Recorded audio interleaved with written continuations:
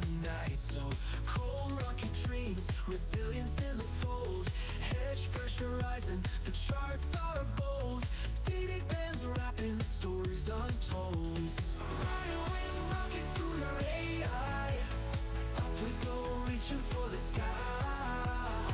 Every trade hold never dies. On the edge as the numbers fly. Checking the charts, midnight glory. Heartbeat thumping, another story. Green and red, flashing voices loud. Future kings standing on their cloud. Riding with rockets through the AI. Up we go, reaching for the sky. Every trade hold never dies. On the edge as the numbers fly. The pulse ascending, mind on fire, never ending. Trees of gold, endless fight. Push on through the endless night. Riding with rockets, scooter AI. Up we go, reaching for the sky. Every train home never dies. On the edge as the numbers fly.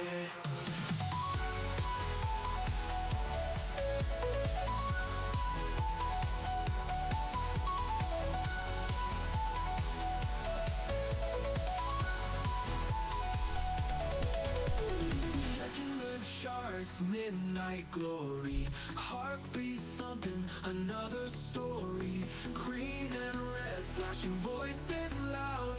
Future kings standing on their cloud. Checking the charts with their AI.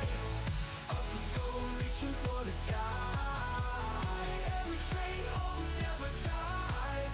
On the edge as the numbers fly. Checking the charts, checking the charts. Midnight glory. Sanctuary in awe, it's blending. Mind on fire, never ending. Dreams of gold, endless fight. Push on through the endless night. Push on through the endless night. Push on through the endless night.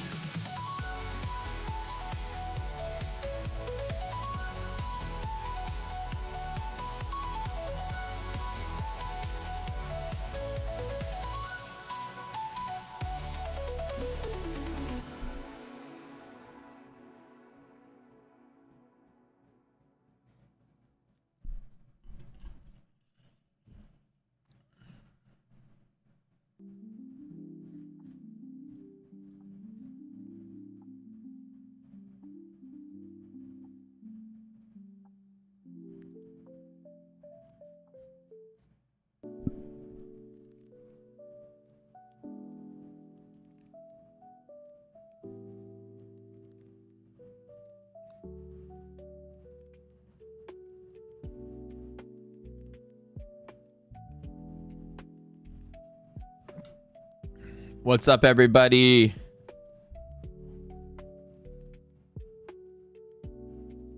How y'all doing?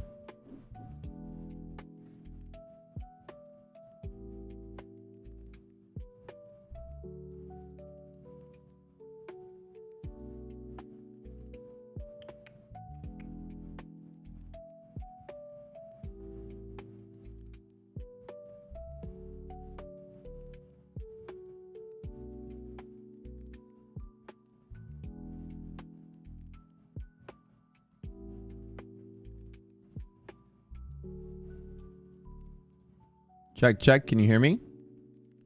Can you hear me now? Can you hear me? Okay, let me try something real quick. I can hear myself. Seeing what the difference in these sounds like.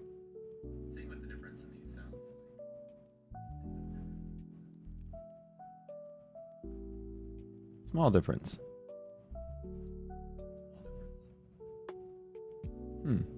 I like it. Have we bottomed? Yeah, I think so.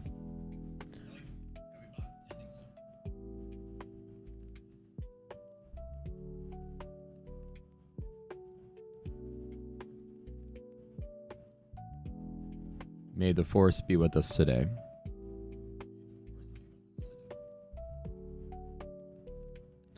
Let there be light.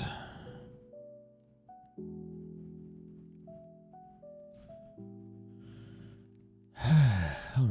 All right, I got a few things I got to take care of real quick. What am I trying to do? Oh, ow. I know.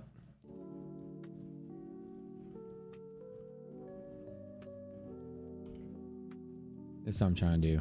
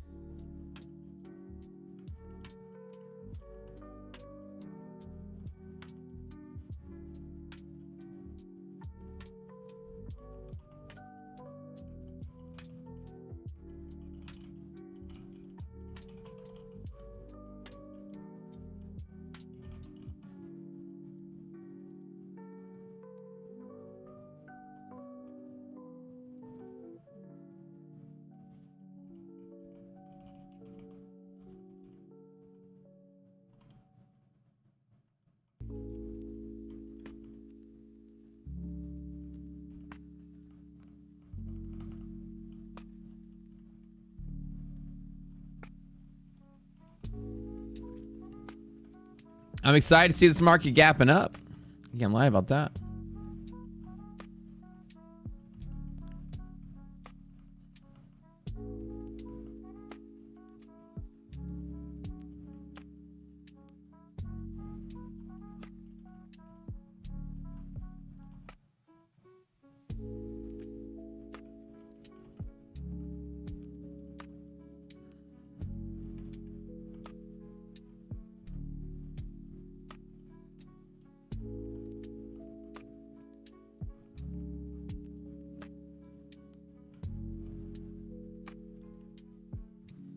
One second.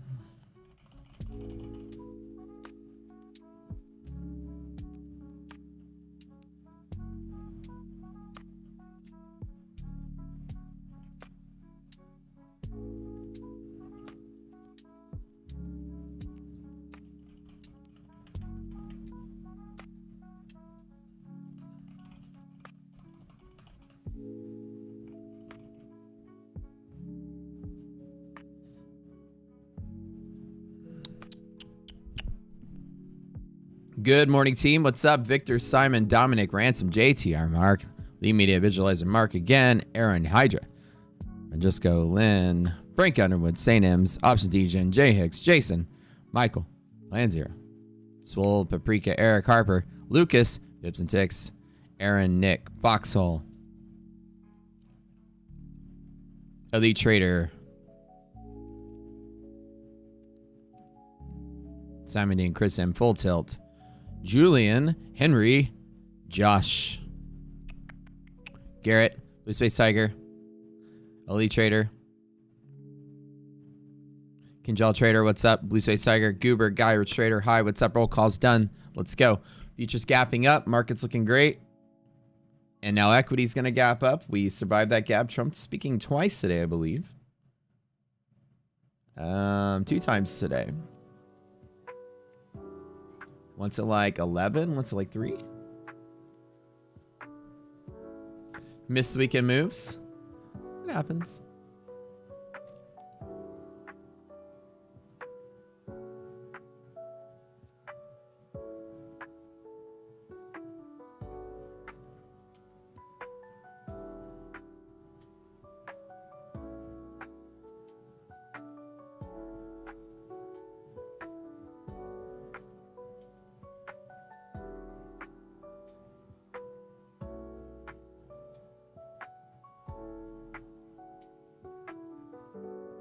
G'day from Melbourne. What's up?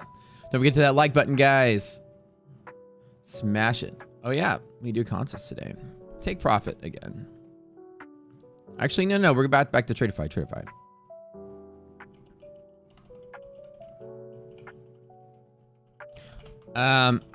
And those of you that won the ETF contest on Friday, if you didn't get your code, send me a message in Discord. I might have lost some of people's messages on accident. I was trying to look for people and I couldn't see the messages. And I get like hundreds of Discord messages a day, so.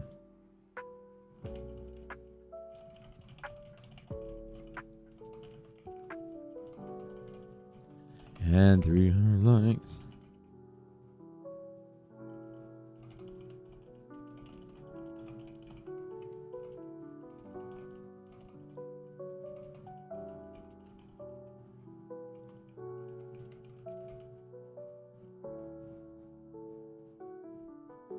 All right.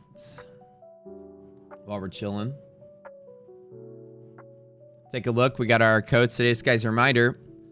Rocket Scooter code for all your awesome prop firm discount needs. We get tier 1 affiliate status with just about every major prop firm, one of the biggest out there.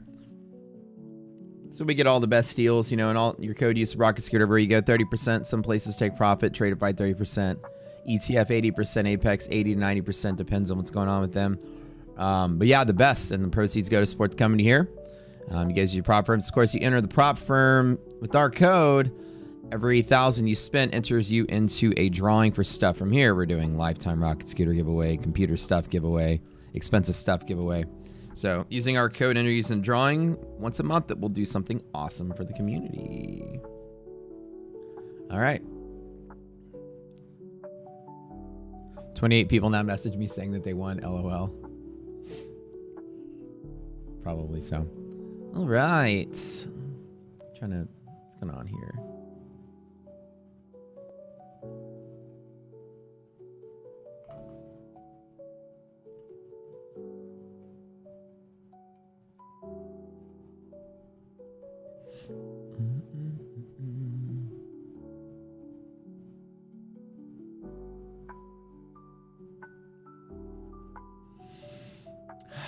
Feels good, man. I bought calls last Thursday. I started buying them. I didn't buy all that I wanted to buy, but I started buying them.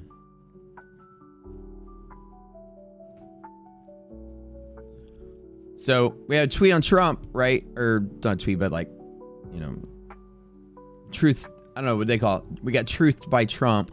Is there like a name for being truth socialed? Like if you tweet something or post on Twitter, it's a tweet. What did he post on Truth Social? Did they have like a name for it? He truthed us on Wednesday morning to buy the dip. He literally told everybody now's a good time to buy. Literally told everybody. Didn't say what, but just said in general. And then that day, you know, news event says blah, blah, blah, blah. You know, coming up to deals and whatever. I played the Trump game so many years ago, and I know exactly what's going to happen. The tariffs aren't going to last. They're all going to work out deals. Even with China, they're going to work out a deal at some point. It's all a scare. People that, like, I guess it's because a lot of y'all probably watch influencers that started trading during COVID, or some of these snake oil, AMC pump and dumpers now run out of things to talk about. So they're trading futures now too. All these idiots that started trading in COVID don't remember what it's like, and they're out here trying to short the market to zero. Let me teach you something. I traded the Trump thing last time. It was tariffs. Just kidding. Tariffs. We fix it. Like, you know, think like a step ahead, like a chess player. Okay. Trump doesn't want the market to crash. His ego, of all presidents, does not want that to happen, or any circumstance. He doesn't want to be laughed at or made fun of. His ego as an emperor, in a way, it's how he feels, requires everything to be amazing. So whether they made a grave mistake in their calculations, which I don't think they do, you may not think he's the smartest, but the people he surrounds himself with certainly are, would alert him to the math being off in the tariff, especially Elon Musk and others who can do the math. I believe the checks and balance have been done, and whatever they're doing is part of a greater scheme or greater play of things, which will end up at the market being as high as it's ever been, if not the fastest rally we've ever seen. Maybe not starting today, but maybe starting today. Tell yourself Trump doesn't want the market to crash. If it crashes too hard, he'll do stuff to make it uncrash. This is how Trump has been. And so you must trust that, right? At least I trust that. So when he says buy the dip and he tweets out good news and I see 3/4 of social media like, I don't know if I believe the news. I'm like, oh, you started trading this year. You started trading last year. You started trading during COVID. And I feel like maybe I'm the only one on social media who's not 75 years old. He's been trading since 2010. We saw the same. He took his same playbook from 2017 and 2018. He's going through the same exact plays. Let's get the market all stirred up. All right, let's buy the dip. Okay, let's profit. Like, this time he's literally telling you to buy the dip. Doesn't mean, anything other than what you think it means. He needs his legacy to be great. Not only great, but the best that ever lived. So think of it like this. Whatever he's designing, and people may say, well, the tariffs will have a 10 or 20 year effect to where they finally start to benefit us. I don't know if he sees it that way. I don't think he'd care about that. I think he'd care that benefit us in this year or the next year. So the idea is that the tariffs are done as a political power play to get people to do what he wants. Because he's like, you're relying on American business. Okay, we can afford to live without you. We'll sell to someone else. And like, no, wait. Okay, let's work out a deal. And the deals always benefit us. And they always will. I see a lot of people saying Trump's going to crash the market. Trump can literally truth. He could have truthed something else and saved the market overnight. Guys, I decided that, for the sake of the American public, it's better if we just held off on the tariffs altogether. We're back at all-time highs. It's all it takes. That's literally all it takes. So you're betting against someone's ego if you're trying to short this market, who has the power and the button in his hand to do anything he wants. So I tend to say when it was like buy the dip and then tariffs are paused, I even tweeted a week ago, the minute tariffs are off the table or somebody backs down or someone works out a deal, we could take 5% leaps up. And I said that a week before we took a 10% leap up, right? And the market gapped up and everybody's like, I'm wondering if this is going to fade. I'm like, why? I guess too many people are trading with trend lines and technicals still to think yep. I saw somebody on Twitter last night that says gaps want to fill. And I said, gaps never want to fill. They never, there's no desire for futures to do anything. It's tracking an underlying asset. The underlying asset doesn't even know a gap exists. People want to buy it, they're going to buy it. This is silly. And technical folks try to find patterns and say, oh, this is the pattern. But yeah, gaps don't want to fill. If they gap for a real good reason, the market's going to keep going. As a matter of fact, we're opening pretty much at session highs despite the open. So this is really good. So my trade, FYI, my ego is also pretty crazy good. When Trump said, tariff pause, the market goes bloop, bloop, bloop, bloop. And then the next day, we almost hit circuit breakers on the way down. Let me show you what's kind of neat about this particular day. See, on Wednesday, when the big old announcement came, I was getting a haircut. I was actually on my way to get a haircut. And IDOC was driving me, if you guys remember the story. She was going to a alteration place in the same exact building or block my building was in. And so I'm driving there. I was like, oh my gosh, the market rallied up. She's like, is this our moment? Because we've been talking about it for a while. Where's our moment to invest? And I was like, tomorrow is our moment. She goes, well, it's up 10% today. I was like, no, we'll get the dip tomorrow. Because a move that big is going to retrace and everyone's going to think it's crashing again. And we'll be fine. I'm going to buy the dip there. So we're buying pretty heavy just to kind of make a bet on the reversal. And so when we fell overnight, everyone's like, oh, it's crashing. RFing all-time lows. People in the stream are going back to lows. All-time lows. This thing's going to collapse. We're going to double bottom, yada, yada. And I was like, okay. In the middle of this panic, right, at 4 or 5% lower is when I piled into my calls. Now, I told you guys I'd let you know more about what my calls were going to be, what date, where they are, and which instrument. I'll give you guys a hint. I bought QQQ calls straight up because I had a hint. I had a speculation, a hunch, if you may, that the first thing that was going to be impacted by the reversal of tariffs, so the first thing that was going to come off the table was tech. This is what I told myself. And when everybody's like, what are you buying? Which stocks are you buying? I was like, I don't know which companies are affected. I don't know which individual companies, but I'm going to buy something that's going to capture the whole bucket. And in my boot camp that I teach you guys, I kind of tell y'all more information about my trade. I kind of don't tell the public about it because it's $1 million trade. And, you know, people crowding my trade and knowing all my secrets, but I still share most of it with you. In this particular trade, you know, last time the market bottomed, I diversified and bought Apple, JP Morgan, Nvidia, QQQ, and Google. Spread it out a little bit, bought a bunch of stuff. Some of my things went up 1,500%. This is a 20x to 30x trade, if I'm right, according to my strikes. And if it gets there pretty quick, and I don't know if it's going to get there today, quick, or tomorrow, quick, or the next day, quick, you know, I think it's going to slowly grow there. But I'm not, you know, I think I'm at liberty to say I bought the bottom, or the bottom-ish. I waited till we got to here, piled in literally right here, and been up ever since. I think it was up like 50% yesterday already, and maybe up like 100-something plus percent today.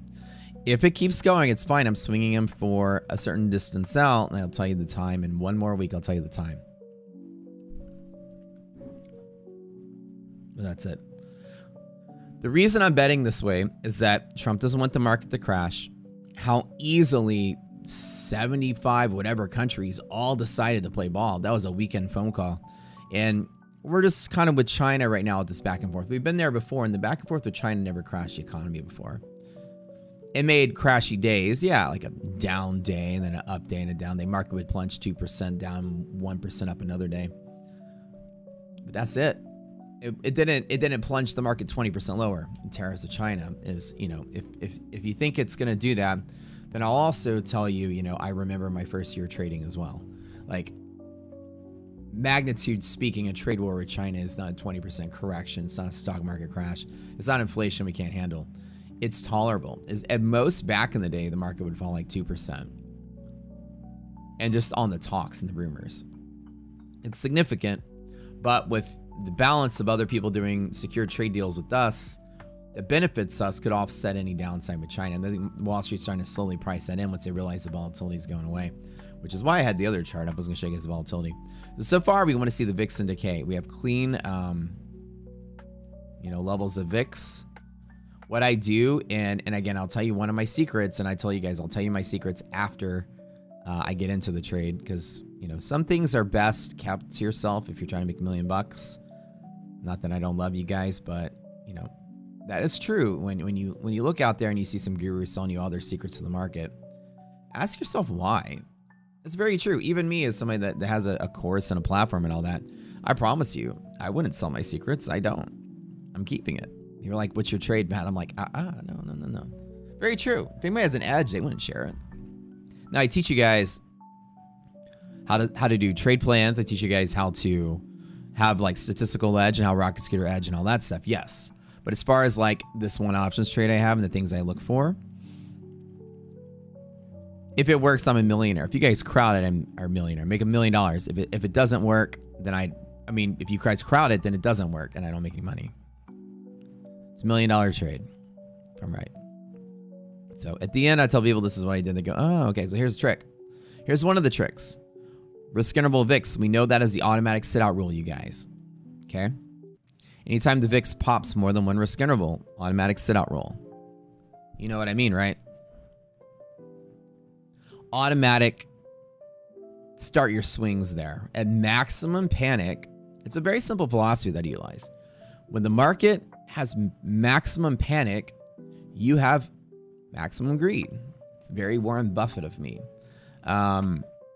At a risk interval VIX, once the market is plunged to that distance or greater, that's when I start buying. And then the next day when it plunges again, I buy more. The next day when it plunges again, I buy more. And so when we get close to that distance and there's maximum chaos of structure falling apart is when I start buying my options. And so every day you're going to see me wake up and mark where that level is. And if there's bad news again and the market collapses and we hit lows again, I'm going to buy options again. Now, maybe not from here because I'm already in, but if we fall lower lows, maybe, because I don't think we're going to get there. But yeah. The tariffs make no sense at all. They didn't make, yeah, I mean, well, think about it. It's a power play. Tariffs are just his way of bullying the world economy, you know, into giving him what he wants. if you think that tariffs are going to be like a long-term thing with every country in the world, it's like, just got to know that you're playing Trump. You're not just playing the tariff game. All the quants doing the calculations, they believe him. I still don't believe in that the tariffs are going to stick around. I still remember what it was last time when everyone was so convinced we were plunging into this really bad thing. 19/5/23. And then at the end of the day, we just, pull the plug. Okay, I already have my red lines there. Good. All right, opening above. DD bands, that's great. When you open above DD bands, the band itself is a long setup when DD ratio is greater than half, right?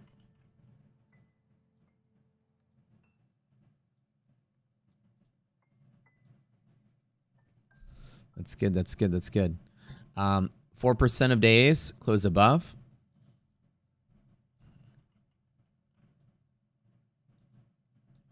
88% of days close between, and 8% of days close below.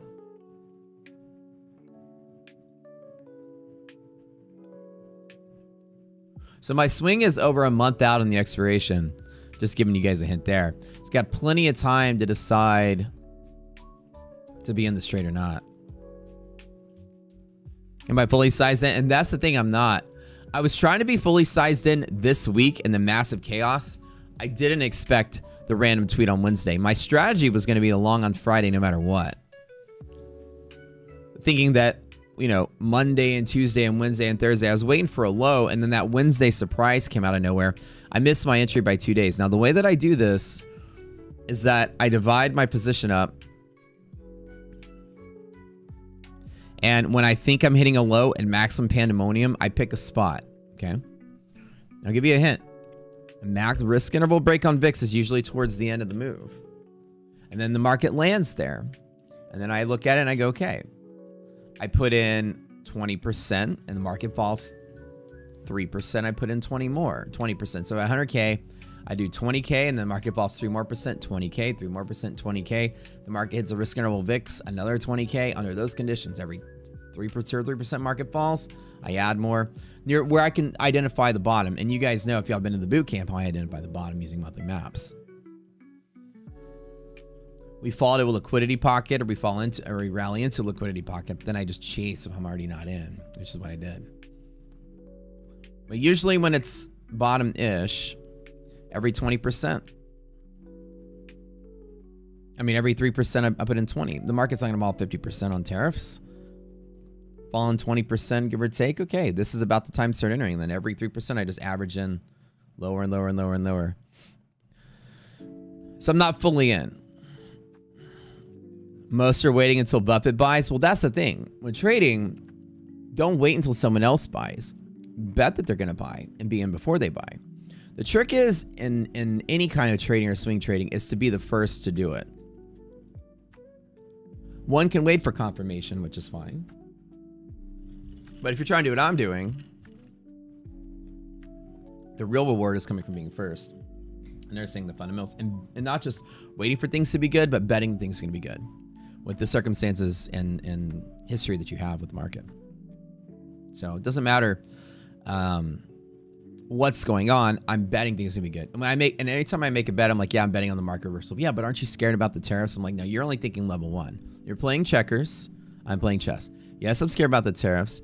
Yes, I'm betting that they come off the table. Yes, I'm betting that they work out a deal. And yes, I'm betting that the Fed is not going to extend their rate cut schedule down the road, because they're not going to have to, because inflation is going to come down. And like, oh, that makes sense, because that my bet is compiling those once ahead of time. And a real bet on Wall Street is a bet on something happening, not bet on something happened. That's when everybody's getting it. And you're always at the end of that. It's lovely to think that tariffs are going to come off the table, which I knew, or I thought, and I was waiting all week to long anyways. And then Trump surprised me. I'm getting a haircut. It was so sad. It's $1 million haircut. At least I look good though. I get the fade pretty good. Part good. But man, I'm telling you, I'm already sitting there. My money's ready to go. My Weeble's aimed and locked and loaded. Calculate before the confirmation. And then the confirmation tells you you're good. See, right now the market's gapping up and it just confirmed the trade I'm in. So we should be good. How do you measure the risk interval? It is based on margin requirements. It's a whole trick.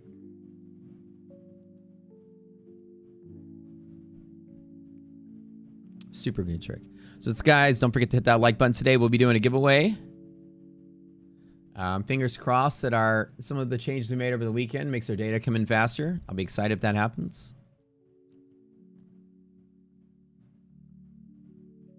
I made some scalps overnight. I'm already up, I don't know, 5,000 bucks, maybe something like that. I forgot to tell y'all.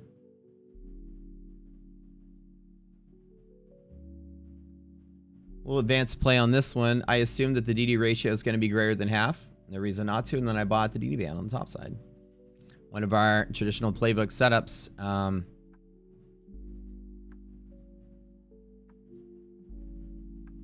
Market fell, landed here. Wait, I'm sorry.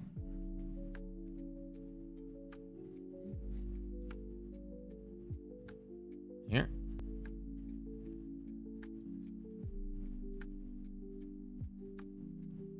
So S&P had monthly hedge pressure, so we gapped and we fell towards monthly. I knew that was a buy.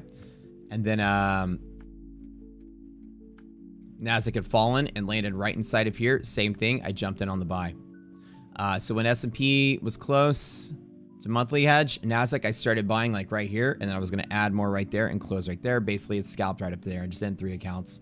So I already start the day up close to 5,000 bucks. That's already 4,700 profits so far. Pretty good. I'm going to be close to 80K probably by the end of today if I win again. So cross your fingers that I don't lose again.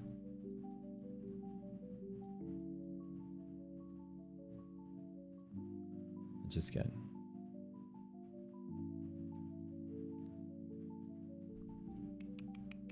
Gap and go or retraceable. We'll know today when the resilience numbers come out. The white line at the bottom of the screen, this one right here, is the gap fill predictor. That's what it's designed to do. If resilience is positive, then the market's going to support its open price, which we'll see. By the way, you guys may notice some different changes in the liquidity map. So if you open your guide up here, we took out all the manual stuff. Basically, you just have liquidity map and monthly map. And that's a new change. Just removing, we used to have like a lot of manual. You can choose dates, pick single dates and things like that. But to kind of like debottleneck the server stuff, we're removing, until we redo the redesign, we're removing all manual interactions. So we just have automatic liquidity maps, automatic monthly map to simplify it for you guys. Super easy. Be smarter, be first, be smarter, or cheat. It's the 3 ways to make money in the market. Yep, Simon is correct. So when you say options, you mean QQQ costs for a month out? Over a month out, yeah. But you have to wait for certain things. You have to make sure that your delta gain, you have to get the right timing on this too, because your delta gain has to offset your high IV, especially when markets are crashing. Now, you know, the IV right now is like 20 something, like high 20%, which is tolerable. You don't want to be buying when your IV is like 50%, when the market's like that. You're gonna have a hard time if the market takes a week or two to reverse. What you want to do is pick the reversal V, and you're not going to know where it is, which is why I pick options to do this kind of trade instead of futures. I can't get it exactly right, but I know exactly when I should enter. Each time the market collapses on a VIX risk interval break, that's maximum pandemonium. Usually the next day or two, VIX comes down a little bit every time you break your RI the first day. So we teach this in our class. You sit out on your futures trades and all that when VIX is broken risk interval, maximum chaos. At that time, I'm over here saying, okay, which options should I get? That's when you buy the options in maximum chaos. You bet that the IV collapses and the market V's up at least to retrace. And then you just hope that that was the bottom. And if it wasn't the bottom and the market falls lower, then I repeat the process again on the next crash. And on the next crash, every 3%, give or take, or big market crash, I'll buy when risk interval peaks and VIX. Maximum chaos is maximum greed for me, and that's when I get in. That's my trick, one of my tricks. And everybody's panicking and freaking out. I'm like, okay, this is my swing entry right now. When everyone's freaking out, market's gonna crash. Okay, because options are cool because they can buffer.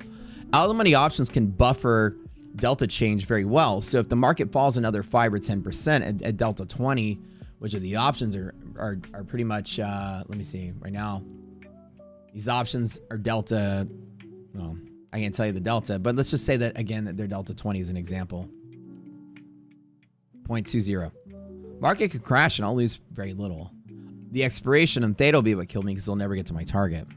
But on the delta side, you can buffer a crash pretty well on the delta side because you're so out of the money, it's not going to really affect much of your trade.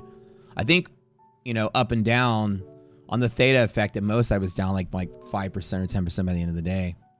The delta change was probably like 10 or 20%. So I was practically neutral on the first day. There's a trick. Is there a certain amount you like to buy on this dollar swing entries? I usually do at least 1 to 200K. I did this in 2022 with the large position as well.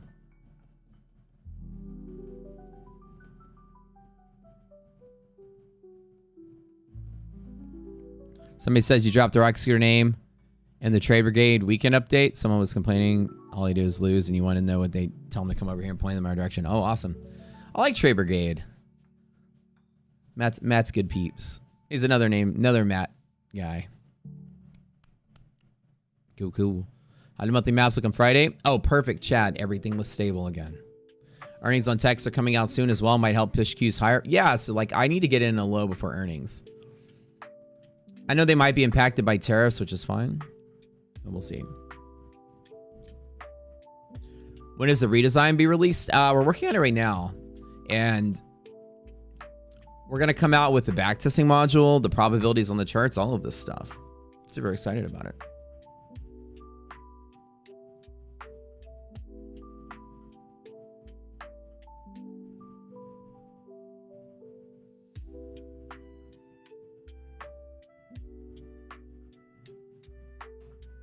Now, the thing is with the Trump stuff, you got to know that he's always going to do something that's going to shake the market up. There's always a low to buy when it comes to Trump market and tariff stuff. There's going to be some rumor that's going to have a one-day sell-off. Trust me.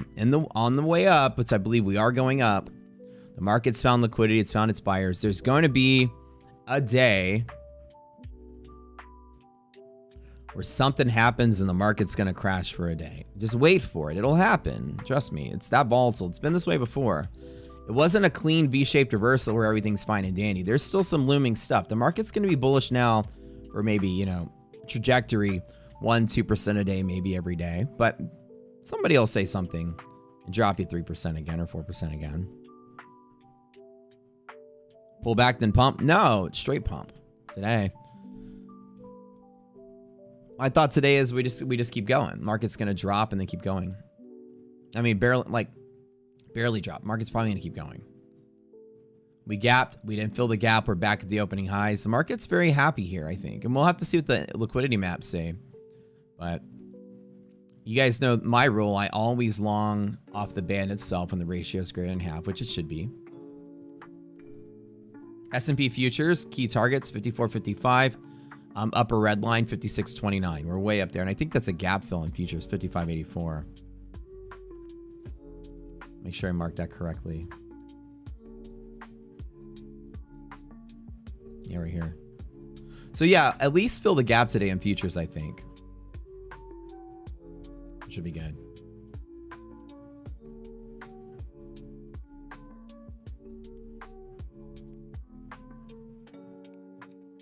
Good morning, Matt. What's up, Palm Beach? Frank Underwood. But since you bought high IV, it's not really high. 25% is not high IV on a swing trade when you're catching the bottom.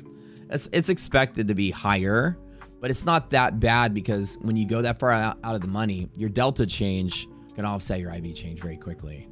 Especially when you approach nearer the money and your gamma gets higher, delta becomes a wash. It's not a big deal.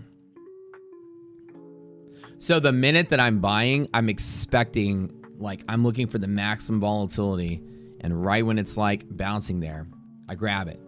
Now, it's high volatility. It may not be the highest IV that you have in the options, but it's certainly more volatile than normal. And you will have IV crushing you if you buy short-term options. You buy long-term options, the IV, if you're looking to make 2,000% on your trade, IV crush is not that much, Ash.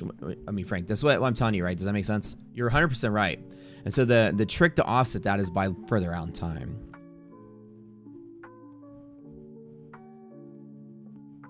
The market has to rally a lot to compensate. Well, that's what you're betting on, right?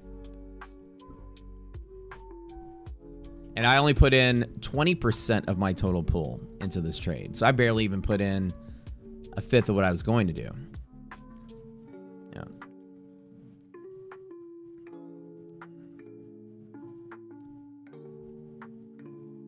But that's correct. I'm not looking for a day or two gain. I'm looking for, you know,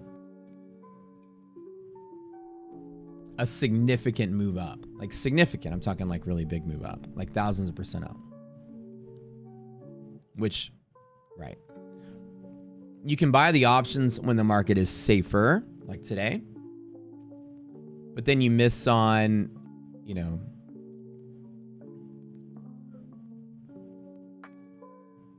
a significant part of the gain, if you may. That makes sense. But you're 100% right. You have to be careful in higher volatile environments that the IV isn't going to crush you if the market chops. So what happens is if the market falls and chops around, that IV will kill you because it'll crush you when you get a delta offset. But because we broke into monthly maps, liquidity pocket, right? Liquid markets don't crash. Liquid markets are stable and they're likely to move straight up. So when I find that liquidity pocket hold, the market is likely to be the V-shaped move that you want. It's not usually going to be like choppy, high, you know. So if you buy your options at the wrong time, you're 100% right. You're going to just whittle away your premium. And if that IV collapses and the options value deteriorates, then you just buy more. You lower your cost basis. That's why like I save money to be able to do that. So either IV continues to go higher, right? Or crushes and loses premium of the option as it chops around. I can still get the options cheaper for the day that it V's up. And the day that it V's up, you know, you're linearly losing your volatility and then you're going to enjoy the delta ride. So when the market's just like coasting like this straight up, the loss of volatility is so, the loss of value of the option is so mild compared to the gain in delta. So you're looking for like a V-shaped kind of slow moving pattern up. I'm not looking for like 5% or 10% up days. I'm looking for like 1 to 2% a day sort of thing. A nice clean coast, liquid market. Crushing it, baby. SPY gets close to the 600. I don't think it wouldn't.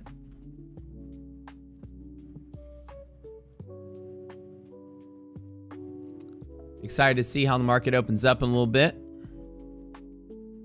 I'm up close to 75K almost in my 100K trek on Tradeify. I'm excited about that. I'm trying to get to 150K, actually the highest highest profit after payouts. I can get the highest funded accounts with these guys. And then after that, I'll try another prop firm. Whoever you guys want me to beat. Some of you are telling me top steps so I can get on the leaderboard. Whatever y'all think I should do, I'll do it. Some people say take profit. I did ETF. I won their trading contest and I got a live account with ETF. Now I'm doing Tradeify. I'm going to try to get on their leaderboard, be their highest. I'm going to try to be their highest paid out trader. I got a payout again on Friday. Nice and clean and easy. I've had 6 payouts of Tradeify already. Never had an issue. I get approved in less than an hour. Funds on my account the next day. Perfect. 0 flaws. Flawless. Good day, good day, good day. And the question is,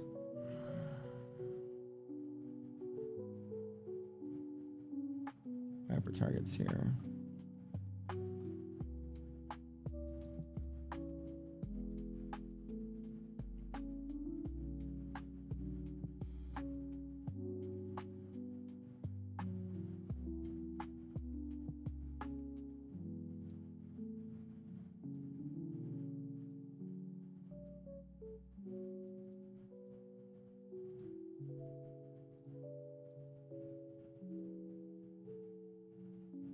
$51.31. Wait a minute. That's not it. Guys, don't forget to hit that like button. We'll be doing a giveaway today at 500. You guys know the rule. Where the hell is that? Down maybe 55. Oh, here it is. Here it is. Here it is.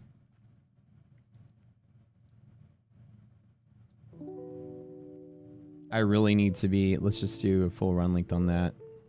Let me go back and find it. 56 and some change.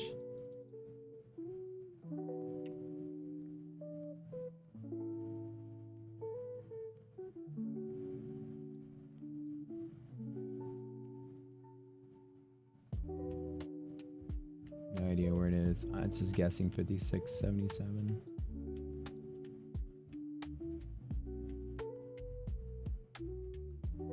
Oh, I have some already there.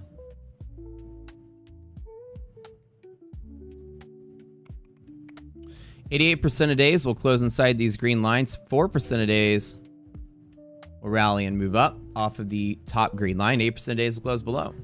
Nice little spread on this. You guys know the tricks. Tricks of the trade here.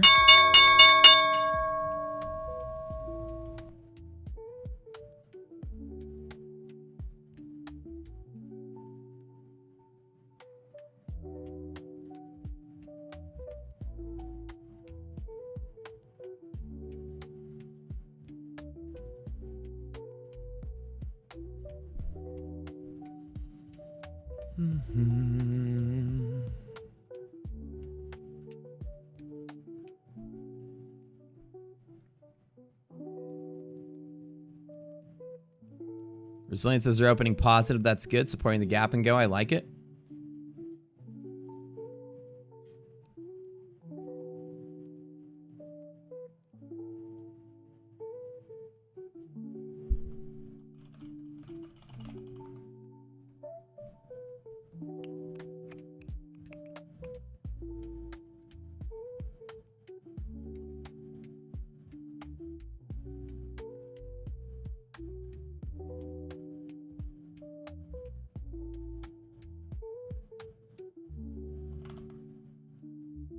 Ooh, liquidity map in nice and quick. I like it.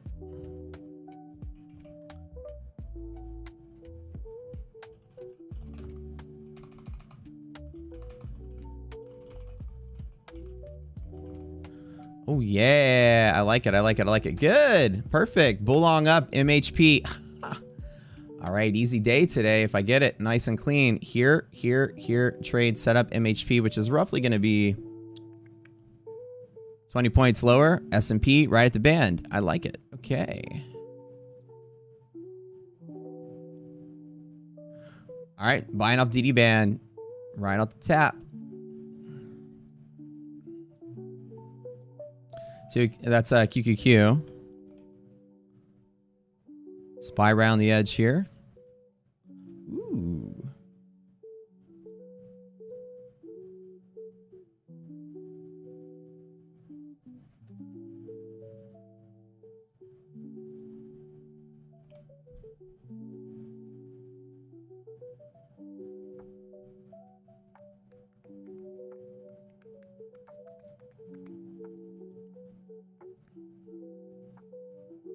MHP on SPY. Resiliences are positive. That's good. Let's tap that upper band here.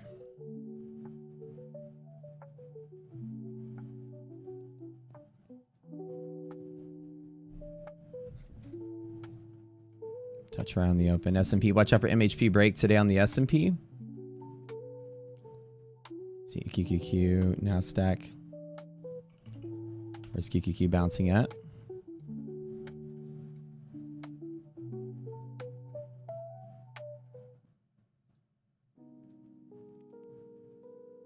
Let's do one on S&P.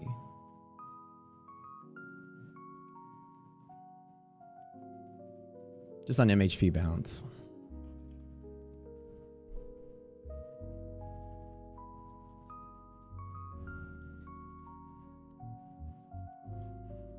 That'd be crazy, but this could fall pretty far. Be careful on this, but MHP bounces right here. Breaking MHP is an automatic sit out, and again, I mean automatic small trade from here. If I lose my key levels, and that's pretty good. Or pretty bad for the market, so I'll just close out. Betting that MHP holds. Nice clean VIX. Be good. I always buy MHP every time. Give me a second. I'm going to open my door. It's going to be hot in here.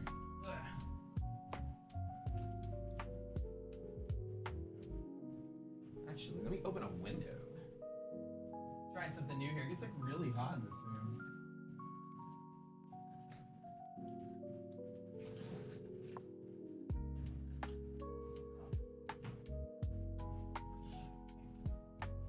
Oh, there you go. Hey.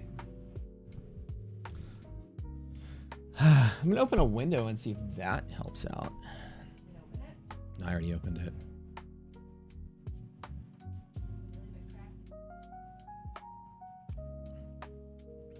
Oh, can you pull the door closed?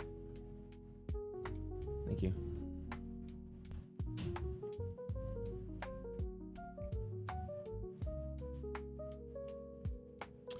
Question is, where do we go from here, though? Always long at MHP. It's one of my favorite things to do.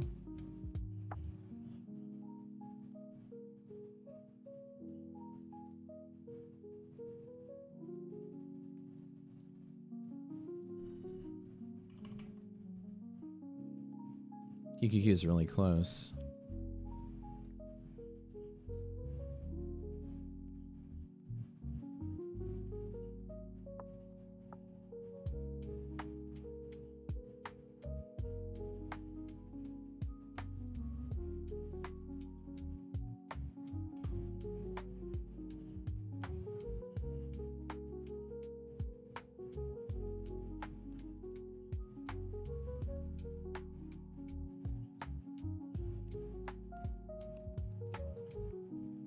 Around the edge. So be careful on MHP break.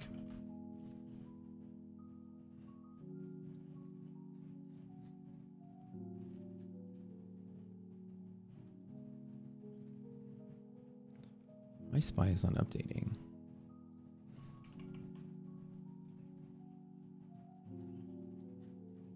So I might overshoot a little bit. QQQ's right on the edge, which is good.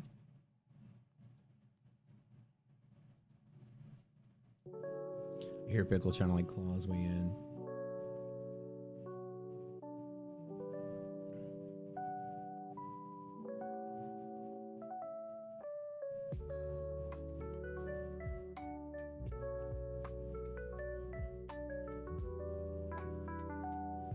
Around the edge here. Small trades only. There we go. QQQ is right on the around the edge here. That's the level.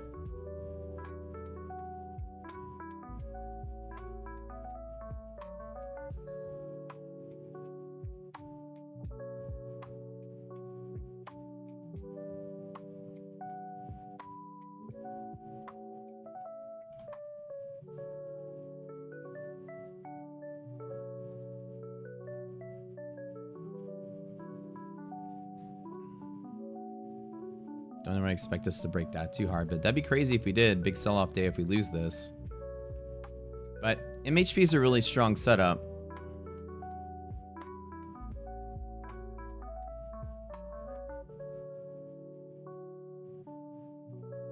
Wonder if people are gonna react to like the whole tariffs thing, you know, the tech coming off the table, fake news that they talked about.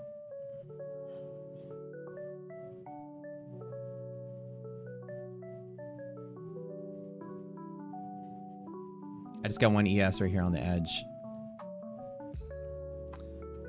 This one is a little tough here. But here, right off the band is where I'm looking for. Close to HP, and I'll close out if we lose one strike distance below. So 50, this is right on the edge. If I don't get a bounce here, I'll close out.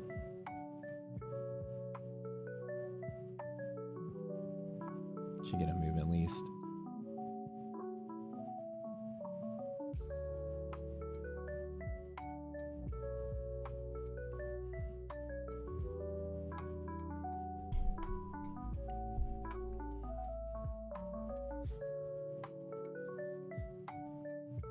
It's like really, really hot in my room today.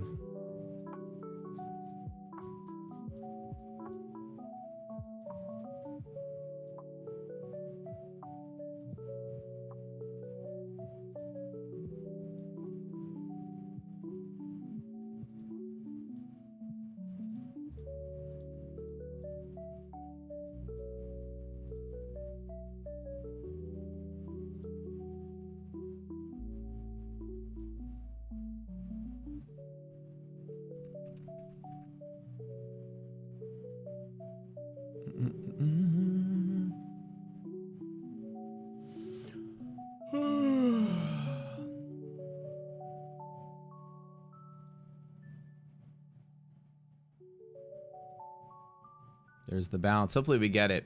If we survive MHP, we're good. If we don't, then I'm going to close out. MHP breaks are pretty bad if we lose them, so we have to make sure this is just initial volatility. Hopefully we survive this. I did long and take a little bit of heat. My stop on this is going to basically be right here. So it's like right on the edge of my stop.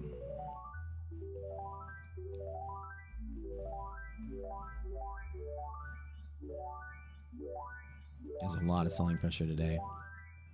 I think as people are still trying to like figure out what's going on with the fake news from the weekend. All right, let me... My last little spot right here to play off of. Ratio is still nice and bullish, so that's a good setup right here. The band itself is a good setup. Now again, I'm right on the edge.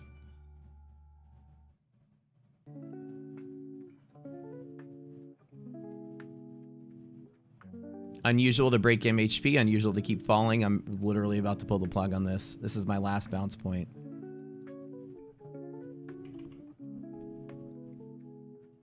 QQQ is trying to fight MHP as well. Kind of the same spot.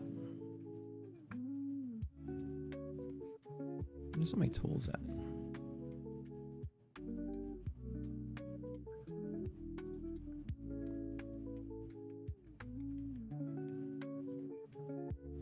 Here they are.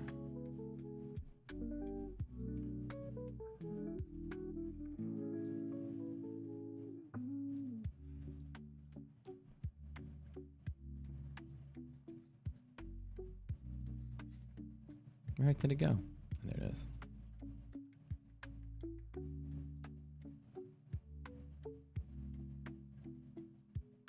Data still looks good. Advance looks good. Now again, unusual selling from here. Not usual to see this. Be careful with the rational signals. DD band is the last little spot to bounce. MHP was breaking, which is very key to be careful on this one. Let me find my little drawing that I had.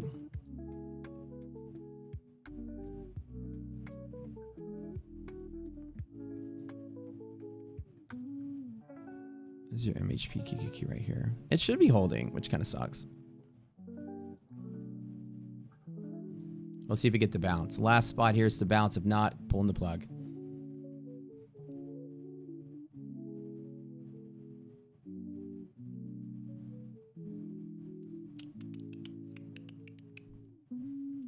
Check VIX here. I still feel okay. VVIX dropped to 130, still pretty high. I got my VIX marked here a little bit, trading up a little tiny bit.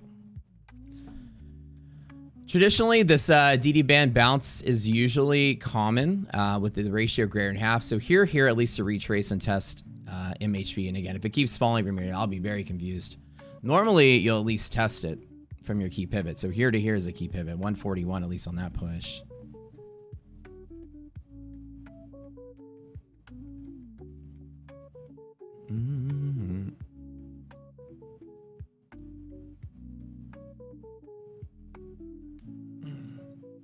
It is like freaking hot in this room. What's up, guys? Don't forget the like button. Give me a second. Let me open the window a little bit more. I guess I'll leave the door cracked because, whoa, you know what it is? I set it to 70.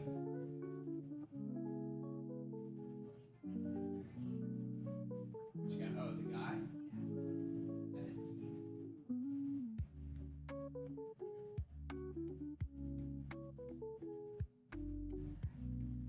Okay.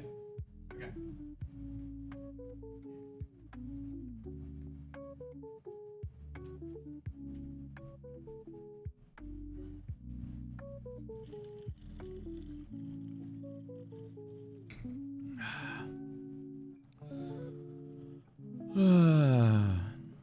All right, I'm gonna close this.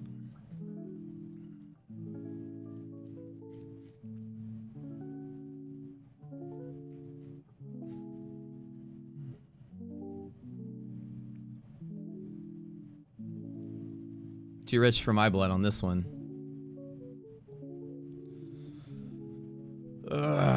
That's okay.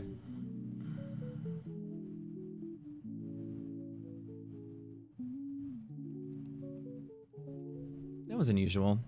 I think people are still in that same mode of trying to sell off the news. MHP breaks, not good. Automatic trade small from here and trying to figure out where I would enter if I was going to re-enter on this one.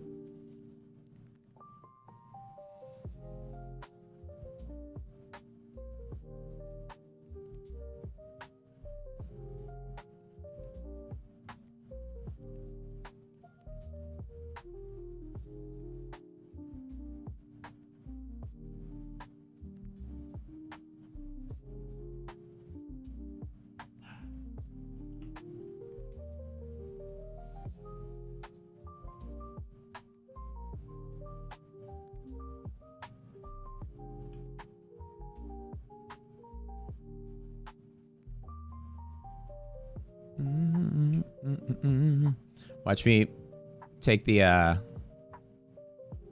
on that one, end up being right. You wouldn't expect this, but I want to at least see this hold MHP. I'll get back in on the long side if it holds that, but a little bit of unusual opening selling there. Half gap should hold, yeah, because we have resilience greater than half. I mean greater than 1, so we should be good. Here to here. I'd like to see us get back above here, then I'll chase the long one more time to get back above there. Just better safe than sorry on these MHP breaks and not take that big of a drawdown. IWM MHP, yeah.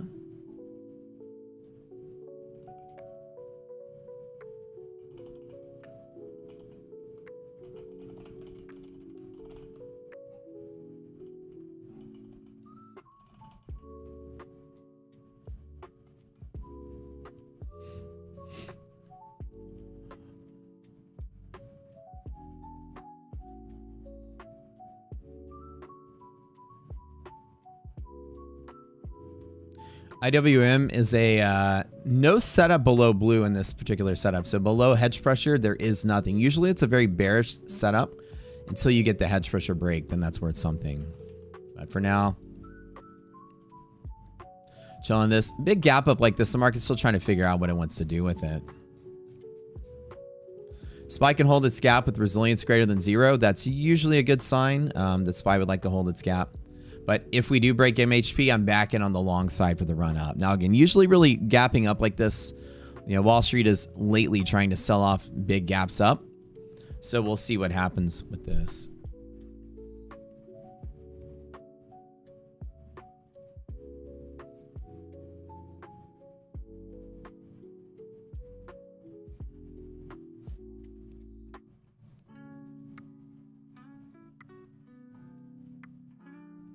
That's not that good, though. Stay on the sidelines for now. Wait on this. It would be odd, be very odd for this to break and collapse and keep selling. So all the signs look good. Everything still looks good in the market. So...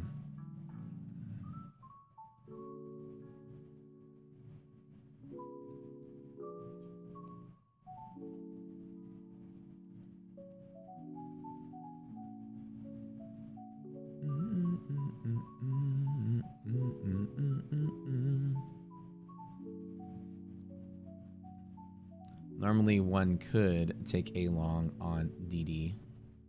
Let me try one more. Upper band is always a good pivot. But I have to trade small because MHP breaks. I'm keeping it stuck on like one contract, nothing too big. Why we're not testing MHP. Usually you'll get that test from here to here. So maybe I'll just scalp it back up. Oh, I'm on ES. So Nasdaq will have the same thing as ES. Hold on.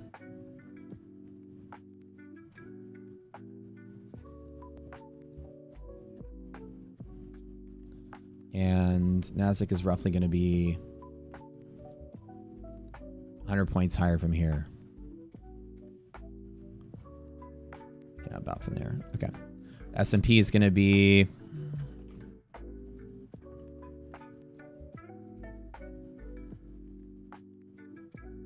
$20 points higher.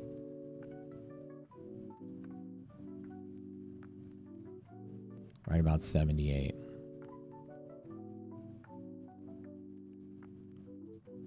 So I'm just like marking where S&P's monthly hedge pressure is going to be.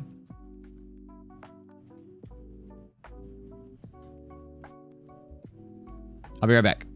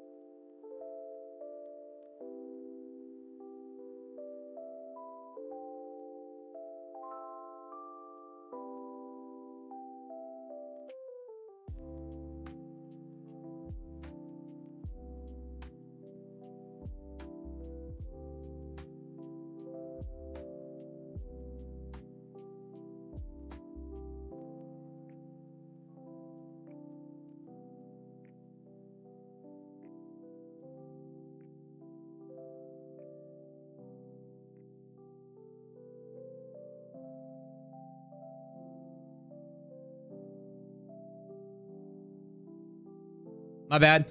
Doc and I were chit-chatting a little bit. Oh, it feels so nice with the air on. So my air was at like 70 degrees, 74 degrees. And my computers were just cooking me in here. All right, so there's that retrace. So try to get something out of it. Be careful. MHP breaks can be pretty bad. So just be careful.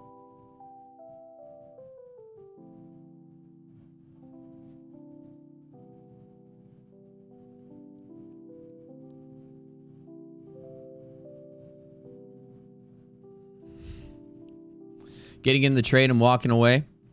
Hey, man, in DD ratio, we trust.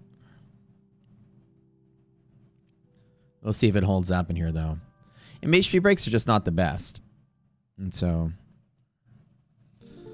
and be careful on that. Better safe than sorry, I always say. That's why there's one more contract on here. There's that technical retrace. And again, if it starts to fight this and drop lower, I'm going to be a little confused.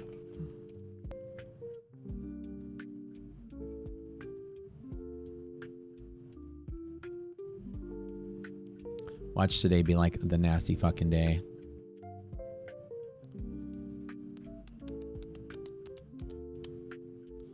Come on, baby. Let's catch that bid. Wall Street's still trying to figure out what to make of this gap up. I think the usual trade for a lot of people is to fade this gap. So we might be seeing a lot of selling pressure today, but we'll still see. VIX is in a bullish liquidity map, but no pivots nearby, which is good. QQQ and S&P both have broken monthly hedge pressure, which is not good. But positive resilience at least has it want to fill the gap. So I don't believe that this is going to crash and sell off, even though we're irrational. We don't use resilience that much as a leading indicator, but I'm still hoping that it's going to be okay. That there is some pressure here to support at half gap, which we're good, which is why I took the long anyways once we reclaimed our levels, which seems to be the good choice. I like it. Touch MHP and I'll close on the scalp and I'll re-enter right when we get to point. At least on this one. Let's hang on. Yeah, just be a retracement. Yeah, probably so. Come on, baby. Give me some love.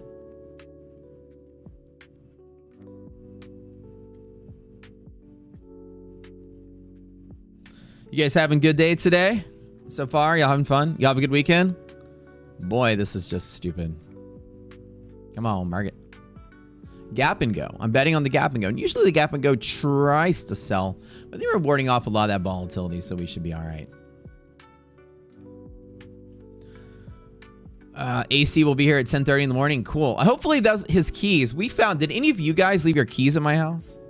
I literally sat here because, you know,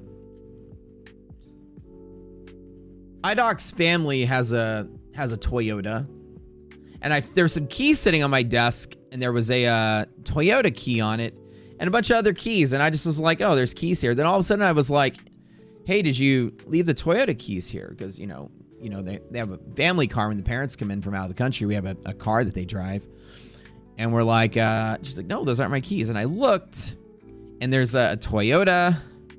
And there's like a Harley motorcycle key, and there's all kind of stuff. And there's keys on my desk in my office. And then our first thought is somebody left their keys here. And then our first thought was somebody's been here. Ugh. Who would come here and then leave their keys on my desk? How the fuck would they get home? Scary. In a fishbowl at the door. I have no idea. So either A, my thought was that the air conditioner guy came through here and set his keys down.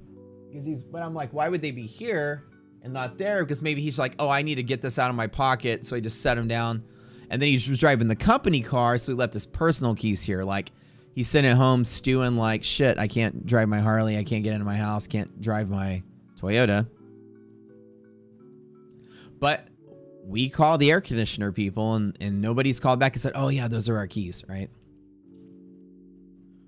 Did you guys leave your keys at my place? Somebody breaking into my place, leaving their keys here? Or are they still there? Dun, dun, dun. I need to check the attic. Maybe it's so hot upstairs because somebody been opening the or closing the vents or something to cool themselves off in the attic. It's like a horror movie.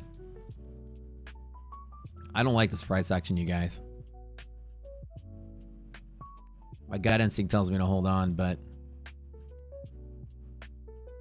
second time we tried to move and not got any momentum off of this.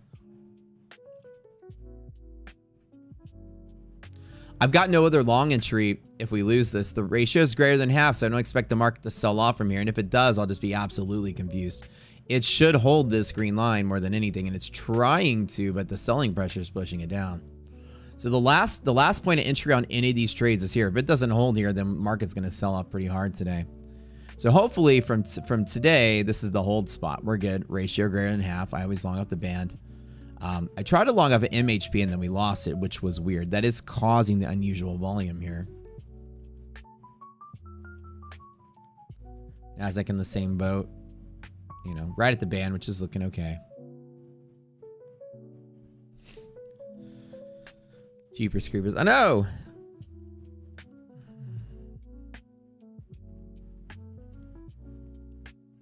I mean, it's not like there's a maintenance guy that comes in. I mean, this is our house. It's not like there's a... we were exhausting all of our options. We're like, did they send a maintenance guy here? And I was like, no, it's not like we're renting the house or this is an apartment. We would call the maintenance guy. And she's like, oh yeah, that's true. Like that the builder would send a maintenance person out here. They don't do that once you buy the house from them. Their people step out. They don't work for free anymore. Maybe they were coming to check on something. I was like, no. That's what you think about like when you're renting or you have like a super or you're living in an apartment or something. Yeah, but it's like, no, it's not that. Nobody sent a maintenance guy we weren't aware of. They don't know now. They couldn't do that. So it had to have been one of the two AC guys that came through here.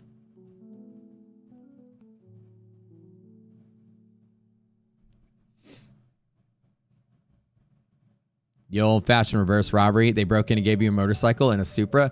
Dude. Hey, man, I'll take a RAV4 if they got it. I need an SUV.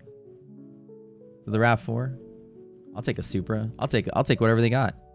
They came on in and they gave me a Harley. I'm pretty excited about that. It was a stack of keys, too. Like, janitor level. I mean, there was like 30, 40 keys on it. So it's got to be a worker for something. You don't have that many keys unless you work on a lot of stuff. Keys to stuff. Places, garages, you know. Most normal folks that don't do a lot other than work and drive to work might have 10 or fewer keys, right? You got maybe a storage somewhere, bank deposit box, your house key, your car key, your office key, whatever. You're not going to have 30 or 40 keys. That looks like working keys. Like you have a lot of things you got to get into at work. So, like storage rooms and other, I don't know. Anywho, like janitor level access. Not like a ring of keys, but it was heavy. Like, it's like something that you would take out of your pocket if you're working on the AC. Like, it's like weighing your pants down. You know, like you would remove a giant bowling ball of keys and set it on a desk. The business loan. They're coming in here to like forcibly log into my computer to make me take the business loan against my will. I wouldn't put it past them. I really wouldn't.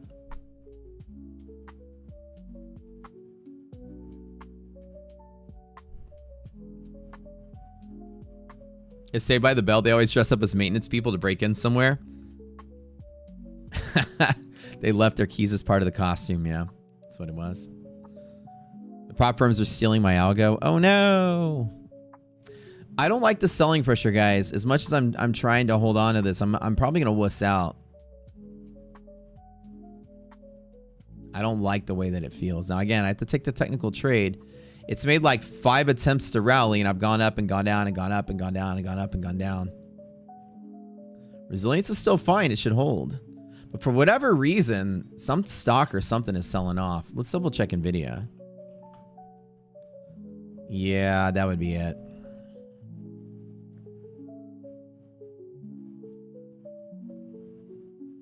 What about Microsoft?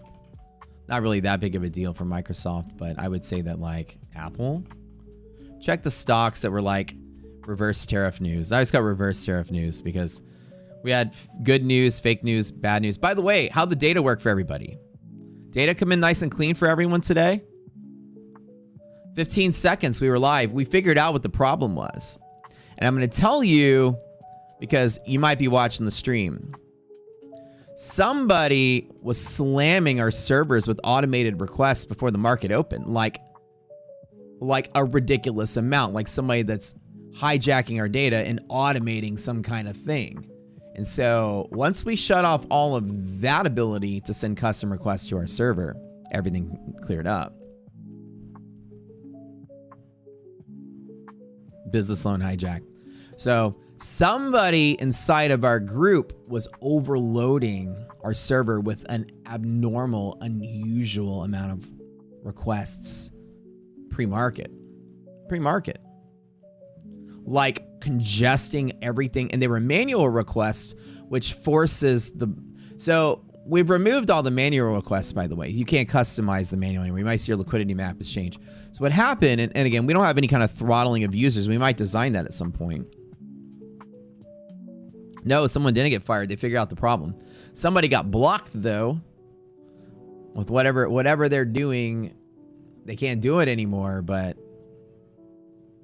So imagine this, right? Custom requests. We have an automatic server where every morning we do the liquidity maps for you and present them to you, and you're just calling the output from the server. But you can send custom requests to our server to say, hey, I want liquidity map for just this date or for that date or for this month or for that month. And you can send a custom request, okay? And the custom request goes all the way through and grabs the data and recalculates it and then sends it to you. The custom request jumps in line with everything else. As we send a custom request that we call auto, you guys all get the liquidity map that's the same. That's our custom request to the server. If you ask for SPY, it doesn't redo the calc and send it to you. It just grabs the output, right? So what happens is we had, oh, there we go. There's the retrace. There's the pump. I'm going to take this one for now and just kind of like watch that. Let's see where we go from here. Daddy like. Ooh, ooh, ooh, ooh, ooh. If we get the re-break, I'll take it. But yeah, someone was sending custom stuff. Now, whether it was purposeful, you know, by, you know, there's enemies and hackers and bad people out there. Yes.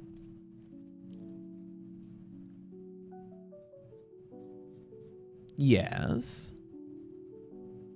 Or somebody was automating something because it was sending more requests and then the sum of everyone else put together times a factor. So we shut off the all manual function in the platform, and now it cleaned everything up. We tracked every call, every person, every one of you, and looked at who did what. And we found, our users are congesting it on purpose. Like to the degree that it was asking like we asked for SPY and get the data in 15 seconds. It was asking for like hundreds of SPY variations. Okay. So something somewhere, and all we did was shut all those requests, potential outputs off, and then the market cleaned up. It's nice. Ooh, ooh, ooh, ooh.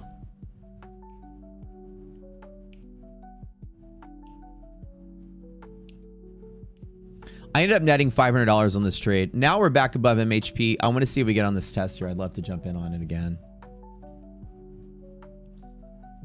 Let's get that big rally, baby.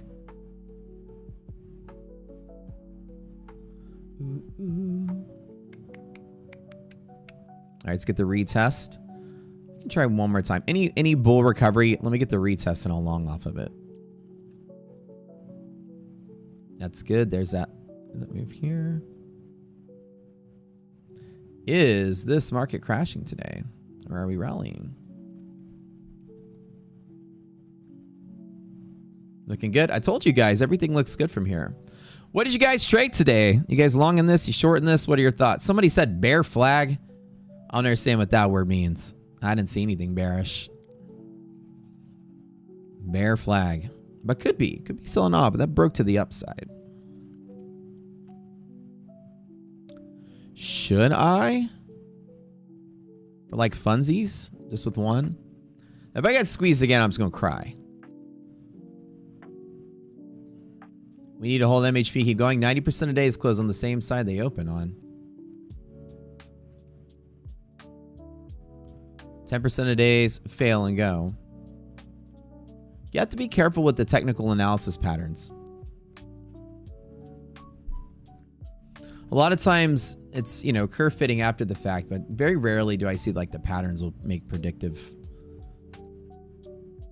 Like just because it's consolidating and, you know, like this, it's going to sell or it's going to rally. I don't think it matters or determines much.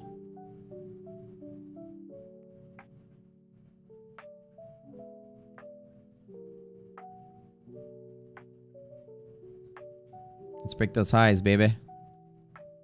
I tend to think that the patterns that we see on charts are more random than you know, we like to admit. So the techniques today are the following. I'll show you the cheat sheet.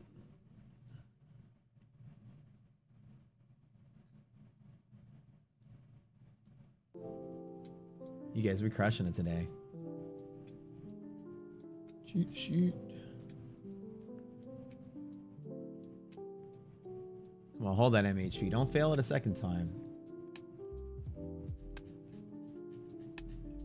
Could sell off. It could, but it's not a predictable sell off. If there's any selling, it would be a surprise. Like it had to be somebody just bombarding the market to sell it off. And there's no evidence right now that the tracking of the stocks is going to bring the market down. The stocks are still doing okay. So here's what I'm looking for. I don't do any shorting up in here. I'll just long with a small position, which is why it's small position, just one contract. Off of small longs only, off of the band itself, and off of our liquidity pocket strong pivots. That's it. That's kind of normal. And so outside of the band itself is resistance. And I don't usually short this with this ratio being greater than half. When it's greater than half, it usually means the market's bullish from the green line. So the gap and go is pretty much preserved as support when that ratio here is greater than half. Now, if it falls from here, we've got no support, which is why I'm like, I don't think it's going to fall, because it would fall, the market's going to absolutely crash. So if we lose this, the market's collapsing today. That's the fearful part.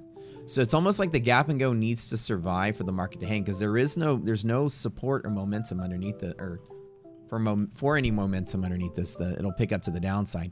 Losing MHP is bad, and I always try to take the long side for the bigger breaks up. But unless somebody knows something and bad news is about to come out, or Trump's about to talk, so you know we might have some craziness from that. Actually, we probably have some craziness from that. I always bet that we don't lose MHP and collapse out. So we'll see.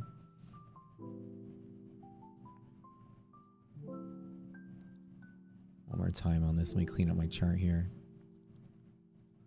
Let's look at the monthly map to see if we're still okay.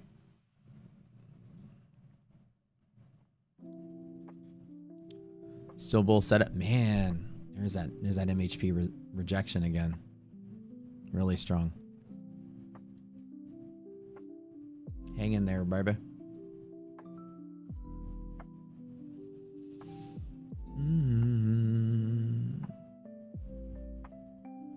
The market's spending a lot of time deciding why it's not crashing. I think people are still used to shorting every pop-up that we get. I think we should be all right. Monthly map's perfectly bullish, you guys. It looks good. It looks good for the long haul. Liquidity pockets today are much, much, much lower. We got 526, 527, which is good on SPY. Liquidity pockets are like your buffer for a crash. It's like your support, if you may. So today, you know, 449, 442. Yesterday's lows are basically support today. If this sells off yesterday's lows, we support. So about four, you know, if you fall 200 points in the S&P, we got support right there. I trust this for upward movement. I do. So Like I said, I'm going to take some drawdown. If I'm wrong, I'm wrong, but I trust this. I think it's good. Man, everything's blazing fast again. I love it. Oh, shit, I grabbed NASDAQ. I meant to grab S&P. Oops. Whatever. Same thing.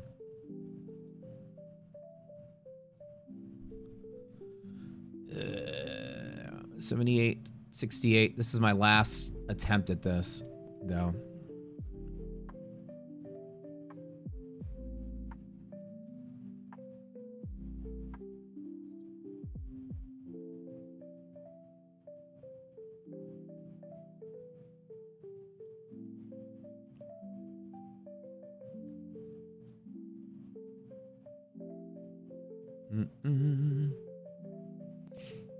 Yeah, like, I don't think we should be losing MHP and crashing out today. I think the market's trying to do everything it can to keep the bid higher. 90% of days will close above this orange line, which is what I'm betting on that we're back here. It's why the first time I tapped it, the second time I tapped it. Yeah, August is trying to get us there, but looks like it's failing. One more time. Gap and goes are a little tricky sometimes. Because you have to trust you got bull set up. And so far, everything looks okay. Nothing looks terrible. Let's see what Google's doing. Ooh, guys, hit the like button. Hit that like button. We'll do a giveaway today at 300 likes. Google is okay. Apple. And it's because some of the bigger tech stocks are selling off. That's why everything else is doing okay. See how Jensen's feeling about his open this morning. Can't complain.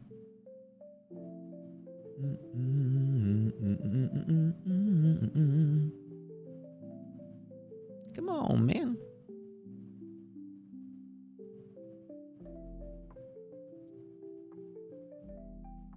We need some love today, market. Give us some love.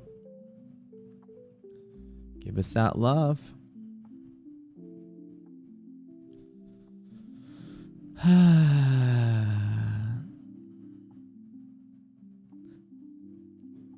Should be going up. Somebody says Julian wants liquidity absorbed. I think so. I thought you said it was the provider who was at fault. So when it comes to the data, the provider was at fault for one of the days. That first day, the provider was having issues. The actual data was just down in general. Wasn't even delayed. It was just down. It was the Monday, I think.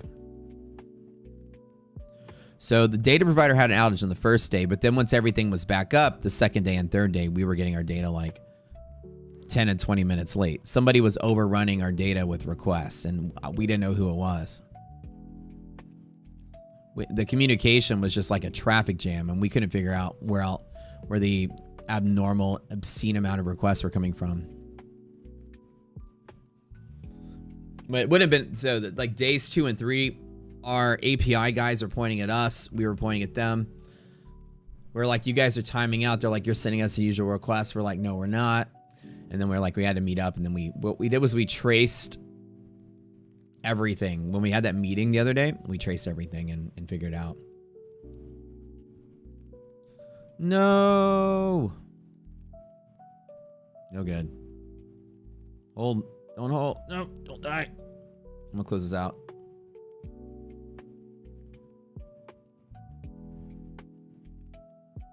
If it fails. One more time. I took a second 20-point dip on this. Trump should be talking this morning as well. This is crazy. I need MHP lost a second time. This could be a caution today. But we're still right at the only bull pivot we have. So do I just take the loss and be a wuss? Or do I hold on? Once fail, two fail.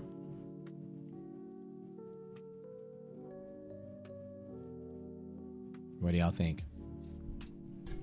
You're Batman. I always bet on the side of monthly hedge. I always take that bet. But man, it's the second overrun. And the volatility is still high enough to get, you know, that much overshoot. 56, 66. I wasn't expecting 20 points though. This I don't like.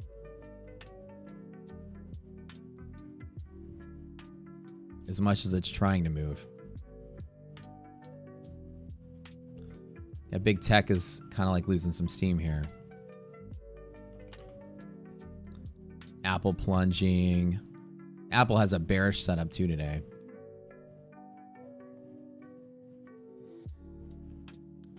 I think I'm going to close this.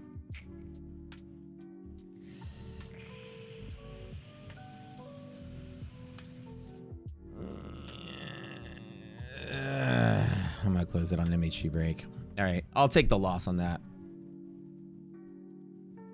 What abs?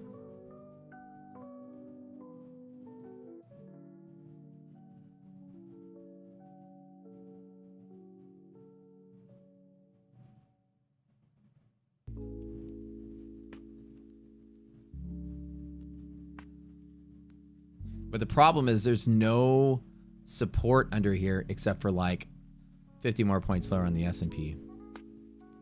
Or gap fill. So let me mark this really quick. The appropriate trade is still to be long, but I think I'm going to be a wuss on this one and wait until we get back above MHP a third time, then I'll take the long. So we have, the last part is to fill the gap right here. That's the last piece we have. Tried to move, pull back. So maybe today, if we end up down in here, that is the only place there's bull pivot from here. Underneath, if we don't hold the green band, then we're dead for another 50 points on S&P. But I think we should hold. I think I just don't want to take too much risk. Just the Trump talking. It should be holding here.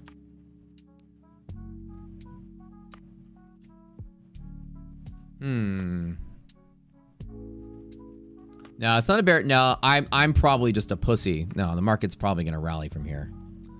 I'm waiting for this attempt. So.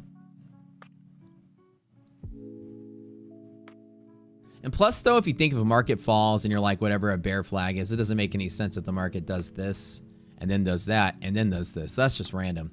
And I'm probably just a wuss by closing out early, but that's okay.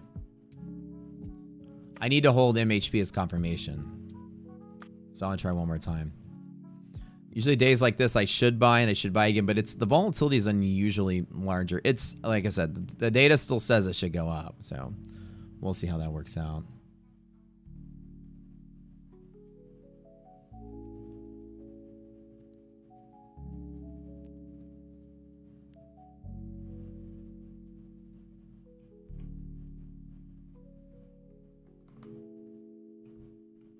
You should be all right.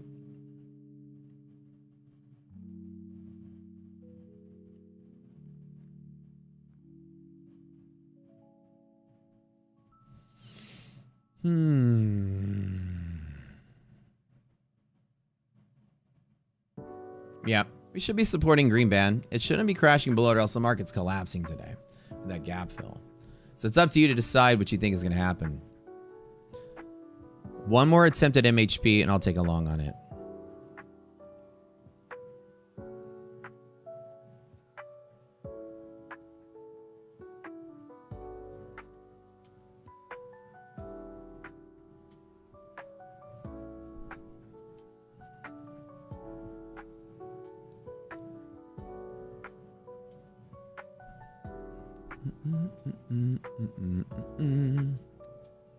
Well, it's confirmation that it could possibly break, but still it just means I trade smaller.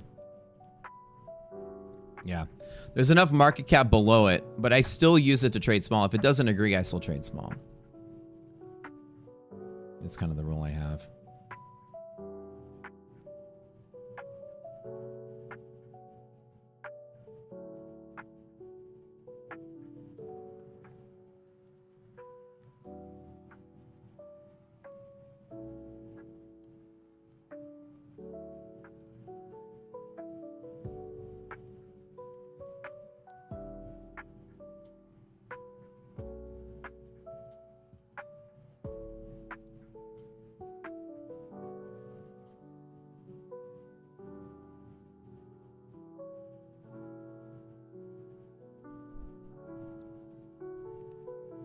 Yeah, I long MHP. I long every single time, no matter what the ratio is. If the ratio goes against me, I just trade smaller. It's one of the trades I do every time. So I think we're still okay. I just like to get back above here, and that'd be nice. One attempt to bounce, fail. Second attempt to reclaim, failed. But still, the market is still fighting here. Stocks aren't selling off. Just we have enough opening with bearish pressure. So that's why I'm watching Apple right now. Stocks hitting their half gap is still pretty decent. Is what I want to see. I don't want to see stocks filling their gap, or else the market's going to fall pretty hard. So we'll take a look. Apple just pulled back, like bearish. I guess not really super bearish, but like we don't do anything down here because it's a little confusing what could be happening. So this is a wait and see. The stocks decide to pick up momentum and break. We're good. But yeah, Nvidia just opening and selling like this. There is no bull setup in some of the bigger tech stocks. Well, everything else is looking good. Big tech is unfortunately kind of stuck in a kind of no man's land here.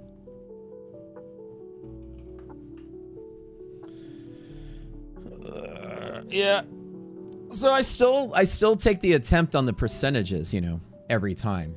It's kind of like one of the rules I have.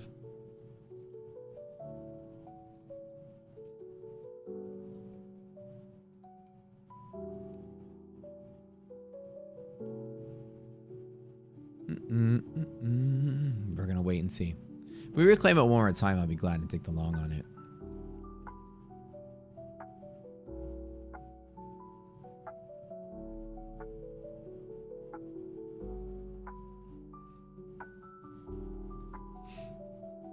Until then, I'm gonna wait. Just gonna wait.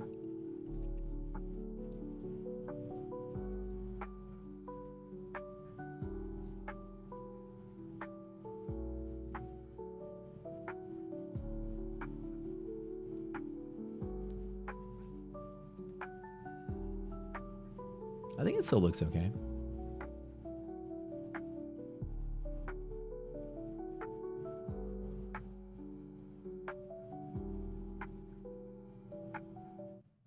Yeah, it's trying to pick up a bid right here at the upper band. I love our DD band technology. It's so good. I'm like, should I push the button?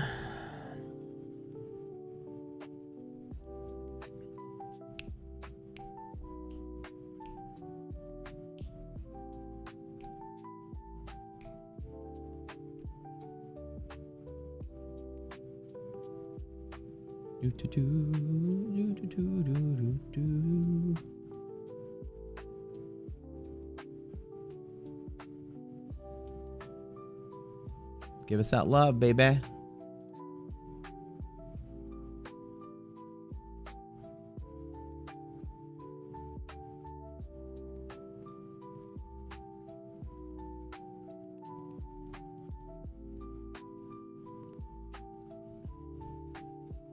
People do not trust buying up here. That's what's going on. Tech stocks are just being hammered. I think it's because the news came out that they were going to be, you know, whatever it was going to be, tariffs, you know, exemptions for tech stuff. Tech didn't rally hard enough on Friday to pop us into bull territory. It's at least in the gap open. We gapped up, yes, but we didn't gap up far enough. We gapped kind of against resistances in tech, which kind of sucks, but, you know, it's okay. Come on, baby. MHP, let's go. One more time. Yeah, we're underneath the significant resistance area, so I'd like to see us at least try to get above it one more time. But yeah, this is actually a long setup. I just took 2 longs at this spot, and now I'm just taking a drawdown. I'm being a wuss about this, but this is the spot to trade off of. That's it, half gap. Betting that the stocks don't fill their gaps, basically. Now, it's up to everyone's discretion what they think is going to happen there. It's picking up momentum. I do like it. I think we're going up still. Don't think we're selling off. None of the data's bad. DD's greater than half. We usually will support the band as much as you can. Have to take some surprise selling would cause us to pull back. Something that was unusual. This was unusual to see, but I guess with enough tech stock resisting, that was kind of like testing these key levels, this key resistance point for squeezing. This is short squeeze area right here. So we should be all right, I think.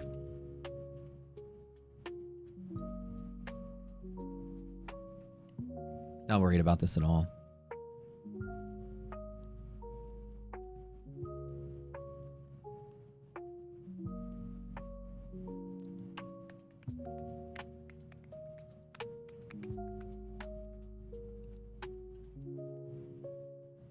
Yeah, hey, by the way, send me a message for your accounts from Friday, Joel. I got to get you guys access. I lost some of the... Whenever I go through and read all my Discord messages, I get so many of them, they get buried. And then they get lost. So I couldn't remember whose Discord name was who. That's the problem. I had your... So I got to get you your account that you won on Friday. And I'll do it after today's stream.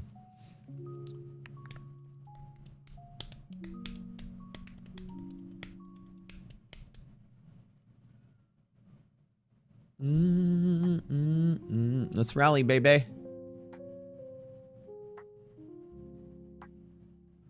Come on, breakthrough.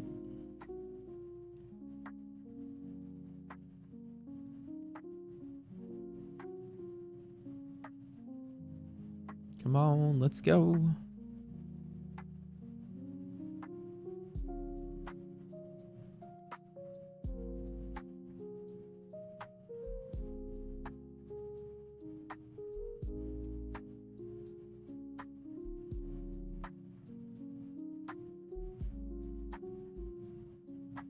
Get above that MHP. Let's go.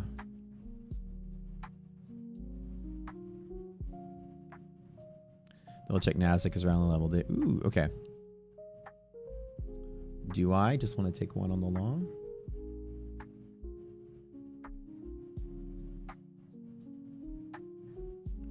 Now, if there's a third rejection, I'm just going to cry. Big ups today. Let's go. Come on.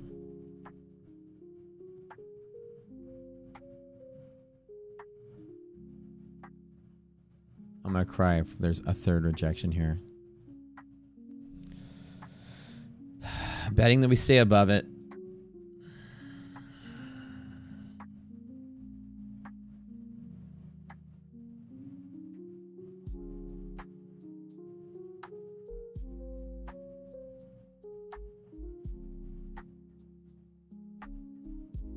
Pick up some momentum. Let's go.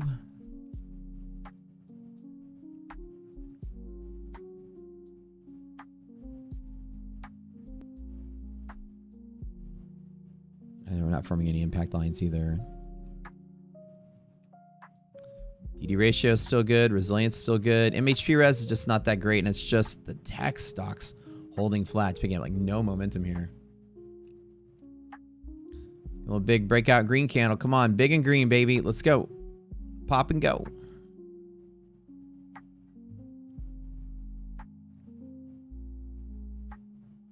Come on.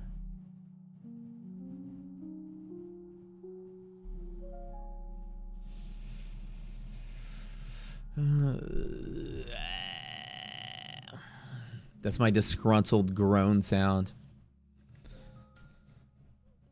I just want to see big, fat, pop green candle. Tech is not moving. That's the thing. That's what's keeping it from moving higher. Tech is selling. Everything else is doing okay. Third time is the charm. Yeah, I always bet. I always try to take the bet. I'm still doing okay for the day.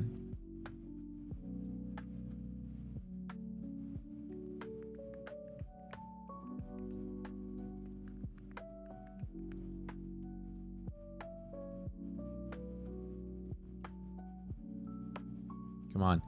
Just out of the blue, big green pop. Let's see it. Let's see it pop. Let's see the market pick up some steam. Or big red pop. One of the two. Third time is a charm. Yeah, you don't test it 3 times and not try to reclaim it. If you do, like I said, you guys want to watch me cry today. Yeah. Now I'm going right back up to test pre-market highs, if not more, if we can get the move. Let's just see if we can't get the move. Like I said, I always take the bull bet on monthly hedge.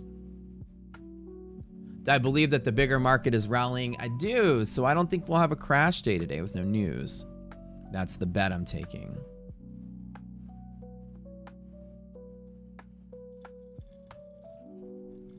All right, we're at a key point. I'm gonna go to the restroom. I'll be right back. Don't let it crash.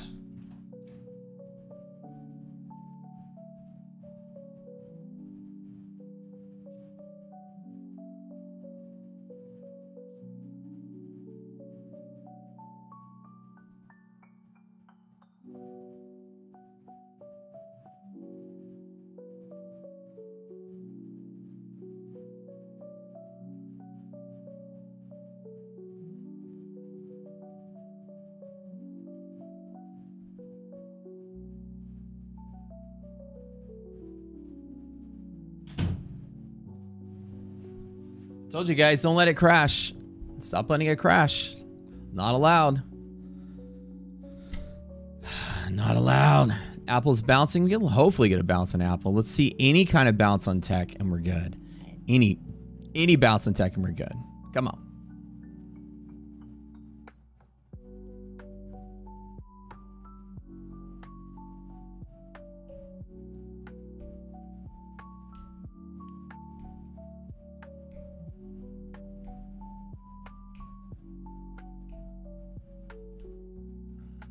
Come on. Make the move. Make the move. There we go. $100. This was the one that was up. No, this is the account that was at 0. So this one was at 0 earlier. I made a winning trade and made a couple losing trades on this one. So this one's relatively flat right now, but we should be all right.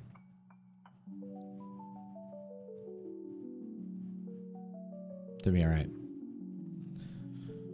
Just raw flows, baby, blast off. Let's go. Already went to the bathroom. Dude, I'm the world's fastest, like, look. Like, I mean, I can't detail. There's obviously ladies present, but I'm quick. My technique is quick. I wash my hands too and everything.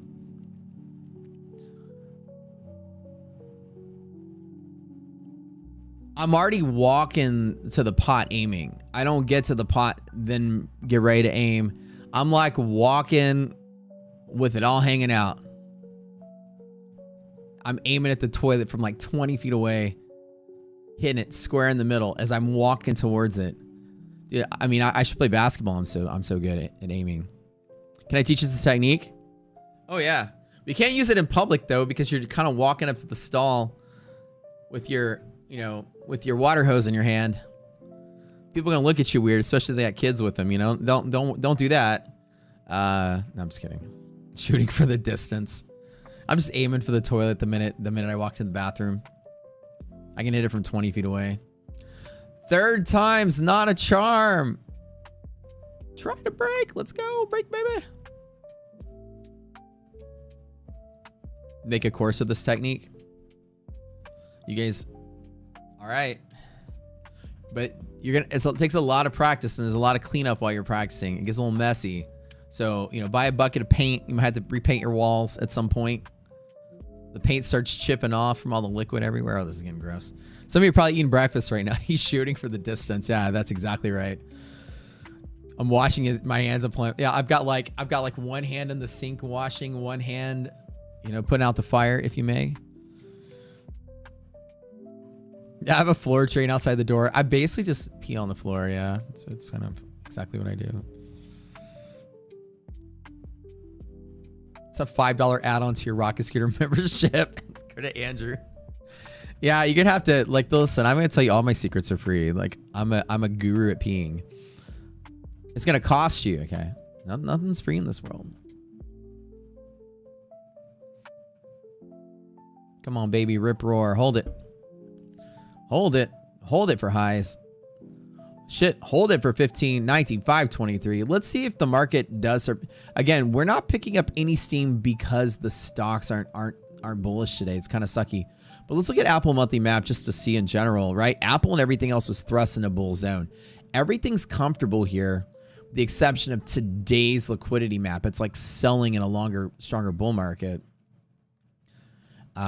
Everything that thrust out of this, as long as you're above a liquidity pocket on a swing sense, until something changes, your brain goes, aha, this is bullish. Apple, it's bullish from 180. Even if we have the worst possible news and the market crashes for 1 or 2 days, 180 would be a second place for me to get in on if that were to happen. So I look at liquidity pockets on monthly map as the key to betting on bigger bull reversals. So QQQ and S&P, when we rallied on Wednesday, when I tweeted everybody, this was it. This is the bottom is in. Until something changes, the bottom is in, is what I said. And as long as each day you wake up, you got a liquidity pocket under you, it tells you where your support is. So there's a buffer to selling. Inside of here is a buffer to selling, which means even if we do crash today, in the next 2 or 3 days, we've got a W-shaped bottom again at 410. 410 is confirmed as support for at least expiration monthlies this week. Right? We expire on Thursday. It's a short week. So at minimum, if the market's doing this and this and this and holding, I'd love to double down on my bet right there. And that's how I tell myself that. Bull side liquidating, or sorry, bull side slipping down, bear side slipping down implies a short squeeze, which means the market's going to hold a high bid, trap some bears, and then squeeze them out. That's what I'm betting on right now. And so liquidity map, monthly maps all agree, everything's good. Just with a little bit of tech pulling back, it's possible people are rolling into non-tech related things, or basically cherry picking where the money goes based on the tariffs. Again, let's pull out of tech, let's get into something else. I'm sure like energy and maybe other things might be experiencing a different sort of day than tech is, because something's moving higher. Clearly something's moving higher. XLE and things gapped up and are selling off. That one's not giving us love. Banking is looking hot today. Oh, not like that. Let's see who's doing well in the spiders today. Guys, thank you for staying on the stream. We love y'all. Don't forget to sub to the channel. Don't forget to take advantage of all of our prop firm discounts. Listen, you go out there. It's very big competition between all these gurus and kids affiliates to use their codes. But look, when you use the Rocket Scooter code, here's what you get back. We do monthly giveaways. Everybody that spends at least $1,000 with the prop firm using our code enters into a lifetime giveaway or computer giveaway. We're giving away thousands of dollars of things to people just by using our code. Number 2 is if we have 500 viewers every day, we give away a funded account to one of you. Funded, that's right. One of you will leave this stream a funded trader today. Congratulations. You didn't have to do anything. I gave it to you. And every time we make a little bit of affiliate check from these guys, I'm going to go out there and buy you funded accounts with it. So we're giving it back as much as we can. And yeah, that's what we're doing for you guys. So don't forget, Rocket Scooter, get it. Tradeify, Tradeify, Apex, Take Profit. We just added Top 1 Trader. That's the new guy on the block. We have that Rocket Scooter code everywhere you go. Yeah. So how do y'all like, how's the room looking, by the way? I've redone everything in the last month. I got my lights finally up. I softened, this is also a trick. I softened my my camera, so it's like it's a softer feel. It's a lighter feel. It's not like here's Matt and all his blemishes in his face. It's more like a softer camera. Mostly it's like to give the lighting like just a cool, calmer, buzzier sort of. I like it. Y'all like the way the camera looks? Shorting here? Oh, no, not shorting.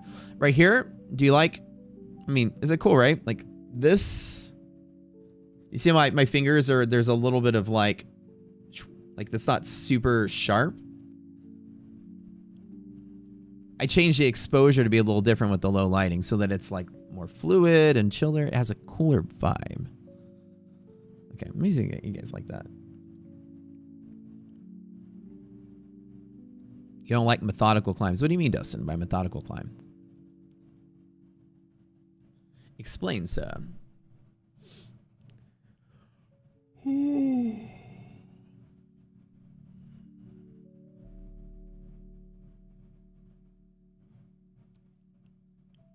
Oh, no big push. Well, the market was trying to sell off the track tech, but it feels like people are looking to get in on the dip that they can find. So lucky for us, looks like it's starting to push off. Thank God. I was getting tired.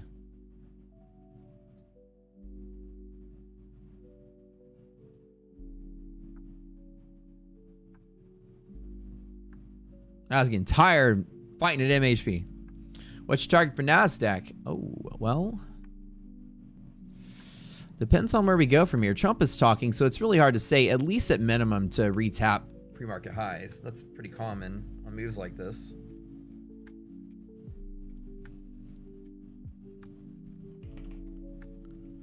Ooh, ooh, ooh, ooh.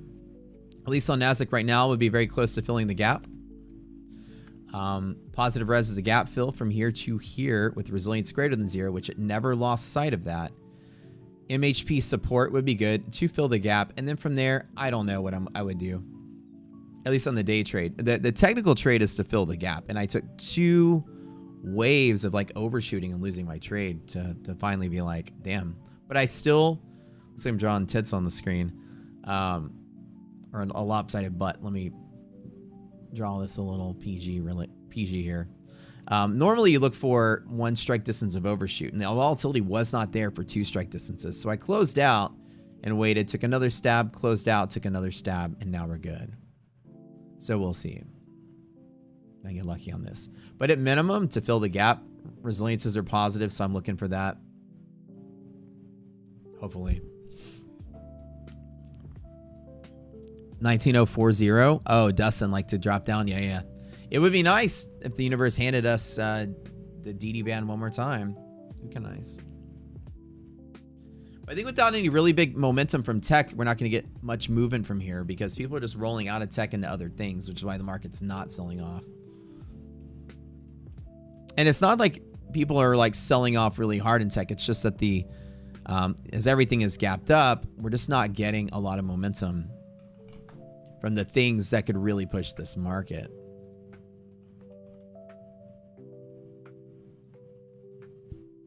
Run through my typical spread of banking things. Yeah, BLD.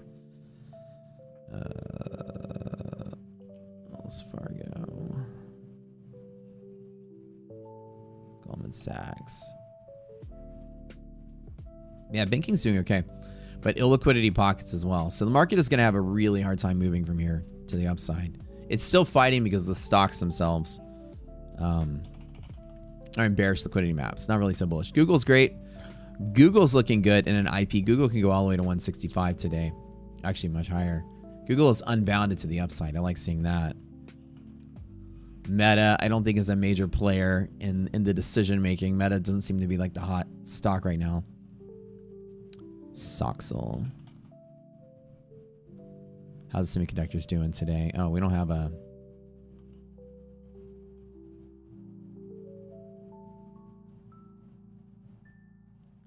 The SOX S is bearish, which is good. So semiconductor is still somewhat bullish today. This is the SOX S, which is the bearish one. So the bearish one is trading down, means the overall index should be going up, which is good. It would be absolute shit to get just a third flush out of here.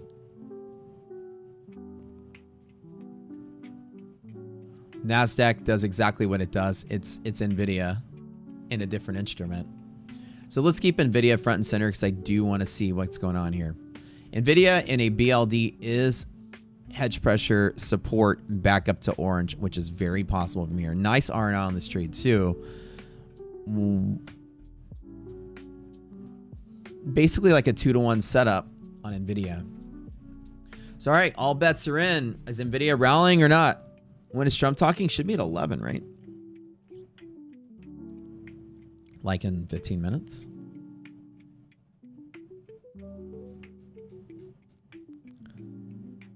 Should I just like not be a wuss and just hold on to my trade? And just let Trump take me to the glory land?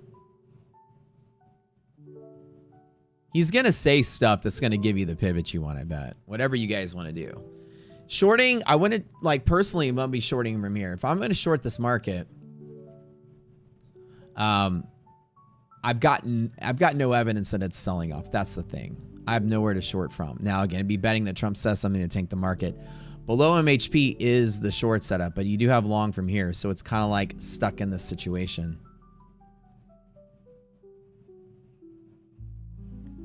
Let's see if Nvidia gives us some love.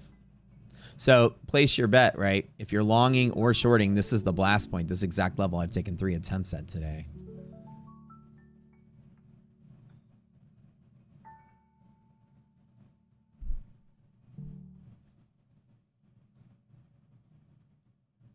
MHP is such a big deciding factor. Breaking MHP is kind of collapse on market. So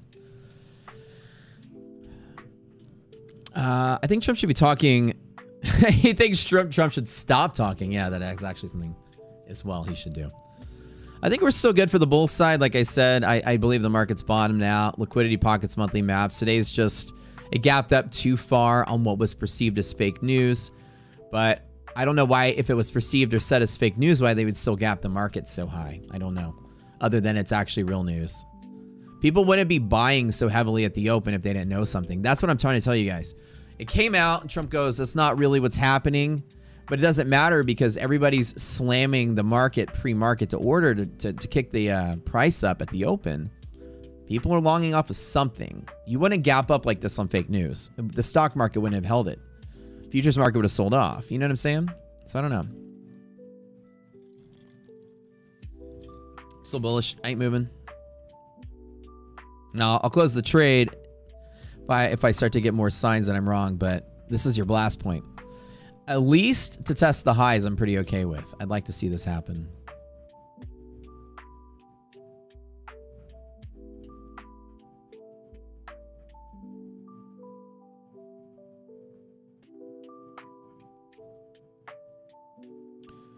Come on, baby.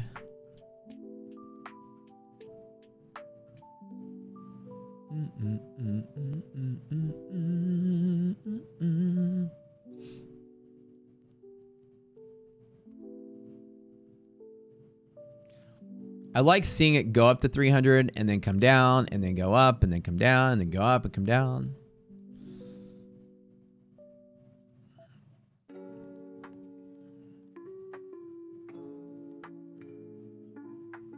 I'm long in 2 of my accounts right now, just 2.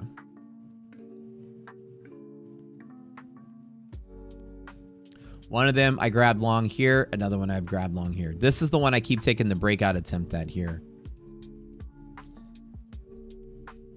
So close to 500 viewers. So close, baby. Don't forget to hit the like button, you guys. Hit that like button. So close to 500. We have to be at 500 at the moment of impact. So don't forget to sub to the channel and stay here every day. You get all the cool stuff at the Rock Cedar stream. Oh, by far. I'll tell you guys something. If you stay here watching, not that I, you know, have an ego or anything. I promise you something. I'm the best trader on YouTube. There's not even a close second place. And they all know it too. You can ask them. They all know I'm really good. That's why none of them beef with me, which is kind of cool to see. Everyone beefs with each other. Everyone already kind of knows is like, I'm like the OG grandfather of YouTube. I was one of the first YouTube streamers in futures. So people know we're the real deal here. So we're not flashy. We're not, you know, flashing money to get views. Although I could. I haven't watched some of the bigger influencers flash the money they do have. And I'm like, oh, that's cute. It's like, I remember my first $1 million too. Aw. I remember my first $1 million and how I spent it. I like watching these kids spend their first $1 million and then posting on socials about it and getting a big following. It's cute. I remember that. I do remember it. Well, Pat's the best. Pat's the best streamer ever. Pat's cool. Pat and I have been cool for years. It's just an act, you know, and he's just being goofy. He likes the hype and the energy. I love it. I'm a big fan of it, you know. But head to head, you know, I bet you Pat's pretty honest. Pat will tell you he's not he'll tell you himself he's not the best. He's the best streamer. But he's really humble. That's what I actually like about him. He's like, I don't care if I blew up my shit, whatever. You guys still watch me. I like him. I've always been a big fan of him because of that. He'll just tell you straight up. You know. Other than just like the hyper the energy. He's actually pretty honest about, you know, where he is, which I like. Push, baby. Let's go. Let's go.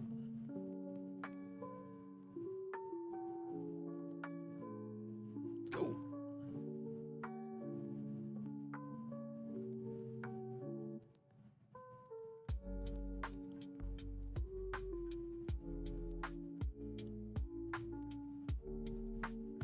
One more time, guys. Don't forget to take a look at our prop firm stuff here. 30% off take profit, 30% off Tradeify. Every single Friday, we do a giveaway with ETF. We have 3 accounts. Our prop firm partners have given us 40 accounts to give away. They've handed us 40.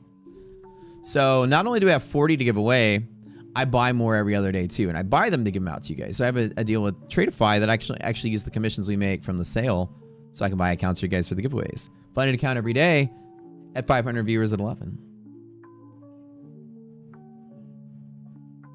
And Sony. Where's my... Hanging on to that long. Arby's, we have the beef. But no.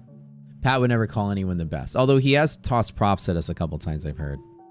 But I'm really a big fan of anybody that puts so much production value into their show. I think that's incredible. Like I need to make a pit stop out there at some point. I'm so busy here. I don't get out of the house much, but if I'm ever in Florida, I'll stop by the BDH and give it my praise for show.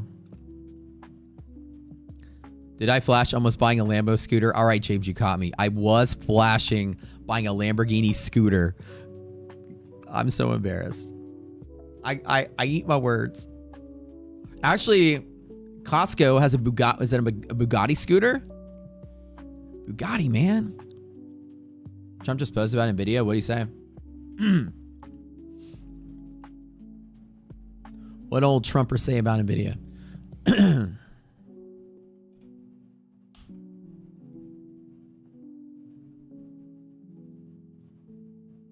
What do you all say? Actually, speaking of Pat, I think he's taken like $1 million in payouts since last year total. Him and Jade Cap, dude, these guys are crushing the prop firm stuff. Brian Stock, a lot of these guys are like milking. I think Jade Cap made $3 million since January in Apex. It's crazy to see some of the people out there really milking the prop firms for a lot of money. Can I trade while on the Lambo scooter? Oh, hell yeah.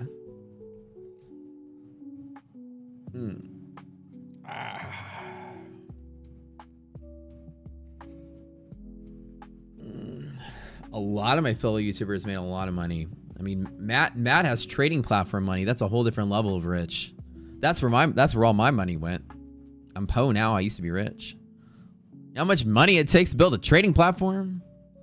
Staff up a company, pay salaries of people.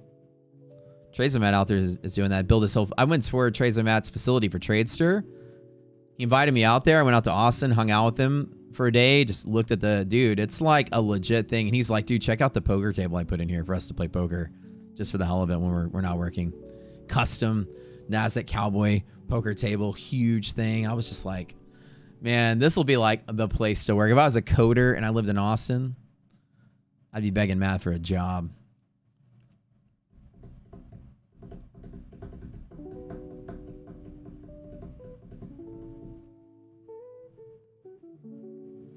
You'd be stressing making $3 million in Apex.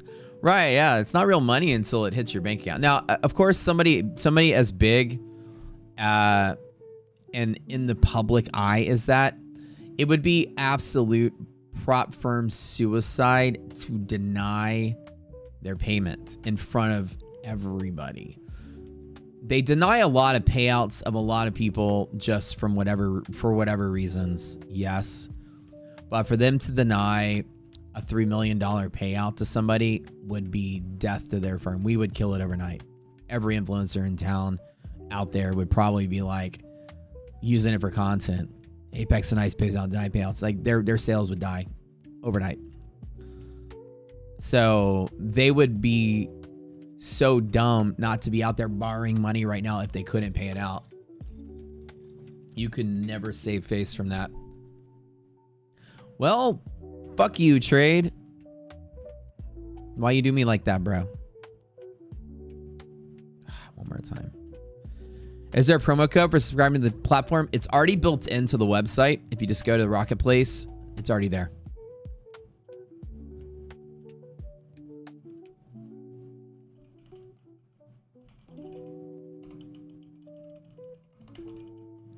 Is he talking now?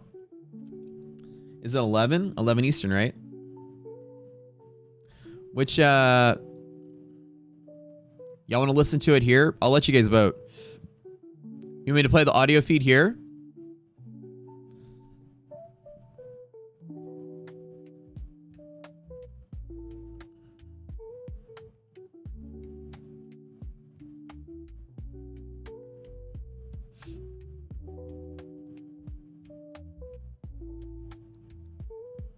Okay.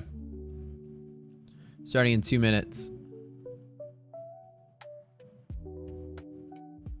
Ooh, ooh, ooh, ooh.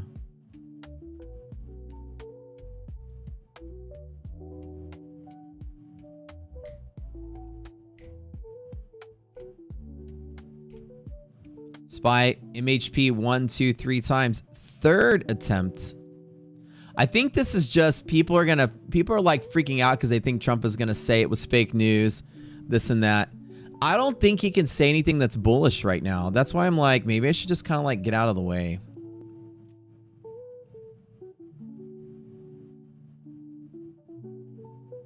Of all the trading that I'm doing, this account right here is down 70 bucks. The 3 losses I've taken, it's only down 70 bucks. So if this is green, then it's up. So at negative 600 is where the account is flat for the day. So this account is now flat for the day. That's the P&L on that one.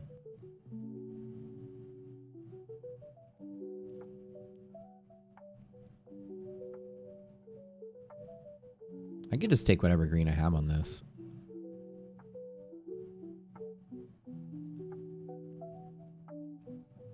Unless he says China's come up with the deal. Yeah, I mean, that's what I'm kind of betting on. Like, we're working it out. Everybody, like, say your prayers right now. Get out your rosaries. I'm Catholic. Let's just Hail Marys. Whatever your deity of choice is, ask them to come down and bless this market. We're all unified here as traders. I'm going to say like 10 Hail Marys while I'm sitting here, though. Come on, China. You're taking your pants off. It's good luck. Whatever you got, like, if that's your religion too, Todd, like, honestly. Todd's taking his pants off. Everyone, take your pants off. Everyone do something. Put spaghetti on your head. Like, whatever you do that helps your football team win, just do it right now. You have market data with Rhythmic. Does that work on the platform? If you didn't, Rhythmic is not, we're CQG compatible instead of Rhythmic compatible. So she has been in Vietnam, signing deals with them, not us. Yeah, like I'm worried. I'm curious what's going on with that because I think the point that they're doing is because Vietnam and other East Asian countries also manufacture things that we can bring in. So China's trying a new approach. Like Vietnam makes a lot of clothes, a lot of shoes, a lot of things. And like if China's trying to like monopolize Vietnamese trade to go to just China, I'm curious how that will play out because here's the thing about China, right? And let me explain this. Nobody's a bigger consumer of shit made around the world than us. They make it for cheap and we buy it for expensive. I don't understand why somebody would secure a trade deal with China. No offense to China or its amazing people, but China's a third world impoverished country as well. The majority of the country is poor. Who's gonna buy the shit that everyone else makes? Maybe the people in the main city, maybe the commercial areas of town, but you're like, you know, China's like 1 billion farmers. I mean, it's like not, 300 something million fat credit card consumerized Americans. Like if somebody were to sign an exclusive deal to do only trade with China, they're securing their doom. China doesn't have a populace of customers other than its bigger cities to really increase the GDP of, say, if Vietnam were to exclusively do their trade with China, blah, blah, blah, blah, blah, whatever. China's super developed now in certain places, not the majority of the population. And China's communists, they have a lot of mouths to feed. They have to really sell a lot of people. I mean, a lot of people have to buy, right? Yeah. So we buy it cheap and they're going to buy it cheap and sell it for cheap. It's not like they're going to buy cheap and then turn around and raise it up 500% and people can still buy it. It's a whole different story to knock America out of your trade, you know. So China isn't third world. The majority of China is like, I would say, farmer level income. It is on a global scale compared to U.S. trade. This is just a trade. It's not politics. Don't say that I'm saying anything bad. I just said China and its amazing people. Its income and its revenue and its GDP and all that. It's a different take. There's not 1 billion people living in the middle class in China. I'm sorry, but that's not correct.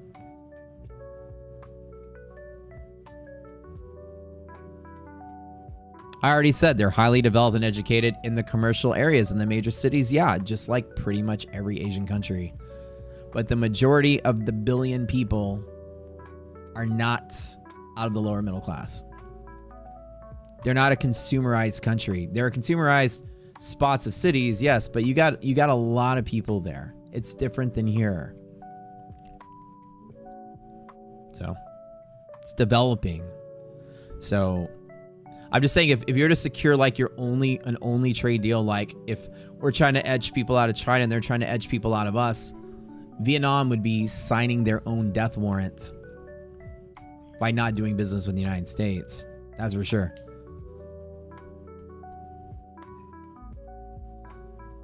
Yeah.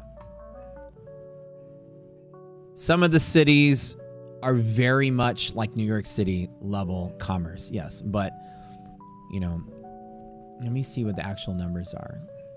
What is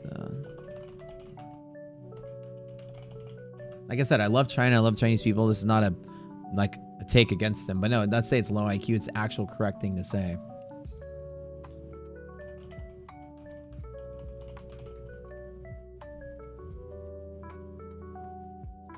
In China, 68% of, I was reading this the other day.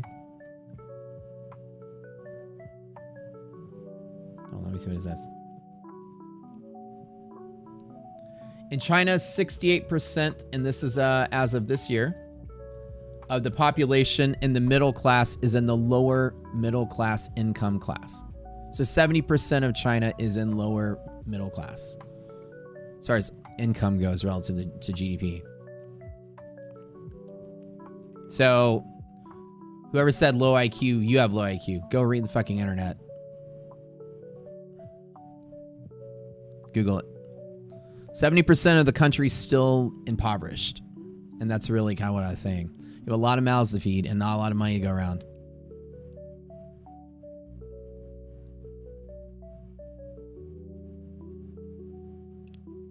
A couple cities is, yes, it's good, but it'd be like somebody exclusively doing business with like New York and Chicago and LA. I mean, you got a lot of other people there that won't necessarily be able to support, you know, the income of a communist country with a 700 million poor mouths to feed without doing, you know, trade with the US and other people, right? Only about 13% of their exports go to the U.S. Yeah, I'm not talking about China. I'm talking about Vietnam.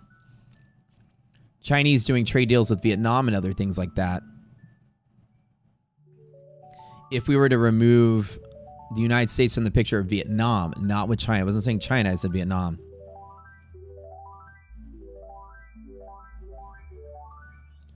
This dude cringe. Ibrahim, I don't know, dude. Do you not like numbers? I don't know. I hate when people just don't like numbers. They live off the news and then they just don't want to be smart enough to listen to numbers. I tell you to quit trading too, if that's what you're. I'm gonna take this. Probably gonna close this out. If numbers aren't your thing, I'd quit trading. If you're just trading on emotions and opinions, you're probably doomed from the start. I would say probably quit today. Hate when you talk facts and numbers just to educate people on like what actually is. You always get like one or two fucking morons that are just like, but I feel a certain way. Ibrahim, what are your pronouns, dude? I'm just curious. Did Walgreens run out of blue hair dye? Is that why you're mad? Jesus Christ, these kids. You quote some numbers and then people will get their fucking panties in a twist. Jesus Christ. Get the fuck out of here. All right, I'm just done with this. I'm done with this trade.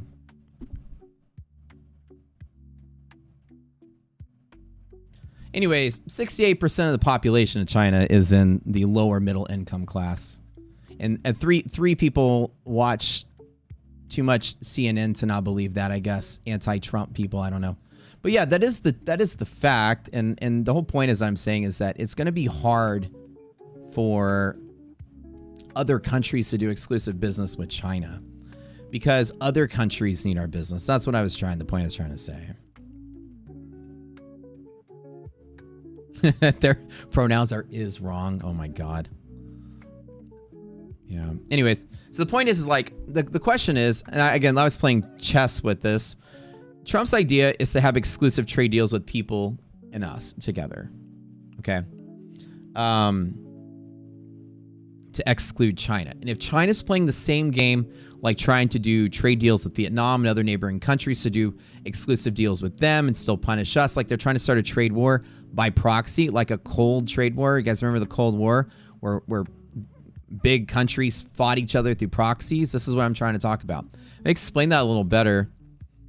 My pronouns are trade/war, okay? If China, this is still Cold War shit, you guys. If China's trying to get other countries to like still tariff us and do business with them by giving them deals, and we're trying to do that with Europe, etc., and we start this big actual trade war, I think the other countries would be making a disservice by choosing to not do business with the United States. That's the whole point I started talking.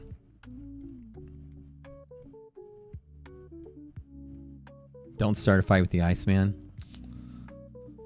Yeah. There's no other way I can say it. I was even really nice about it. There's no hate towards China at all. I even said China is a beautiful, amazing country, amazing people. You know, a couple of the cities are very well off. They do very well. A lot of commerce. But the thing is that, like, if Vietnam and other countries were to just do business with China and not give us beneficial business relationship with them, they are more impoverished than China are. You can ask my fucking Vietnamese girlfriend, and the other room will tell you, outside of the, you know, first and second district, you know, it's the country's definitely not, you know, they're also impoverished. And so it's still very third world developing. I guess what I should use the right develop. It's still developing, and it's not an insulting thing. I mean, I do have my love for all things Asian. It's just a fact of conversation that they can't afford to not do business with the United States, Vietnam, other people.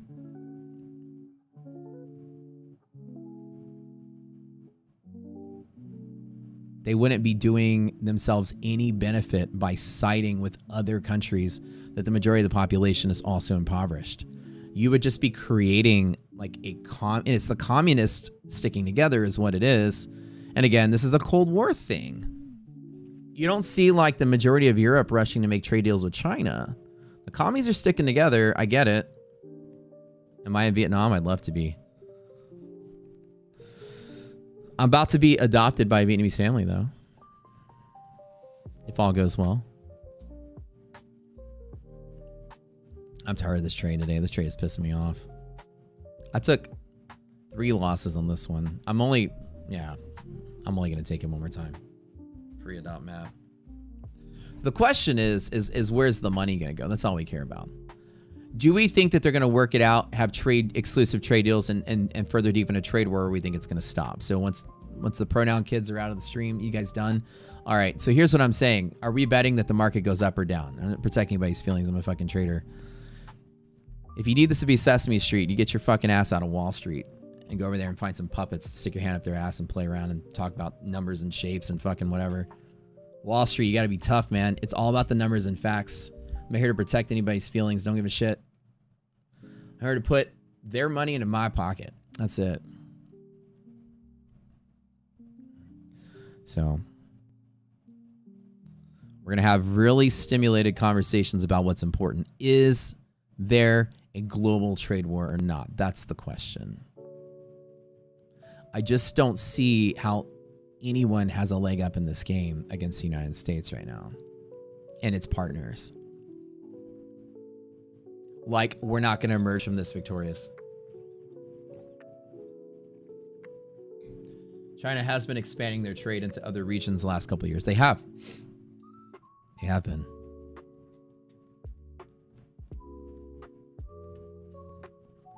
Worried this will go on too long? It likely will. That's the thing. Are they moving the market, though? Mostly just because people are still trying to decide on which companies are going to be impacted by the tariffs. Possible rumors that certain things will be excluded and all that. Waiting for CNBC television. Trump's like 10 minutes late here.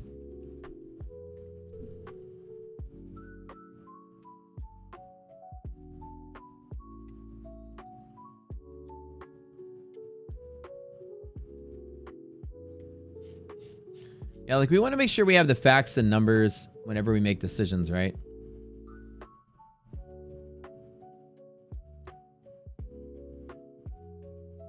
Let's see.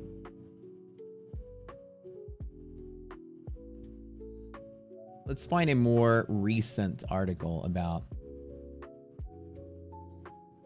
middle class comparison. It's Asian American. Let's see.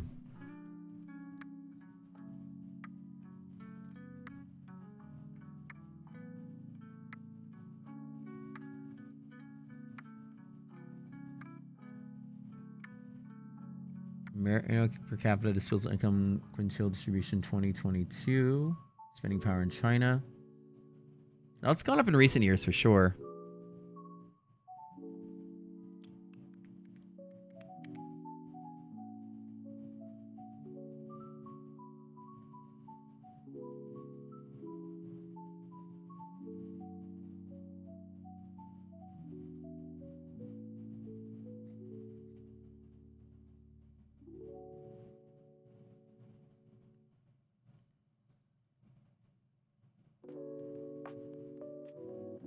And when I say doing business with America, I'm really saying doing a business with America and its trade partners, because America is not just the only, you know, pawn in this game, and we have our own deals with other people. So the question is, are they going to work out the trade deal with each other? China, America, and their proxy fight is going to dissipate. And that's what I'm questioning, if that's going to happen. What do you guys think?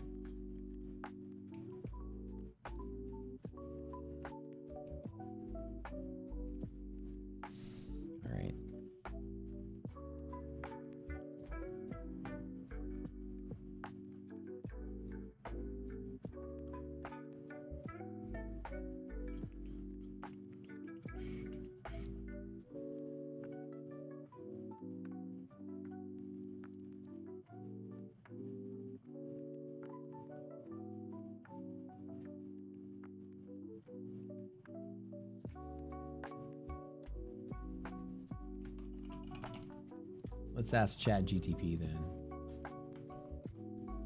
All right.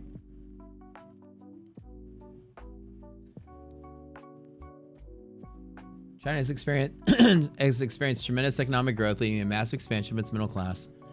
In 2018, over half of China's population, roughly 707 million people, were considered to be in the middle income bracket, according to the Center for blah, blah, blah. It's a shift from 2000, when only 3% of the population considered to be middle class. A study by so-and-so said that 76% would be middle income by 2022. Let's see. Middle or lower class.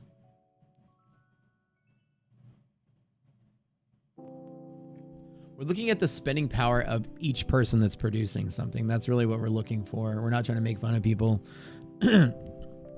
So, what is the percent of...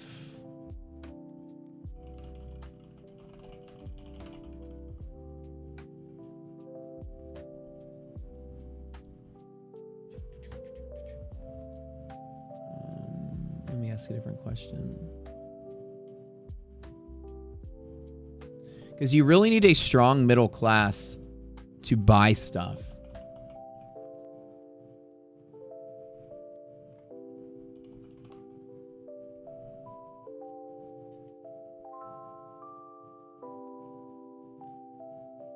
Yeah, I'm just looking at what AI is telling me.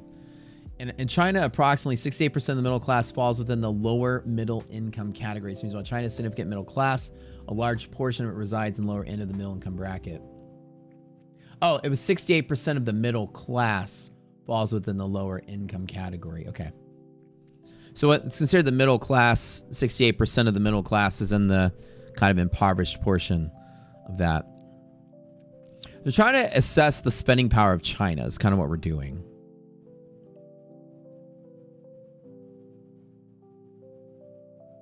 Yeah, you also look at the definition of middle class. There's not a lot of data out there, and also how much do you trust the data, right? I mean, you know, it's kind of known that a lot of these countries, you know, will fudge their data just to look better on the world scene. You know, it was like there were rumors that Japan like hides its, you know, they don't publish their crime data to make it seem like there's less crime there and stuff. You hear about things like this, right? Countries do this. So do we trust China's own data? Are these independent studies done outside of China? We don't know.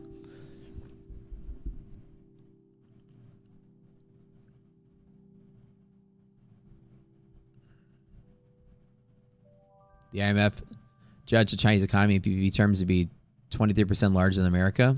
We have a lot more people.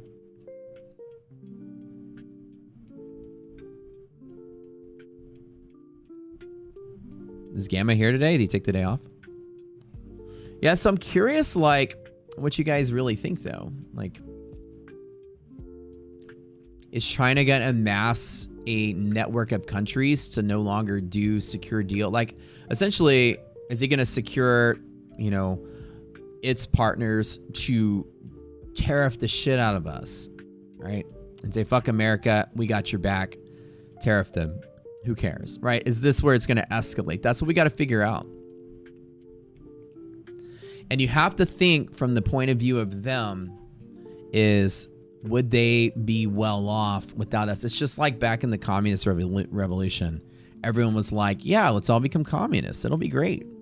We'll be fine. And then when we learned that delayed everyone's technological revolution by, you know, hundreds of years. They're all hundreds of years behind the capitalist economies. Doesn't mean that they don't get there, or at least pockets of their countries don't get there.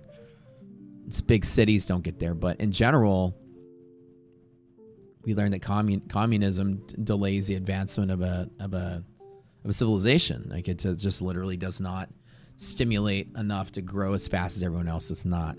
So the question is, they're all huddling together, and will they create this axis of trade, if you may, that decides to just punish us and support each other, kind of like what we're doing to them? And is there a big, will we be fine without them? Will they be fine without us? I don't feel they'll be fine without us. Even though we're only a small portion of China's trade, what, like less than 20%, I'm sure. How big of a hit is that? So what do y'all think?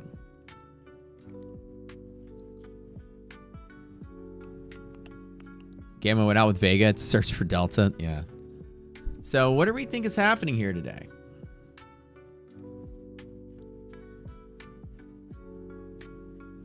I took my last attempt at MHP from the middle.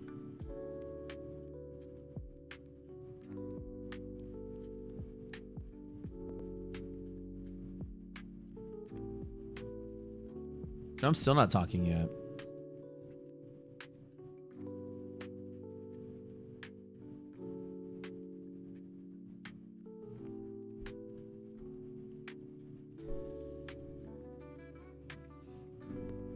Trump tweets will move the market. Same thing happened to Elon. The point is, these tariffs will cause a lot more pain and problems to the U.S. in the short term than China. Well, yeah, well, that's the thing, because it won't affect them because they're not doing massive amounts of commerce like we are. Like, our small businesses will be affected because they import stuff from China. So somebody's overhead just went up, 3 times whatever it is they're doing. Their bottom line is nuked. It's not like China has like a thriving small business culture like we do. I mean, even since COVID, like everybody has a small business now, you know? And they rely on like drop shipping and like there's all kind of businesses people are doing that requires things from China to be cheap. So it's going to hurt us pretty bad. It's not going to hurt them because they're not creating commerce in the same way we are. You know? You guys are right. Red day, overall I'm green so far. I'm still green. I'm still waiting though for my my shit to take off. I need to get above MHP one more time.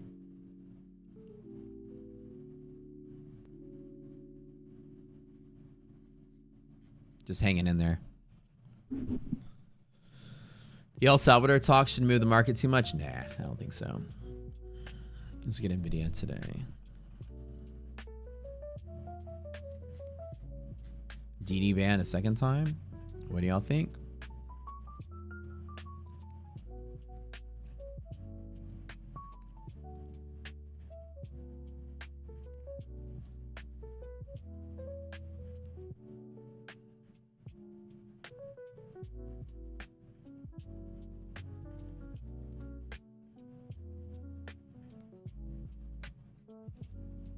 I was gonna wait to do our giveaway until after Trump started talking, but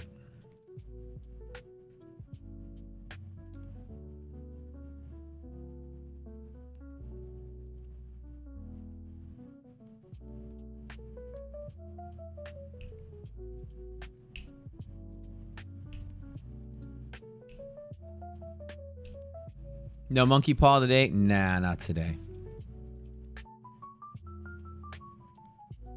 So any downside target has a gap to fill in futures. That's basically it. Let me mark it because I need to.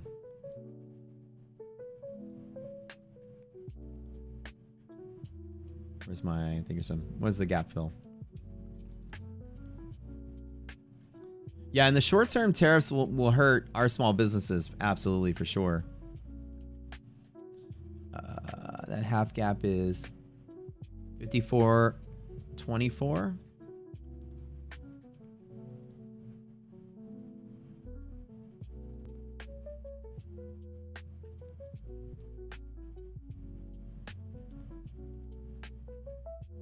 What's this 53.95? Hold on.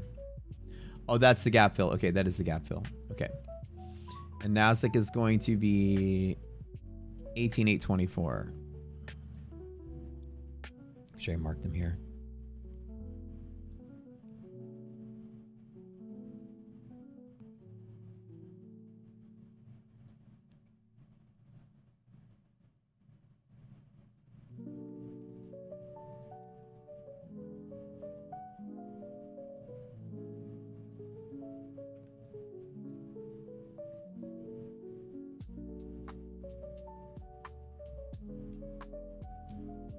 I'm just measuring like these areas for retracement.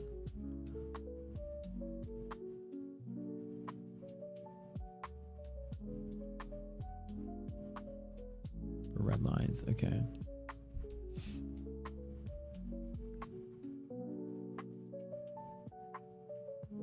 If we do fall, we have something to there.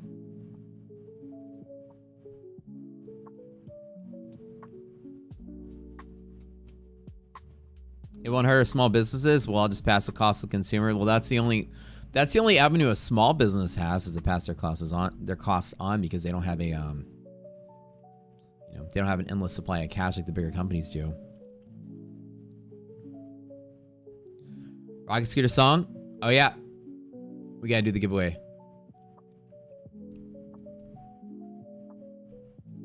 The DD ban? It is good odds. It is good. I'm just waiting for Trump to say something. But for some reason, it's losing momentum. And there's no reason for me not to take it. I'm just kind of analyzing everything right now to kind of see where potential targets are.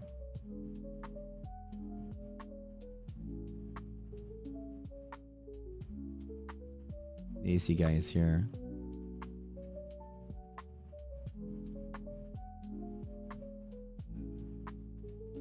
There's that half gap. Okay.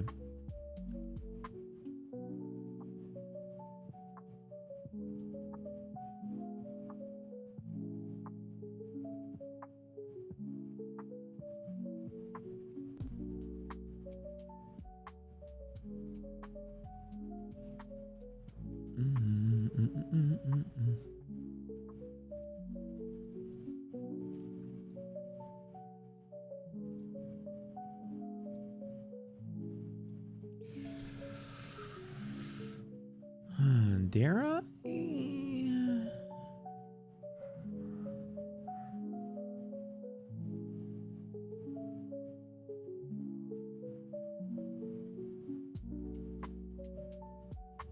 I've got nothing to trade off of here on NASDAQ, so Trump would start talking like an hour late. Are you guys ready to do giveaway? Let's do it. I gotta flex. I gotta stretch. Get ready to do this.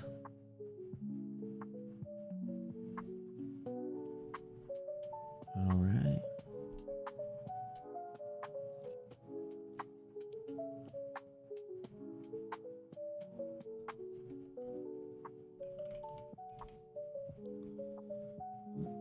Have we sustained at 500? Oh, we got close. Whatever, I'll do it. I'll do it. All right, Trader 5 funded account giveaway.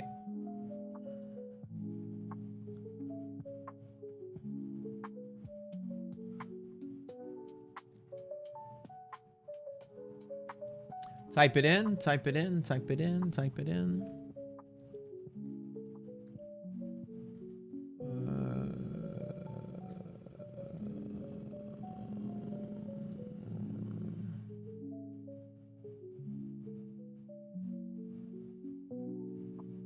Type it in, type it in, type it in, type it in, type it in.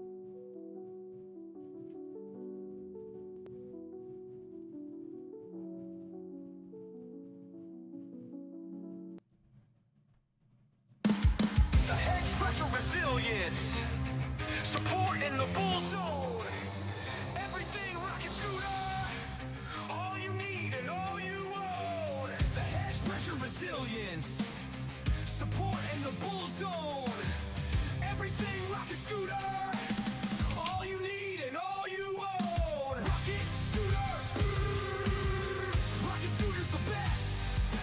Rocket scooter, rocket scooter's the best. Rocket scooter, best system in the world. Type it in. Rocket scooter, rocket scooter, rocket scooter. Rocket scooter, best system in the world. Rocket scooter, rocket scooter, rocket scooter. Rocket scooter, best system in the world. Rocket scooter. Type in Tradeify. Rocket scooter's the best. And the market's turning. Think I'll buy some support. Man, the hedge pressure. Type in Tradeify. Llama, scoot up north. Whoa. Under Mars. Oh.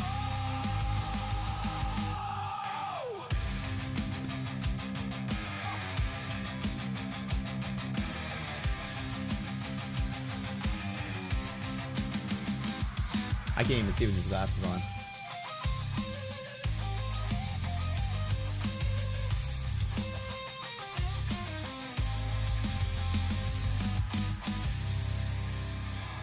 All right, Tradeify, we're gonna spin the wheel one more time. The hedge pressure resilience, support in the bull zone, everything rocket scooter, all you need and all you own. The hedge pressure resilience, support in the bull zone, everything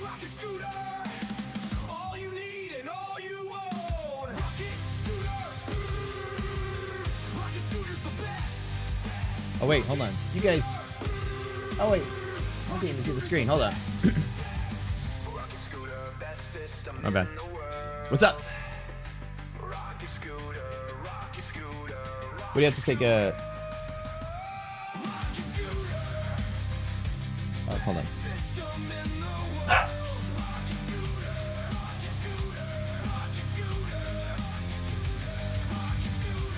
You guys need to take a picture of anything, or I mean, a measurement of anything? Okay.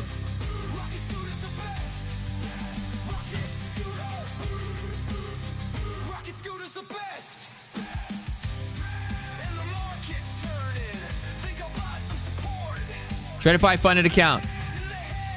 Oh, hold on. Yeah, make sure. This one is keys. We gotta figure that out.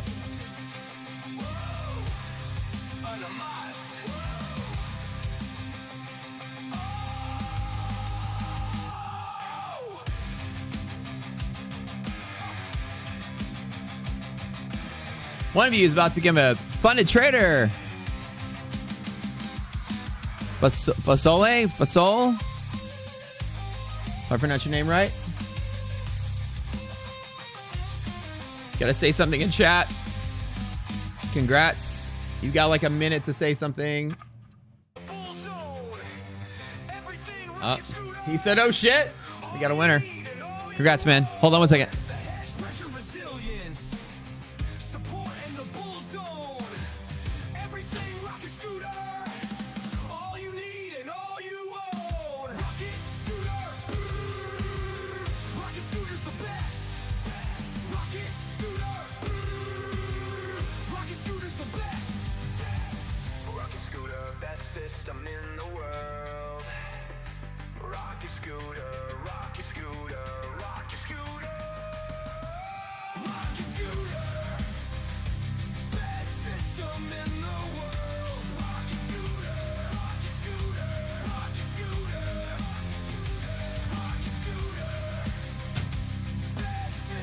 All right, guys.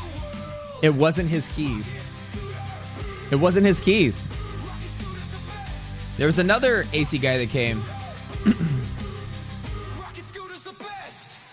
That's all. Yeah, congrats, man. All right, send me a message in Discord. And the people that won on Friday also send me a message in Discord.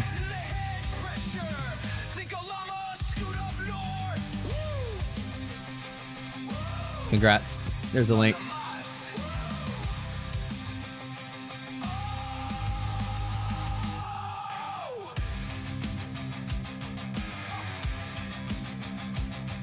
Congrats, man.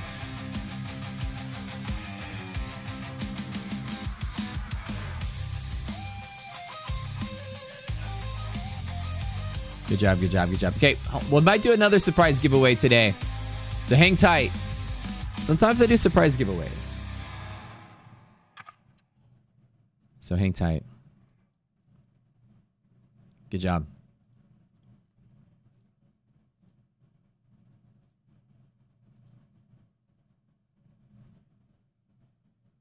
How come we can't hear the stream music?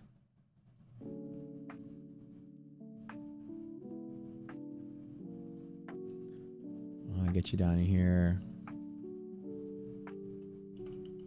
Congrats, man. Congrats.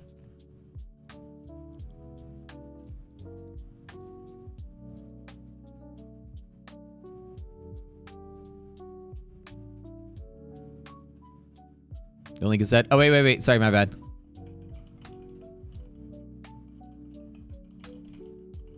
There we go. I typed it wrong.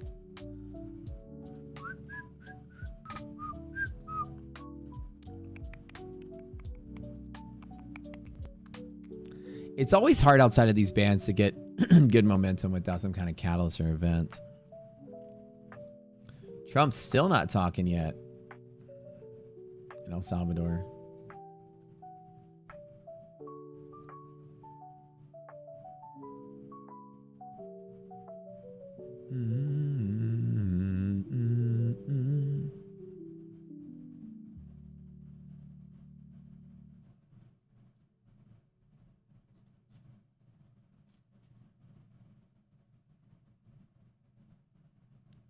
What is this doing here?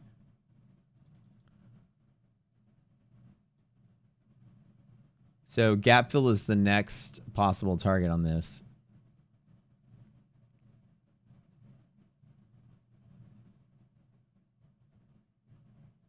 Do y'all think we're filling the gap? It's starting to pick up just a little bit today. Kind of a change of pace midday.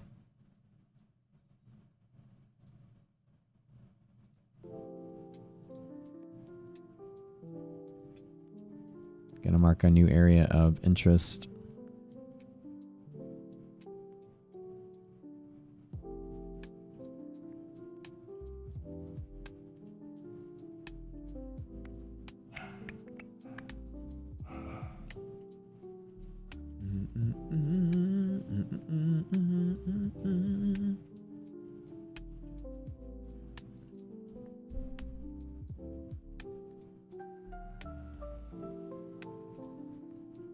Tough day today. Try to get that movement, but we lost MHP twice. So now we're just going to chill on this and wait and see what comes out of this. Nvidia filled its gap finally to the downside. So your guess is as good as mine.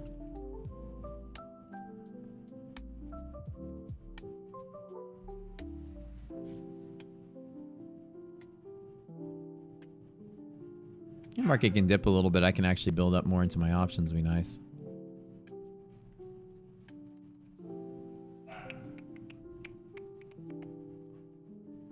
Yeah, just send me a DM, personal DM.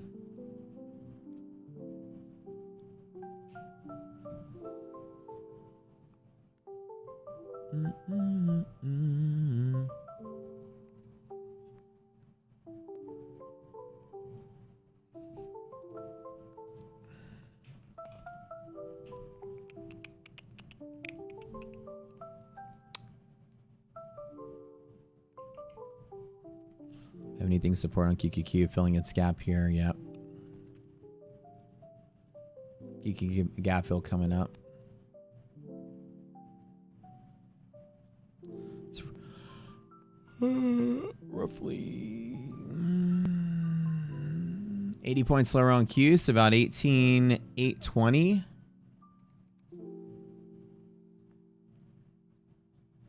Yeah, you got it right there.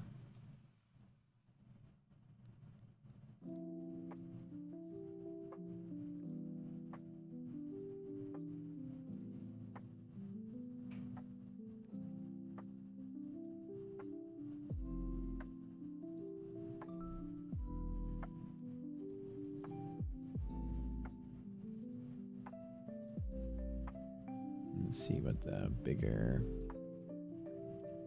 gap is on this. 820, yeah. If you're just trying to fill that gap in pretty good. If you lose the half gap, which is here, it's going to try to fill the gap. So S&P is right at its edge on its half gap. This is where it's going to try to support, if anything.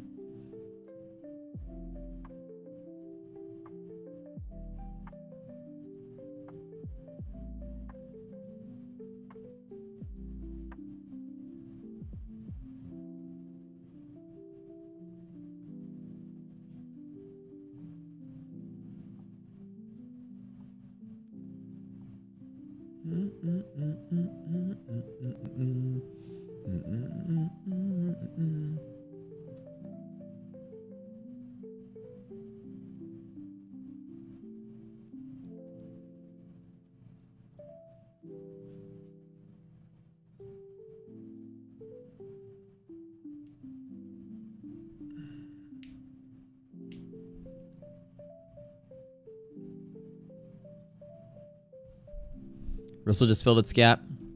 So 18,700, it's a pretty strong bounce potential from here. The question I have is, should I play it?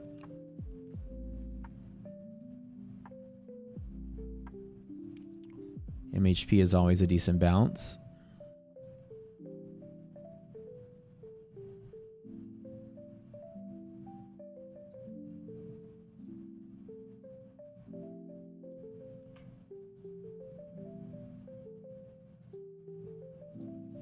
Impact the line right there, and then of course run this run length down.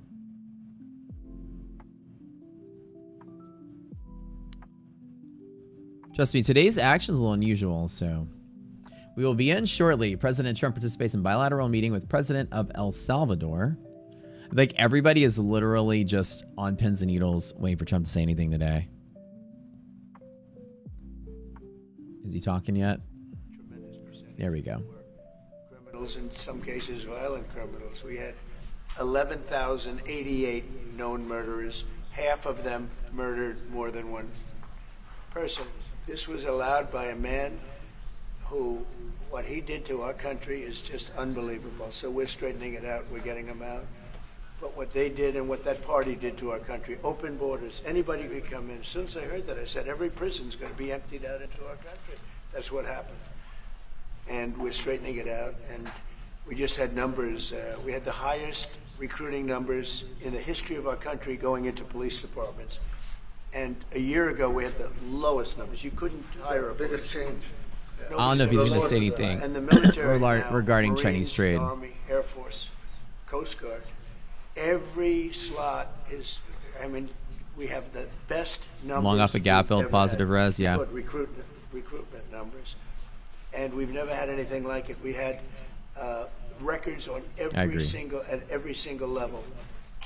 But very important, the policemen. The policemen are joining forces now that we really were having a hard time with policemen because we weren't protecting our police. Yeah. And we cherish our police. The police are great, and the firemen and everybody else. But we have the highest numbers that we've ever had, the most enthusiasm. Great enthusiasm on trade and other things. We're doing great. We're taking in billions and billions of dollars.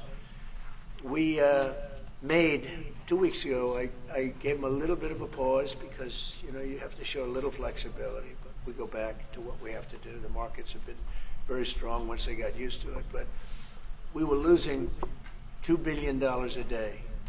There's no company big like this. This is the biggest deal ever made. Now we're making $3 billion a day. We're a great country, but we had stupid people running this country, and I can say it. But what they've done to us at the border, The stuff he says is just funny. The way he insults people is just hilarious. it's a sin what they did, and you are helping us out, and we appreciate it. Thanks.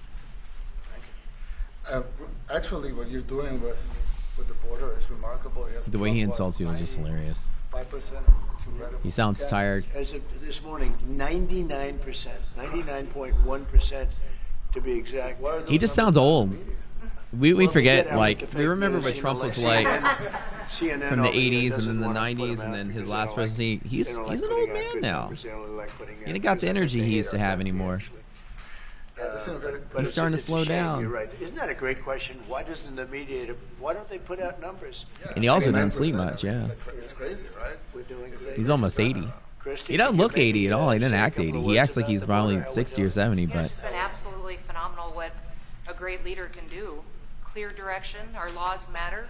We should only have people in our country that love us, and the Border Patrol and our ICE officers and law enforcement officers have done fantastic work. So we're proud of them. Now we just need to get the criminals. Do you see how bad he is at and, golf? murderers Oh, I and imagine he's bad at all rapists and sports. dangerous gang members He doesn't and look that terrorist athletic to organizations me. out of our country. So, Mr. President Bukele, we thank you. A very testament much to for your McDonald's, partnership. yeah. It has been. He definitely doesn't wonderful eat for healthy us either. To be able to have somewhere to send the worst of the worst and someone to partner with, and we'd like to continue that partnership because it's been a powerful message of consequences. Mr. President, you wanted people to know that there was consequences if you break our laws and harm our people and endanger families, and this is a clear consequence for the worst of the worst, that we have somewhere to put them. Thank you very much. Yeah, we even had this gang member from Venezuela, one of the ones you sent, and we interviewed him just to get some information, etc., from them. And he said, "Oh, well, I got arrested 6 times, but they He's the released me the gap 6 times, so it should be released again." And then he said, "Well, what's the last thing you do?" And he said, "Well, I shot a cop in the leg, but I didn't kill him. I just shot him in the leg."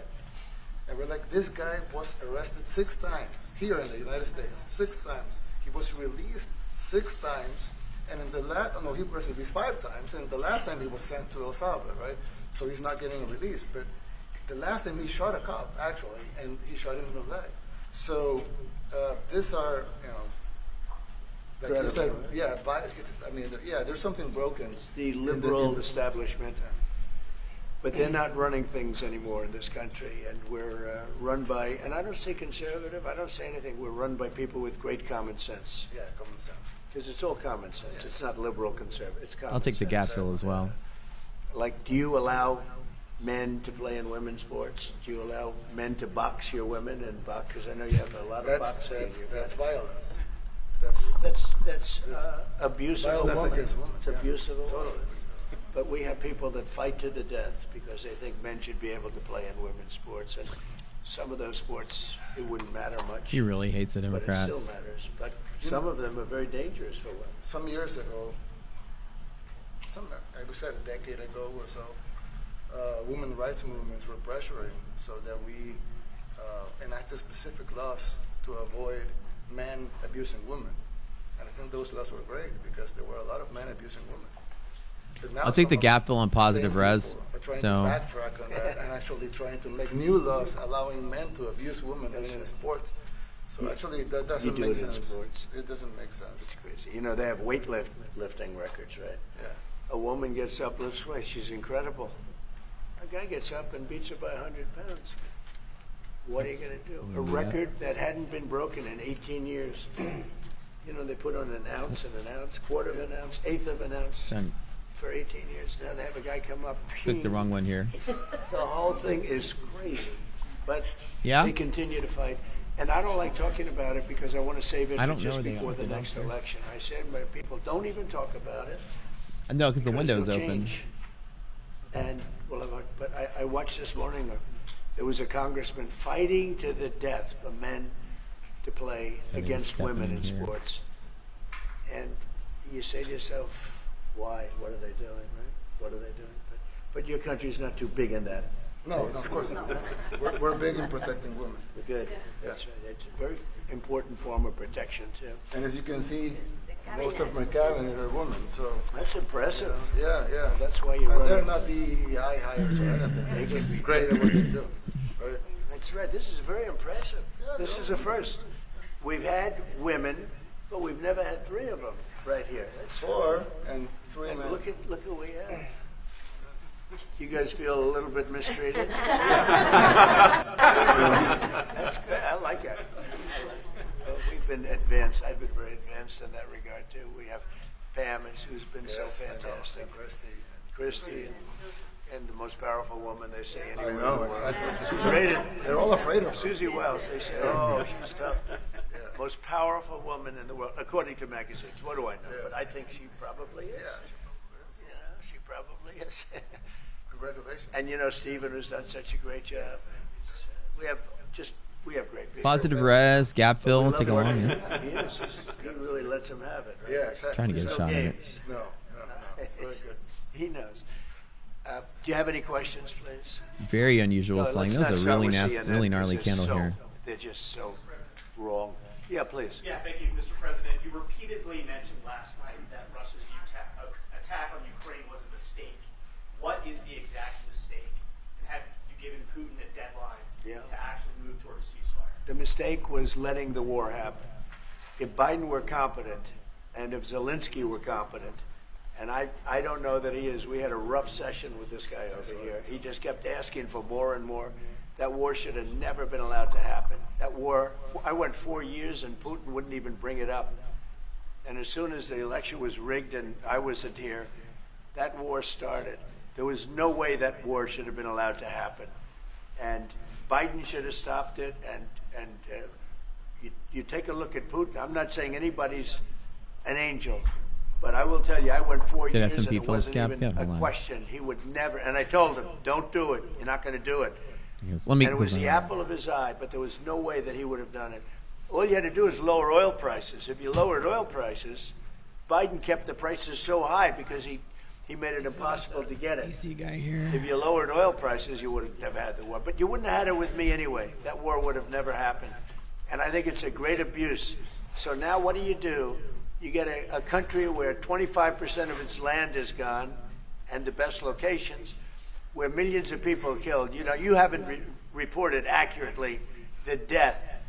And this was Biden's war, and I'm trying to stop it. and I think we're going to do a good job. I hope we're going to do. They lose 2,500 young people a week, think on average.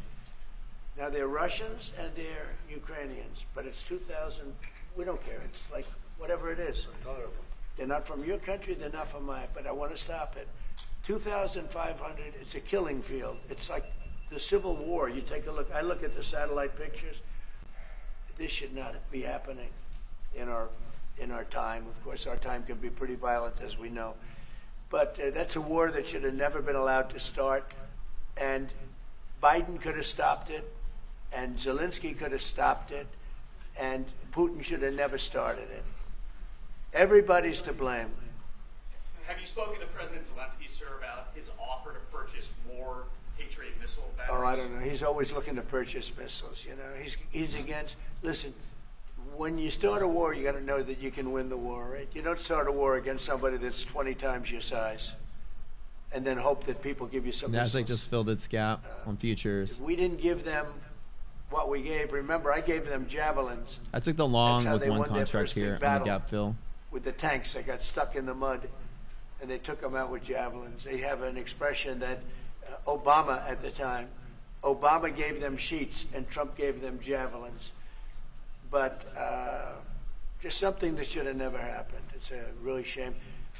The towns are destroyed. Towns and cities are, largely destroyed. They have the spires, the beautiful spires that go up. They say they were the most beautiful in the world in Ukraine for whatever reason, but the most beautiful in the world, they're mostly laying on their side, shattered and broken. And most importantly, you have millions of people dead. Millions of people dead because of three people. I would say three people. Let's say Putin, number one, but let's say Biden, who had no idea what the hell he was doing, number two, and Zelensky. He's just like... And all I can do is try and stop. He's just using this as the forum to rant on all his enemies. I'm not even talking to El Salvador about anything related to El Salvador anymore. You'll have some very good proposals very soon. He just sitting here talking shit about the rest of the world. It's so funny. Have you attributed a motive through that? Hey, Trump, do you know there's the president of El Salvador is like sitting next to you? I'm gonna scoot the camera that way, involve him in the conversation. Trump, I understand, just from what I read and from what You're just kind of sitting there like, why'd I fly out for He this? wasn't a fan of anybody. It's probably just a whack job, and certainly a thing like that cannot be allowed to happen. Yeah, no, but that's what I'm saying. The press doesn't care about anything about his guest. I have a great relationship. They're plugging him with for this information about like the I have war the and best stock market and all relationship kinds of with stuff. him. These are We've known each pre-planned other. questions too, I bet. I've known him since he was a very young man, as I said, very, very young, and I was impressed. I said, look at this guy. No, I know. They were talking about sports for the first 5 minutes. Sports, important stuff. Women's looked like a boxing, teenager. I you said, know. what I kind don't of know a if that's country good or is bad, this? Mr. President. Criminals. He grew up well in the last 5 years. Do you support the extension for nationals of El Salvador? I support him. I support him. Go ahead. Let's hear the question from this very low-rated anchor at CNN. Low-rated. Which one is that? Well, let me ask Pam. Would you answer that question? He would have been a hell of a stand-up comic. Oh yeah, 100%. He was illegally in our country. He had been illegally in our country. And in 2019, two courts, an immigration court and an appellate immigration court, ruled that he was a member of MS-13 and he was illegally in our country. Right now, it was additional paperwork had needed to be done. That's up to El Salvador if they want to return him. That's not up to us. The Supreme Court ruled, President, that if, as El Salvador wants to return him, this is international matters, foreign affairs, if they wanted to return him, we would facilitate it, meaning provide a plane. So will you return him? And you are doing a great job. Thank you, Pam. Stephen Miller, wait a minute. Could you just also respond to that question? Because, it's asked by CNN, and they always ask it with a slant because they're totally slanted because they don't know what's happening. That's why nobody's watching them. But would you answer that question also, please? Yes, gladly. So, as Pam mentioned, there's an illegal alien from El Salvador. So, with respect to you, he's a citizen of El Salvador. So, it's very arrogant even for American media to suggest that we would even tell El Salvador how to handle their own citizens as a starting point. As 2 immigration courts found that he was a member of MS-13. When President Trump declared MS-13 to be a foreign terrorist organization, that meant that he was no longer eligible under federal law, which I'm sure you know, you're very familiar with the INA, that he was no longer eligible for any form of immigration relief in the United States. So we had a deportation order that was valid, which meant that under our law, he's not even allowed to be present in the United States and had to be returned because of the foreign terrorist designation. This issue was then, by a district court judge, completely inverted, and a district court judge tried to tell the administration that they had to kidnap a citizen of El Salvador and fly him back here. That issue was raised to the Supreme Court, and the Supreme Court said the district court order was unlawful, and its main components were reversed 9-0 unanimously, stating clearly that neither Secretary of State nor the President could be compelled. I think you're the lowest rated when you're the most polarizing. Of El Salvador, from El Salvador, who again is a member. I think you get high ratings as president if you just kind of don't do anything big. Murders women, murders children, is engaged. You kind of float in the middle and everybody is okay with you. But he was so polarizing that it's like half of the people hated him. They just went out of their way to hate him. They made it their life's goal to hate him. Like, that'll give you low ratings. But typically people with low ratings like get AA plus on the other side of the people that like them. Yeah. The camera isn't even showing the El Salvadorian president. He's not even on camera. He's just there as an excuse for Trump to talk. I don't know. Like, are they talking to him about anything? Are they asking him questions? The American media's got him. We got questions for El Salvador? Oh my God. Well, I'm supposed to not suggesting that I smuggle a terrorist into the United States, right? It's I mean, always how can I smuggle? How can I return him to the United States? Like, I smuggle him into the United States, or what do I do? Of course, I'm not going to do it. It's like, I mean, the question is preposterous. How can I? Is Trump in El Salvador? Or are they? Is he over here? Is it the White House? Yeah, but I'm not releasing. I mean, we're not very fond of releasing terrorists into our country. I mean, we just turned the murder capital of the world into the safest country of the Western Hemisphere, and you want us to go back into the releasing criminals so we can go back to being the murder capital of the world? No, that's not going to happen. Well, they'd love to have a criminal, released into our I mean, there's a fascination. They would love it. Yeah. They're sick. These are sick people. Marco, do you have something to say about Yeah, I mean, Stephen, Did you? I don't understand what the It looks like the Oval Office. Looks like they're. individual is a I mean, it looks citizen like they're in the White He House. was illegally in the United States and was returned to his country. That's where you deport people, back to their country of origin. Except for Venezuela, that wasn't refusing to take people back, or places like that. I can tell you this, Mr. President. No, the foreign policy of the United States is conducted by the President of the United States, not by a court. And no court in the United States has a right to conduct the foreign policy of the United States. It's that simple. End of story. And that's what the Supreme Court held, by the way, to Marco's point. The Supreme Court said exactly what Marco said, that no court has the authority to compel the foreign policy function of the United States. We won a case 9-0, and people like CNN are portraying it as a loss, as usual, because they want foreign terrorists in the country who kidnap women and children. But President Trump, his policy is... He just said that CNN wants people to kidnap women and children. Which, by the way, is a 90-10 issue. Well, Mr. President, you said that if the Supreme Court said someone Oh my God. These people are. This is a circus. The media is a freaking circus. Why don't you just say? He'll be on the South Lawn at 3 because he's talking again today in the afternoon. Why can't you just say that? Why do you go over and over? And Not super bullish. He's ignoring the courts. You have no credibility. Please go ahead. Yeah, that is true. We brought him over here.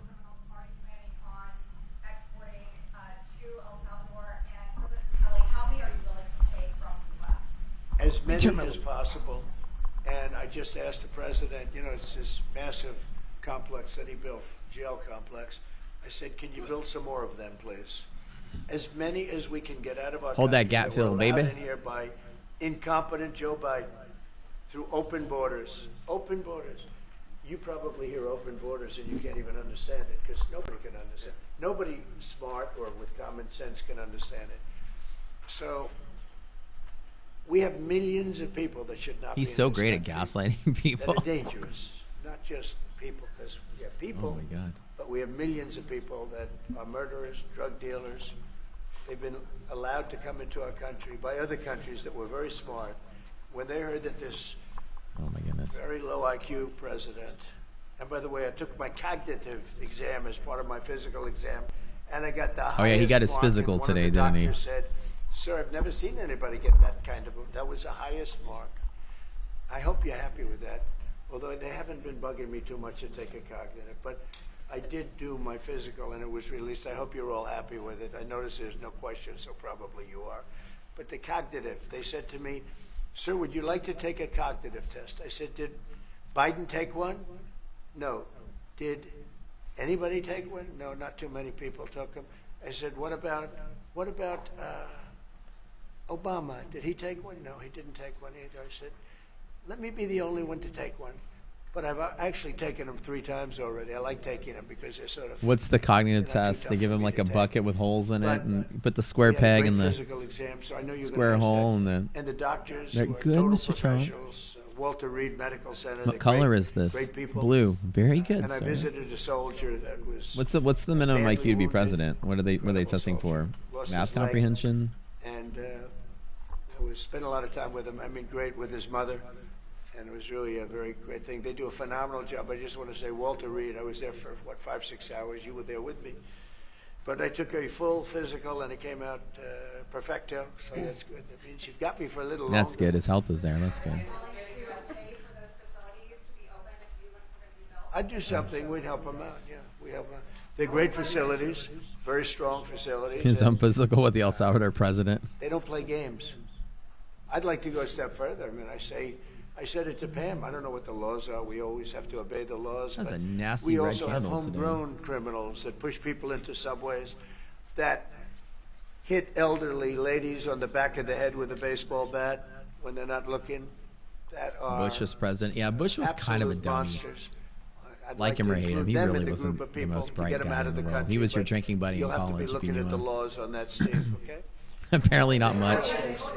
I don't remember the last time we've had a president that I thought was like incredibly intelligent, except for maybe Reagan. Reagan was very smart. Well, I do. I think He was everybody witty. has He was to. smart. The president said it better than anybody. He said, Obama might have you been have liberty and you pretty have to have intelligent liberty, too, but I to have thought. liberty, you're gonna not everybody. The Bushes, like good. severely average. And you know, some are bad because they're sick.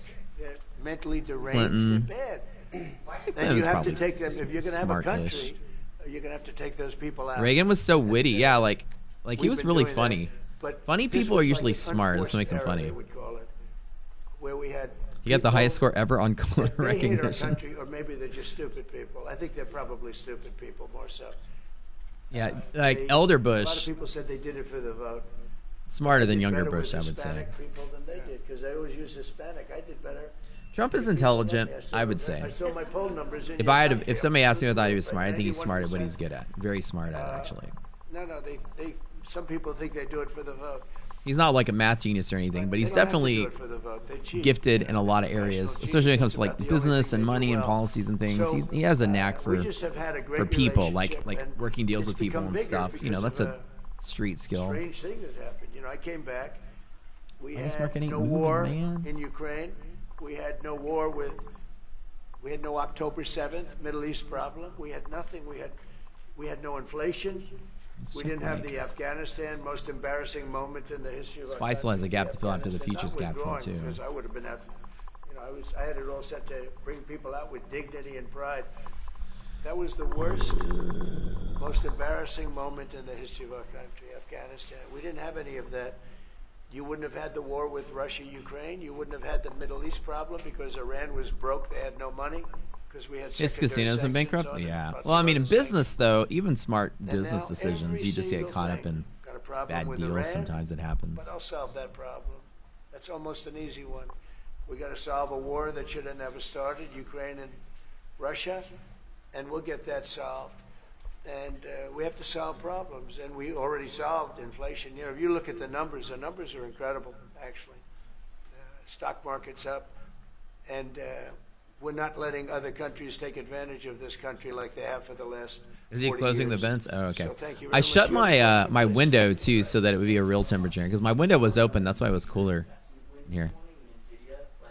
So the mysterious keys that we found weren't his keys. Thank you. Very That's so crazy. That's a question I like. That's true. Ray came in here when Jess and Ray came that one It's one time. of the, Maybe biggest they're not that. announcements you'll That's not ever their hear, keys, are because they? Nvidia, as you know, controls that almost the entire sector, which Oh, is the one of dampener most broke? important Oh. sectors in the world, between chips and semiconductors and everything else. And they're the biggest. And the other biggest we already have coming in and spending $300 billion, as you know. They announced 2 weeks ago. But Nvidia is so highly respected. And this was an announcement that a lot of people, I knew it was going to happen, but not to the extent that it happened. It's big. And the reason they did There's it a lot is of because of the election choppiness on around this November gap fill 5th, here. and because of a thing called tariffs, as I say, the most beautiful word in the dictionary. After love, God, relationship, the press actually hit me. I said, tariff is the most beautiful word in the dictionary. What about family, love, God? So I got hit even on that. You understand? I said, okay. So now I say it's my 5th most favorite word because they get you on anything. But no, that Nvidia, it's one of the great companies of the world. Modern, super modern companies, controls segments that nobody, you know. Say what we want to hear. Controls the world in a sense. Come on, say the line. Just say it. Hundreds of billions of dollars. Not like millions of dollars, hundreds of billions of dollars, and I'm honored by it. And I want to thank Jensen and all of the people that we deal with. They're great people, they're brilliant people. And without tariffs, they wouldn't be doing it. Okay? Thank you very much. Yeah, please, go ahead. Considering additional sanctions against Russia after their latest attack, and do you have an update on the rate and when you might announce them? Well, I already have sanctions on Russia. I put them there. Just say the line, Bart. Remember, Nord Stream I didn't 2, do it. That's the big pipeline that goes through Europe. I stopped it. That's Russia's pipeline, the largest pipeline, I think, in the world. Goes to Germany. And I stopped it. And when Biden came in, he approved it. And then they say, oh, I'm friendly with Russia. No.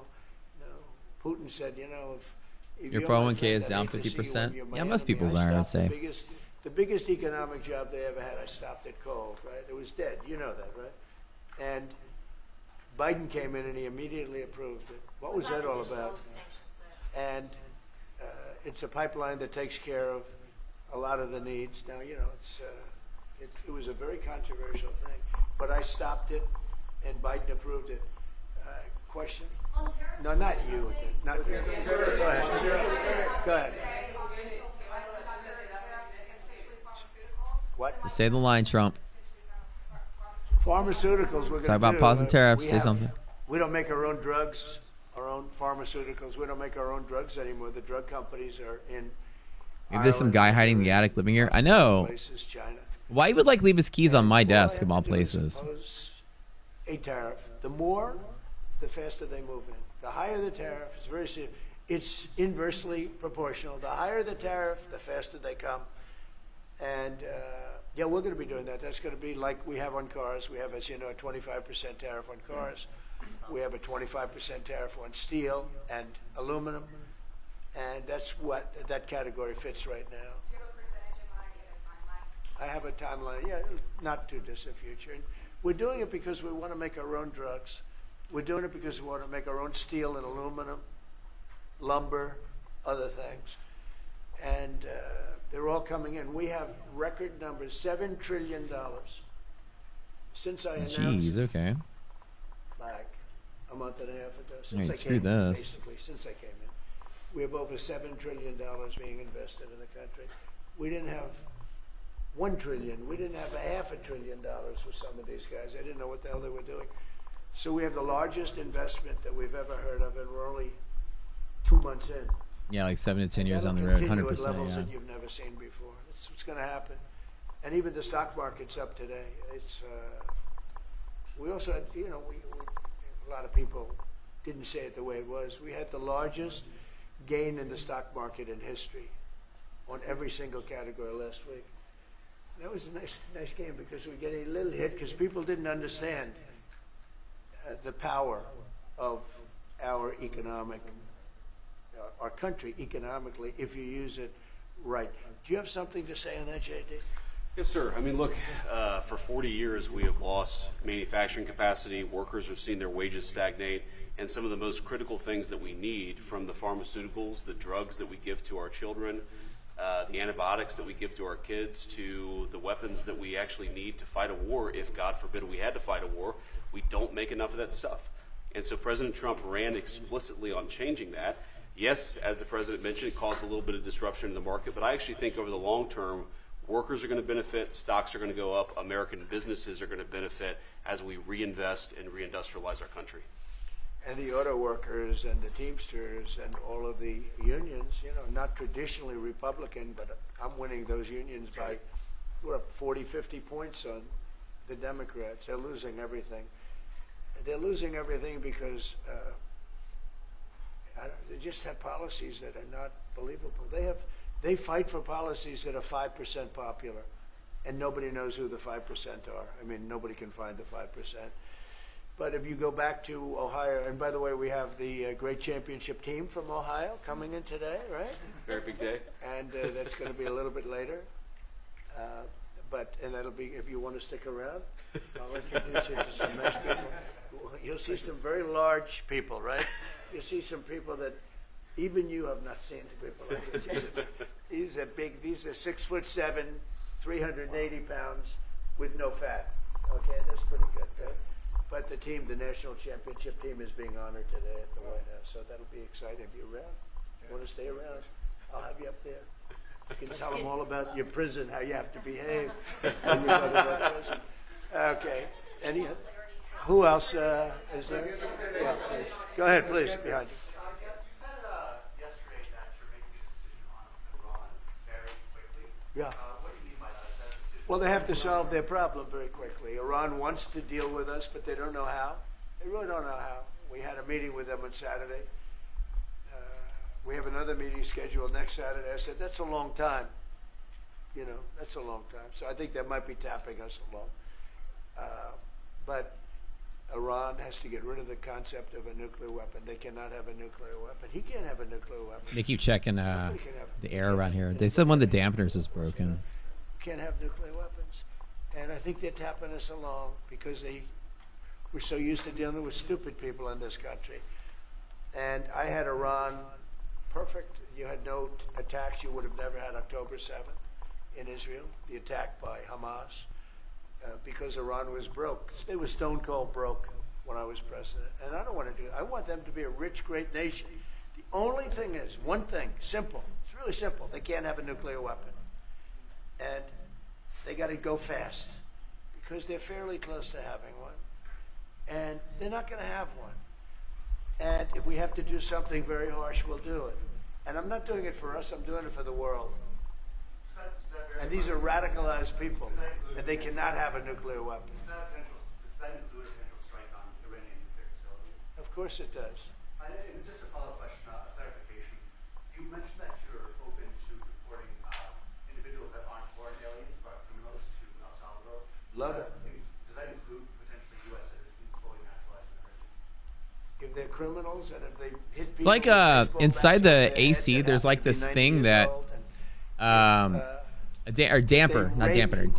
It's like a women in did I say dampener? Brooklyn. It's like Yeah, that includes like a valve in a way. Special Let me category get you a of picture. person. They're as bad as anybody that comes in. We have bad ones too, and I'm all for it because we can do things with the president for less money and have It's like great this. security. It's in a duct. It's like We have a huge prison population. We have a huge It just number of prisons, and then we have the private turns like prisons, this and some are opens the airflow. operated So well, basically, I you guess, have some your aren't. air going to different places. Like your air conditioner's Does a great pushing job air with out, that. and then it We have goes to others like who different sections of the negotiate house. We have with 3 sections of the house. But no, if So when you it's- set if your it's thermostats if differently, it's it just basically diverts the airflow homegrown more criminal, this way, less this I way have no problem. Now, to maintain temperature. we're It's like a studying valve, the yeah. laws right now. Pam is studying. Controls If we the can do zone. That, that's good. And I'm talking about violent people. I'm talking about really bad people. Really bad people. Every bit as bad as the ones coming in. And I made the statement when I heard about this a long time ago now, 4 years ago. When I heard that this guy was having open borders, I said every single criminal from all over the world is going to be dumped into our country. And that's what happened. Jails, the jails of the Congo were emptied out. The jails of Venezuela were emptied out. And you know what happened? Their crime went way down. But now Venezuela has other problems. You know what the problem is? They have no money. Because I shut off their oil and we put secondary tariffs because they're not doing what's right over there. They know what to do. We spoke to them. I spoke to them. They know what to do. But they have no money. Venezuela has no money. But Iran had no money. And Iran behaved so beautifully. And then Biden took all those secondary tariffs and tariffs on.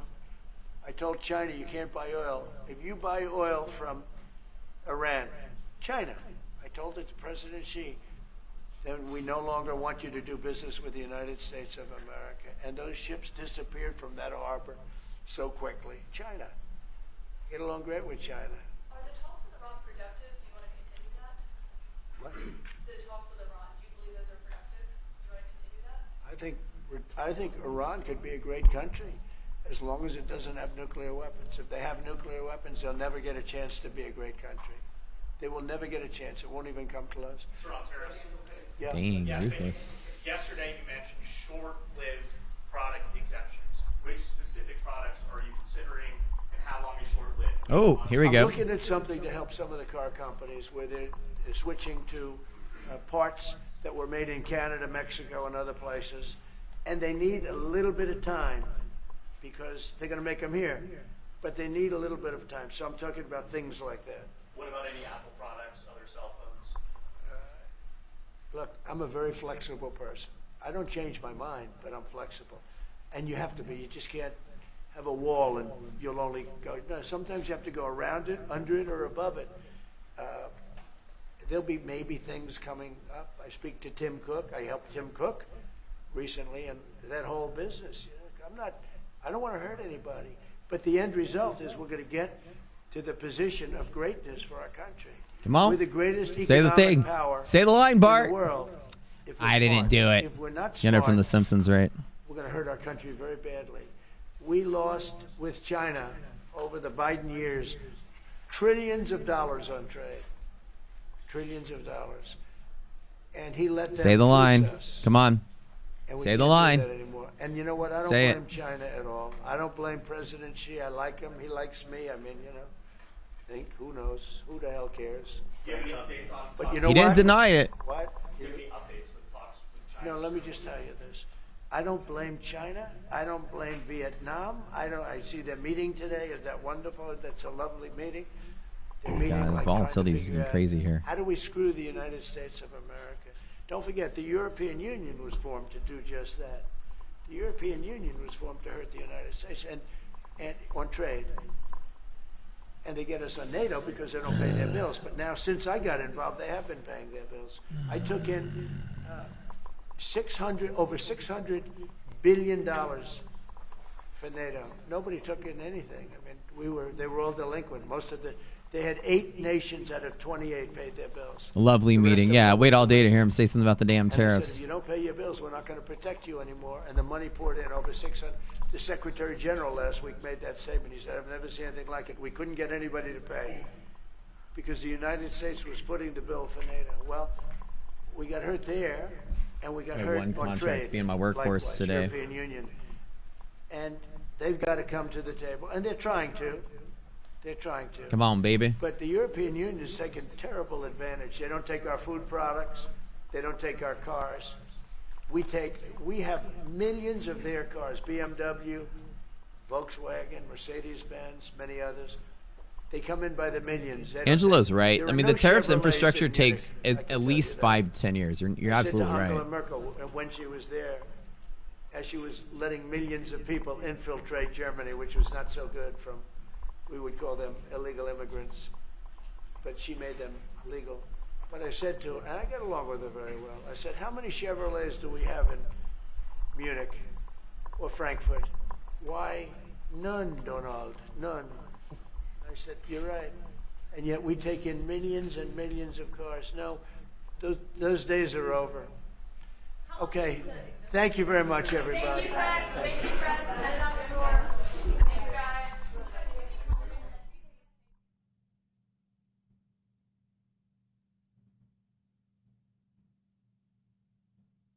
Wait, I won something?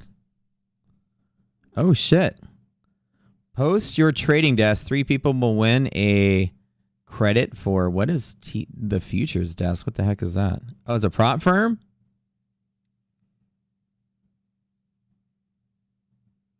Oh, somebody had a post your trading setup. I just posted it just to brag, and then apparently I won some kind of credit for the futures desk. I never heard of these people. That sounds cool. Let's take a look at it. I think you did tell me about MF2. Actually, that is who you're mentioning about. It's a new prop firm. Well, check it out. I got a free I won a free credit.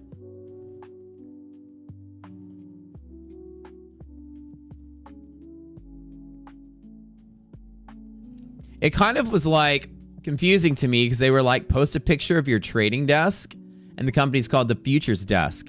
I thought it was a desk company. I don't know. I didn't realize it was an actual trade desk. I was just like, oh, post your setup. Okay. Apparently my setup won the competition. I have a really nice trading setup.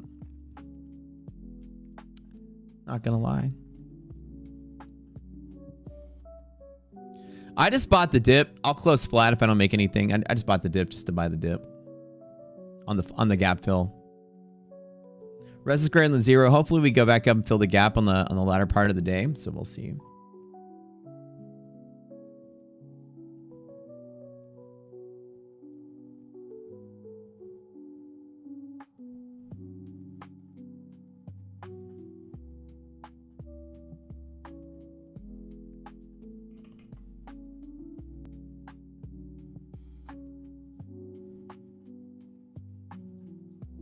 So I'm just taking a technical long here off of the gap fill with positive res. It's not a terrible scalp to take from here to there at minimum. We do also have MHP supporting here, which is also a good long setup. I've grabbed it in 2 of my accounts. So this is the only account that's still struggling to be green today.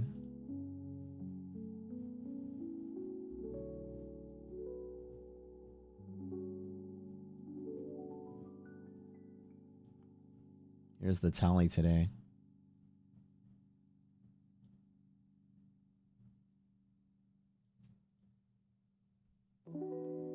I'm only longing into the accounts with 1 contract each.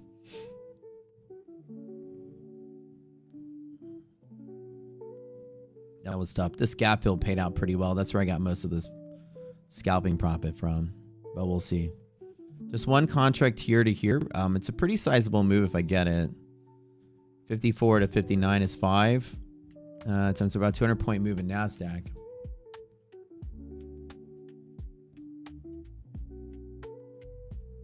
The 40-point stop.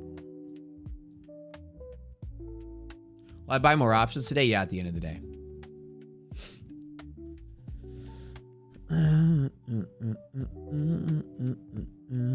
Always buy options at the last minute of the day, like literally at the very end.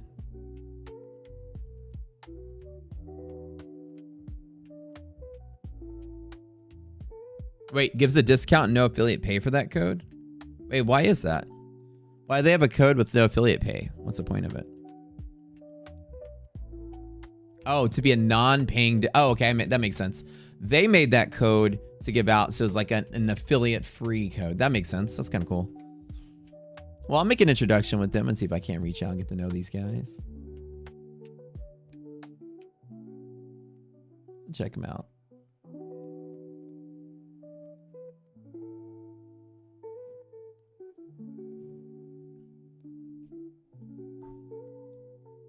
How am I green? I bought this dip right here in all of my accounts while Trump was talking on the gap fill. and I was already up in most of the days. I was only trading earlier on just one account.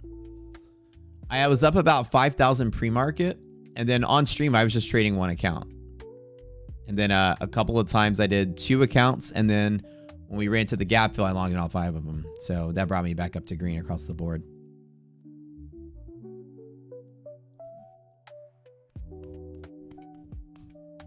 I took a loss. I took a win. I took another loss. I took another loss, and then I waited.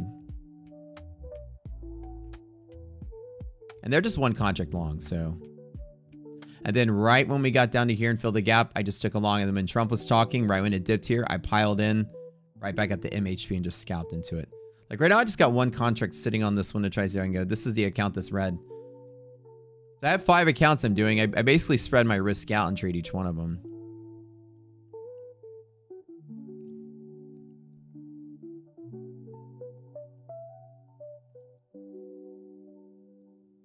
Now, if you get my platform, you don't need any other charting platform. We give you all the stuff with us. You don't need TradingView.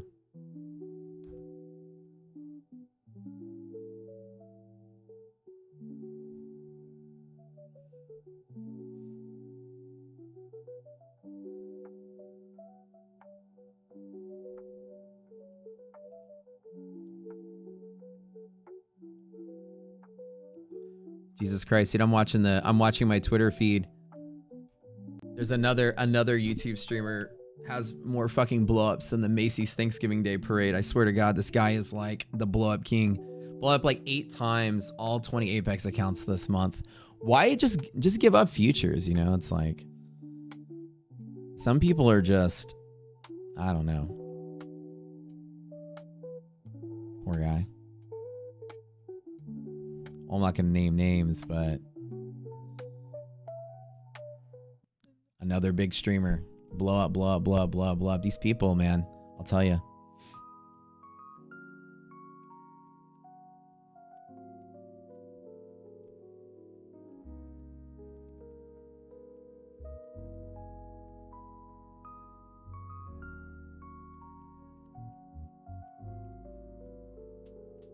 So just so you guys know, y'all are used to watching a bunch of moronic numbskulls before y'all came over here that trade all 5 of their accounts together, tether them together, trade all 5. I don't do that. I do what I do to make a difference so that I can actually make money. I'm using them to dollar cost average into each other. I mean, that's the trick to doing well with this.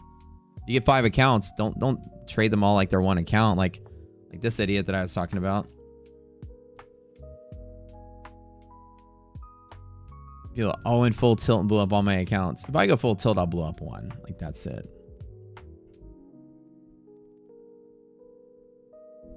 CQG option you have to choose level 1 CME data. That's all you need. So you can only have 5 accounts with Tradeify. Excuse me.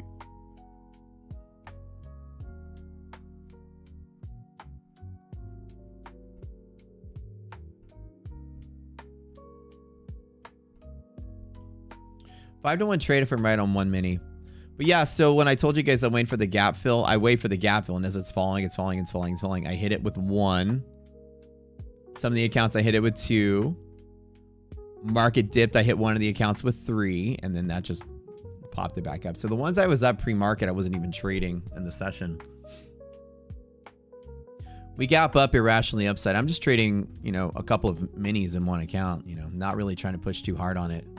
But on a strong gap fill with positive res, I hit it hard across the board. So I usually wait to hit the harder trades with the confidence is high. How does mindset affect futures trading? I mean, you have to really know what you're doing. I would say a lot of people don't. And especially futures trading, there's a lot of leverage that's at play. You can take a lot of risk without knowing it, and you have to be very careful. Understanding the mode of volatility that we're in, this is why I'm only trading 1 contract. I don't need 2 contracts or 5 contracts or 10 contracts to put $5,000 in this account today. If this rallies back up to target, this is a $5,000 trade with just 1. TPT and Apex, you don't trade? I'm only doing 1 on the stream because it's more honest and transparent to just do 1 prop firm company. Because people will like trade multiple prop firms and just show you their winning prop firm.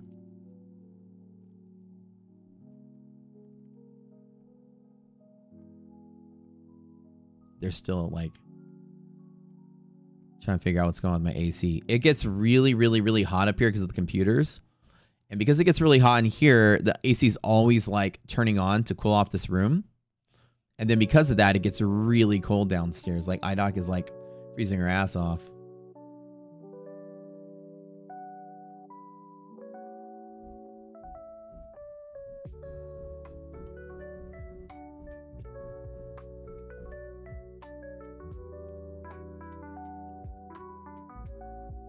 What's a mini split? What is that?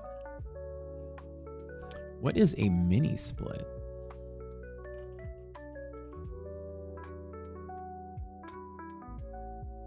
Oh, like a window unit?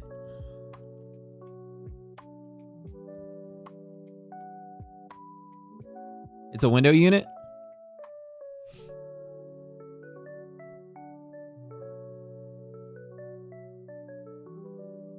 Or what? Or it just sits in the ground?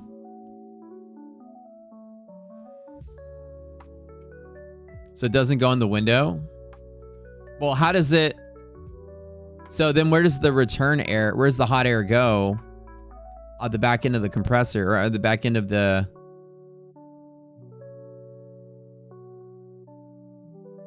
Where are you pumping the hot air? I guess it just goes back into the ductwork.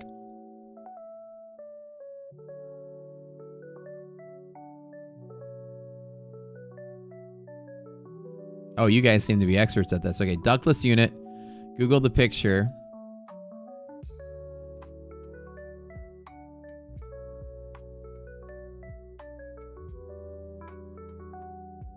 Okay. These are like the sale. I don't want to buy one. Here we go. Let's go to Home Depot.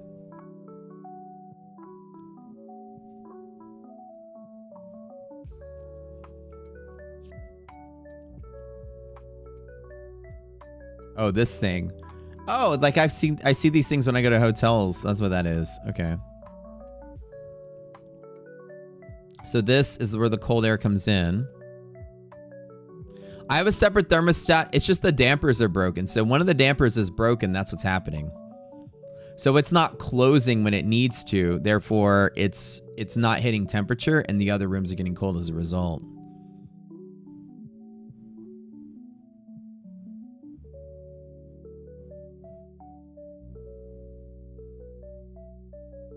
The compressor is outside.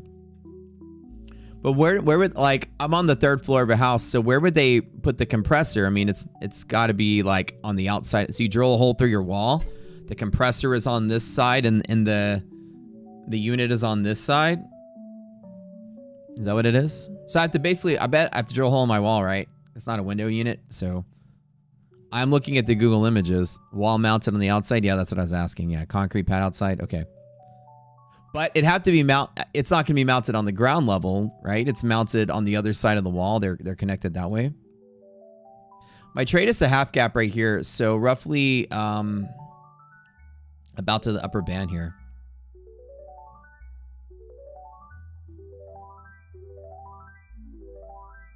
Yeah, I'm not going to buy a new unit. They're just going to fix the dampers. But I could. That's a good idea if I needed one. Compressor, 1st floor outside, run the line, set to ground level, and then I run it all the way up the exterior wall to the upper part of whatever hole I drill in the wall, and then they put the ductwork through the bricks. You need a duct.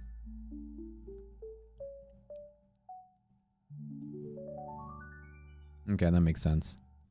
And they just put little hoses, I guess. Well, how does the air? Well, not a duct, but yeah, a line. You need some kind of air, a tube or a pipe or something. How big would it be? For friction to go up, like maybe like 1 inch to 2 inches at minimum. Can't be smaller than that, right? 3 inches maybe. Copper lines. No air hose, just 3 inches. Okay. Oh, 3 inches. Okay. Okay.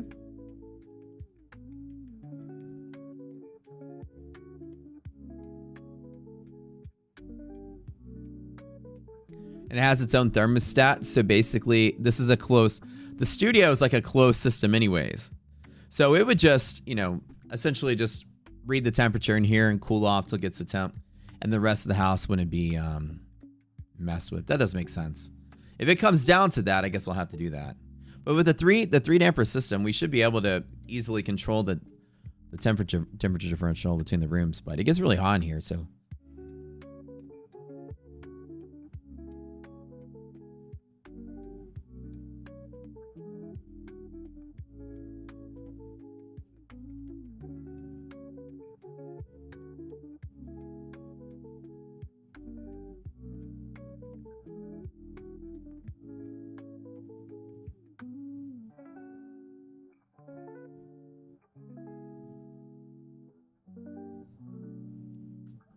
Just Freon lines? Oh, okay. Oh, okay. So I get it. So okay. Now I'm starting to piece it out. So the condenser or the compressor, everything is outside. Then the Freon comes inside through a tube.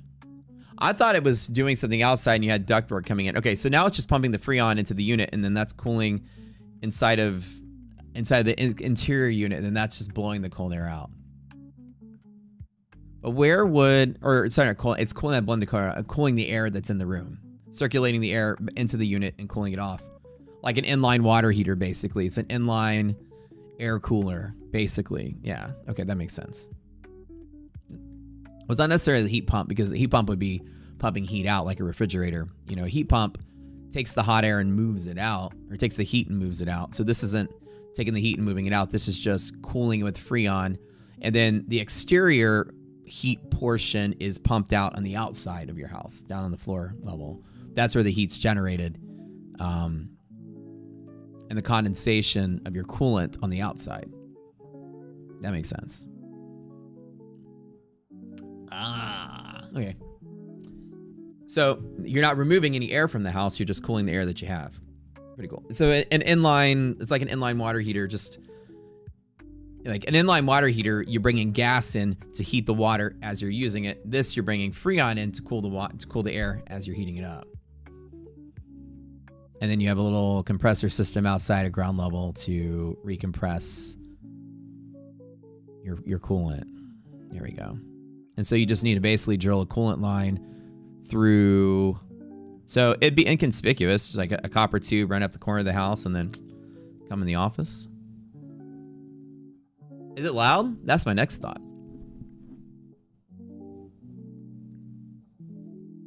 The blower, the fan that's blowing the air out is it loud? They have to be silent. They're not loud? Oh, even iDoc knows what they are. Everybody's heard of these things of me, I guess. Not like the hotel units. Yeah. There's fucking icicles hanging off the hotel units sometimes. They're so loud and so cold. They're really quiet. You have 6 in your Vietnam house. Yeah, their family has a mansion in Vietnam. Literally a 5-story house. It's insane. With like 40 rooms in it, I swear.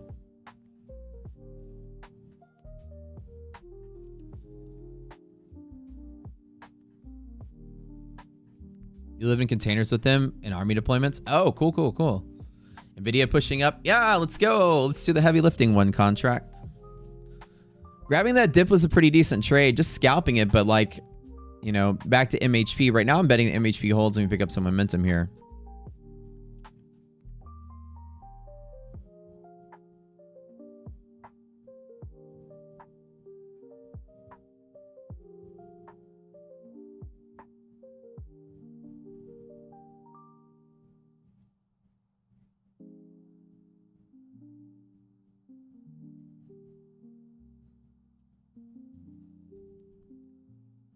Are they royalty in Vietnam? Kind of. But like Hollywood style royalty.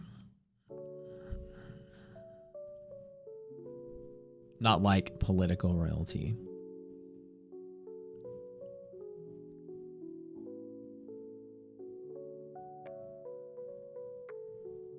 Her mom is like super famous.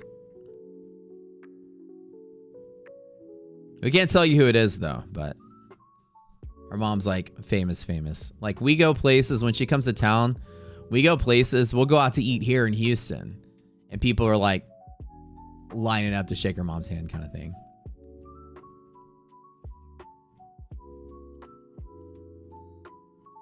You'd rather replace the whole system than piecemeal separate section of the home. Yeah, like, and the whole point is that it's not because it's like separate section of the home. It's like specifically the office here is, you know, I mean, I've got with all the screens, computers. I got a laptop here, got a computer here. It builds up a lot of heat in this room. Just because it's constantly always on. All the peripherals, all the lighting, everything in here generates heat. The mini fridge generates heat. It's a fridge, so you know.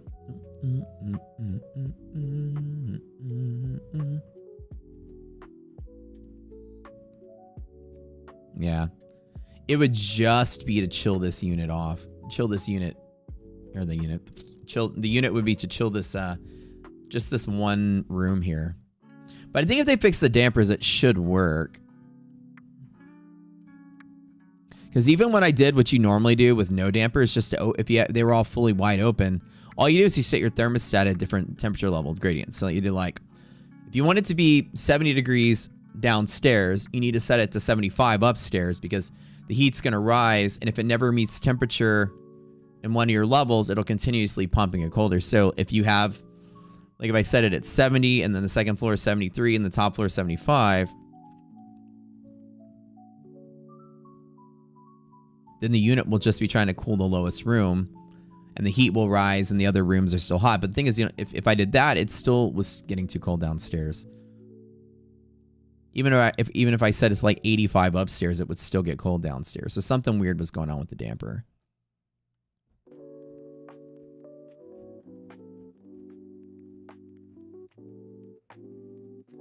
Two gaming PCs. Yeah, that's what I got in here basically. I've got 2 gaming PCs and a mini fridge. All 3 of these things generate heat and pump heat out into the room. The mini fridge probably not so much, but it's a continuous source of heat. Plus, that light bulb right there is an incandescent bulb because they only had a certain kind of bulb that would fit that. They didn't have LED versions, so we couldn't find them. So that bulb is kind of like a little infrared French fry bulb kind of feel. You get, it's like you can feel a little warm. What's in the mini fridge? Bodies. Severed heads. Usually a bag of chips and a bunch of Celsius. That's basically it. Open the fridge to cool. That's actually kind of funny. That actually would be, that would I don't know if that would actually net cool the system though, because nothing's leaving the room. The fridge is just circulating the same warm air back into itself and continuously just adding energy to cool the room. So theoretically, if I open the fridge, I wonder how much would it put enough cold air in the room? Because whatever it cools, no, because this is thermodynamics. Whatever it cools in here, the same heat that's removed is pumped out the bag. So a fridge couldn't be used to cool a room off. If you're wrapping your head around the thermo there, engineers here would get it. So energy is not lost outside of this room. So if it's making 60 degree air here, it's making 80 degree air here. So if I cool it with the 60 to spin the 80 out, they mix back up at the same temperature, unfortunately. Stick the fridge, but if I stuck the fridge halfway out the window, then that would work. The bodies of all my bad trading decisions, yeah. All of my bad trades. Today's been kind of I got lucky on this. I took some heat. This one account is the one that's was minus 480 and now it's up finally. But I waited for the gap fill and just grabbed it. Seems like was a good setup here with positive res. Whatever panic that was going in that pre-Trump announcement or chat is over. Oh, and I got one more meeting in 15 minutes to go meet with the team. Talk about the data feeds. Did you guys have a good time today with your data feeds coming in perfectly crystal clear? 15 seconds in. I don't know what or who was, and that's what today's meeting is about, to finalize this decision as being the right course of action. and to figure out who or what was automating calls to our server, manual calls that were basically hijacking the pipelines pre-market. So like essentially even before our server makes its call to run the liquidity map that's standard for everybody, there were custom requests hitting the server, manual requests. And a manual request is processed by the server because it's not pre-manufactured. We haven't already done the calculations. So people are interrupting the normal course of calculations with custom calculations, and plentiful amount of them. So unplugging it would be open the fridge to cool. Smart. Unplugging it would be more effective. Yeah, as Andrew said, unplugging the fridge would probably be more effective because it has mechanical components. The electricity actually generates more heat than is removed from the air itself, and the inefficiency of the unit, and the fact that it's a frictionless, non-perfect, heat engine or heat pump, is that the mini fridge actually produces more heat than it does cool. Thermodynamically, it must. There's always, if you take the heat that's removed from the air, and it pumps out this way, and then you have the cold air that's colder, pumps out this way, that thermodynamically is equal, but the friction in the machine adds more heat to the system. And it must, because the entropy must be greater than 0 for the process to even work. Therefore, the friction is converted to heat instead of mechanical. The mechanical work creates friction, which creates heat, which heats up the room. So technically speaking, unplugging the mini fridge would have a cooling effect, whereas opening the mini fridge door would actually do nothing but make me feel cool if I'm standing next to it, but ultimately generate more heat for the room. God, it's like revisiting my thermo class. Oh, them's were the days.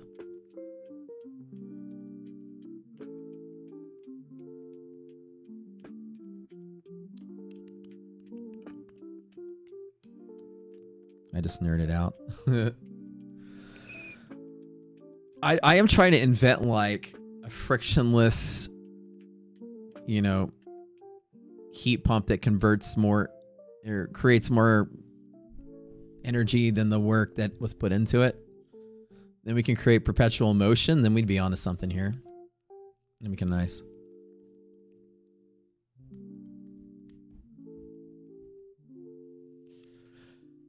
So I got this one long contract just in 2 of the accounts. I'm just chilling on it, waiting to see if we hold MHP on futures. I'm waiting to see if we hold the gap fill. Hopefully we get some momentum off of this. We'll see.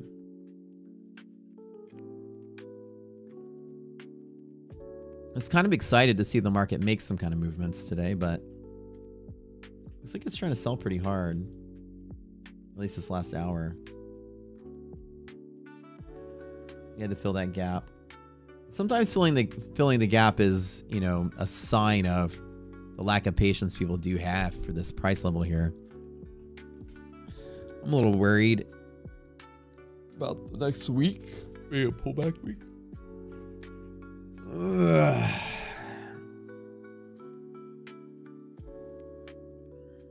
Did Pickle confess to those keys? Did Pickle steal the keys from somebody?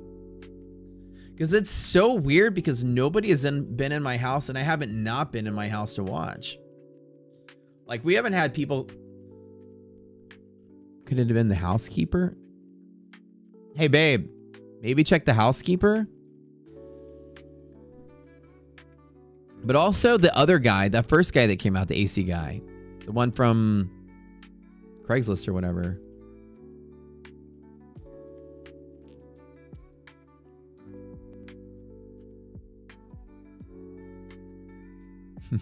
Don't discuss perpetual motion or I'll be defaulted. How am I making money catching falling knives? Have you never watched me trade? I make money in every environment. Gap fill with positive resilience is like a gimme trade. Right now, I'm basically all flat now. It was up about $1,000, but this is just a 4-to-1 setup just to go to half gap. All signals and signs today are not bearish, so I'm just catching. I've been catching scalps up on the right pivots. That's all I do. But picking direction is not what you're not the goal of a successful day trader.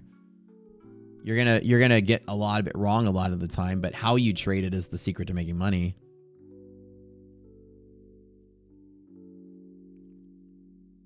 The gray box here or the gray box here? This one over here? Or this one over here? Which one?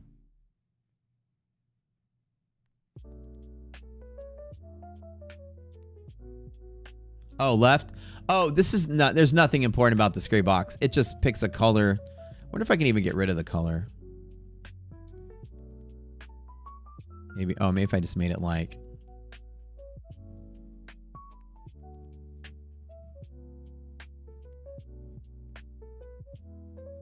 Like, trading view just picks color. I don't know if I can make it like.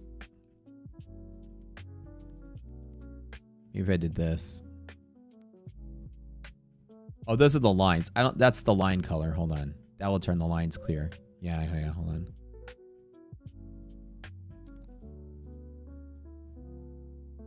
Oh, here we go. Background. That's what I wanted to do.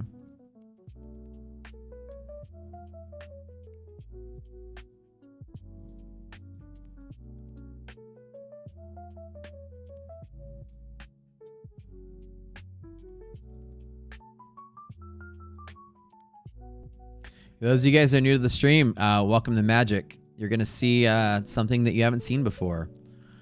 I'm long in the market even when it's falling and still making money. What the hell is this, like 14K? 12K? You have to pick the direction right, just how you trade it. That's all that matters. Now, if I'm wrong on this, which I'm looking to see if, you know, stability is good here. Market typically holds. We fill the gap to the downside. But the stocks themselves are actually holding their gap and go for the most part. While we did have some selling in Nvidia and other stocks, the majority of the stocks are hanging tight, which is why I'm planning one contract for the end of the day move back up to half gap. So by the end of the day, we're going right to there, and that's my scalp. It's a 4-to-1 setup in NASDAQ.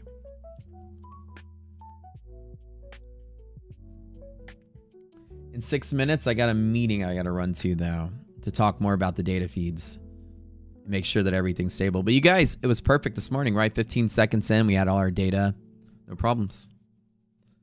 This is the fastest it's been. I also did some infrastructure changes on the way the server executes some of the functions that it's doing. We changed. Let me see if I can tell you. Easily understood. We changed the priority of certain things that it's doing to make it more efficient. We removed all manual calculations that somebody could be sending manual calcs to the server. As you see, liquidity map only has 2 options and functions now, which is only the 2 that you use, monthly map and liquidity map. We used to have a manual thing on there for people to test manual setups and change certain things. We got rid of that, and now it's all automated. It basically, all your communication goes straight to our server instead of the manual, which circumvents our server and runs to the calculator. And that was kind of prioritized because a manual calculation, it's added right into the stream the moment it's entered. It's not queued up to go at the end of the regular comp. So the idea I designed it originally that way was because if I wanted to run something manual, I, as the person piloting the ship, should choose to do so, and the output should be available to me immediately. Me, Matt. But now it's available to you guys, and then in the platform instead of the old app that we used to have. Every member here can circumvent, you know, the 500 calculations we need to do for the DD band and hop in line before those calculations are even queued up. So we removed the priority of manual calculation and all that stuff so that it does the automated stuff first and then kicks it out. And it was done flawlessly today. So that was a good design choice to redo it that way.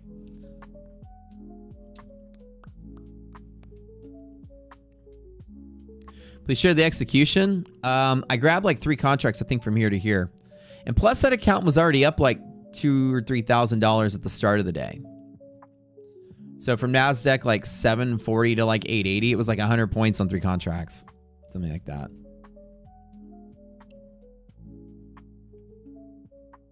Which is what?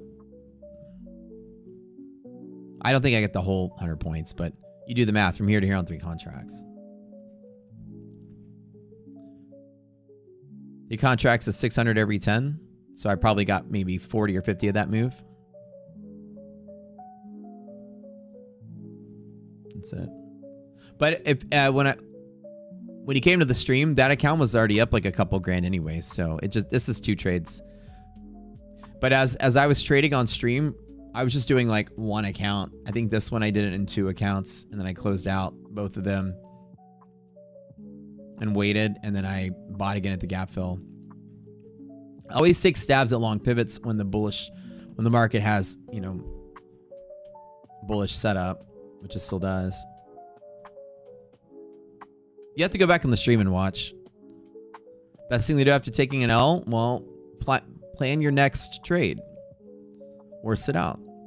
Like plan another trade, like justify another trade. Like what else would you do that was different than what you did before? Is there another setup? You know, take your time and kind of revisit it. And this one contract is up and down, kind of pissing me off.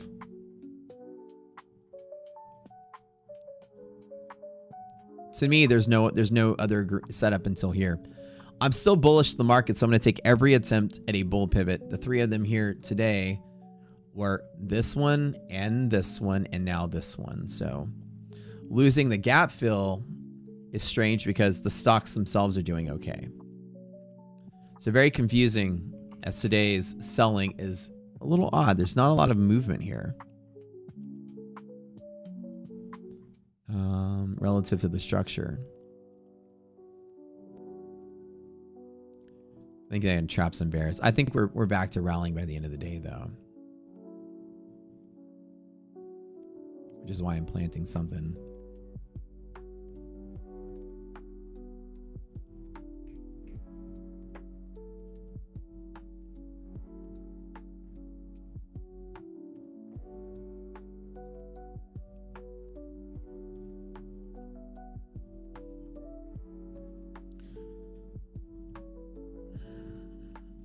No, MHP break. That's what caused it. So when we lost the monthly hedge pressure right out the door, that's what catalyzed the move down. So this shouldn't have happened. Here to here. That created the turmoil.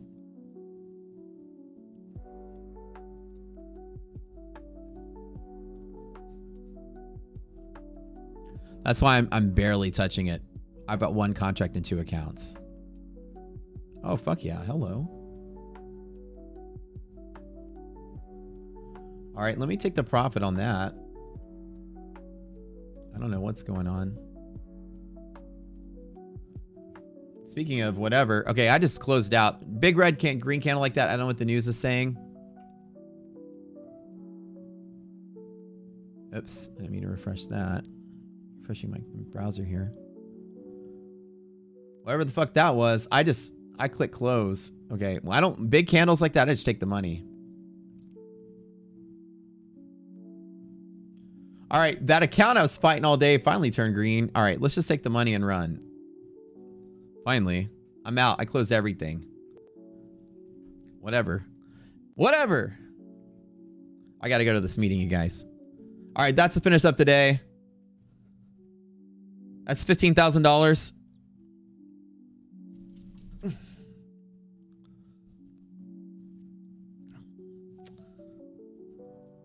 All right, I got to go to the meeting. They're yelling at me. I don't know what this was, but the universe threw me the trade I wanted. I took it. You got to be prepped and ready to go. Fat day fat speaking. Oh, okay. All right, guys. I love y'all. Don't forget to sub the channel. Don't forget our boot camp. We're going to start over in about 10 days. So get prepped and ready to go if you want to do our boot camp. 20 days, $20. Learn day trading. The person today, Matt, I've only seen you take falling knives. How are you making money? I know the high volume pivots, even on the downside. I know where to get in. What was the exit? I just pushed exit when it jumped up 150 points.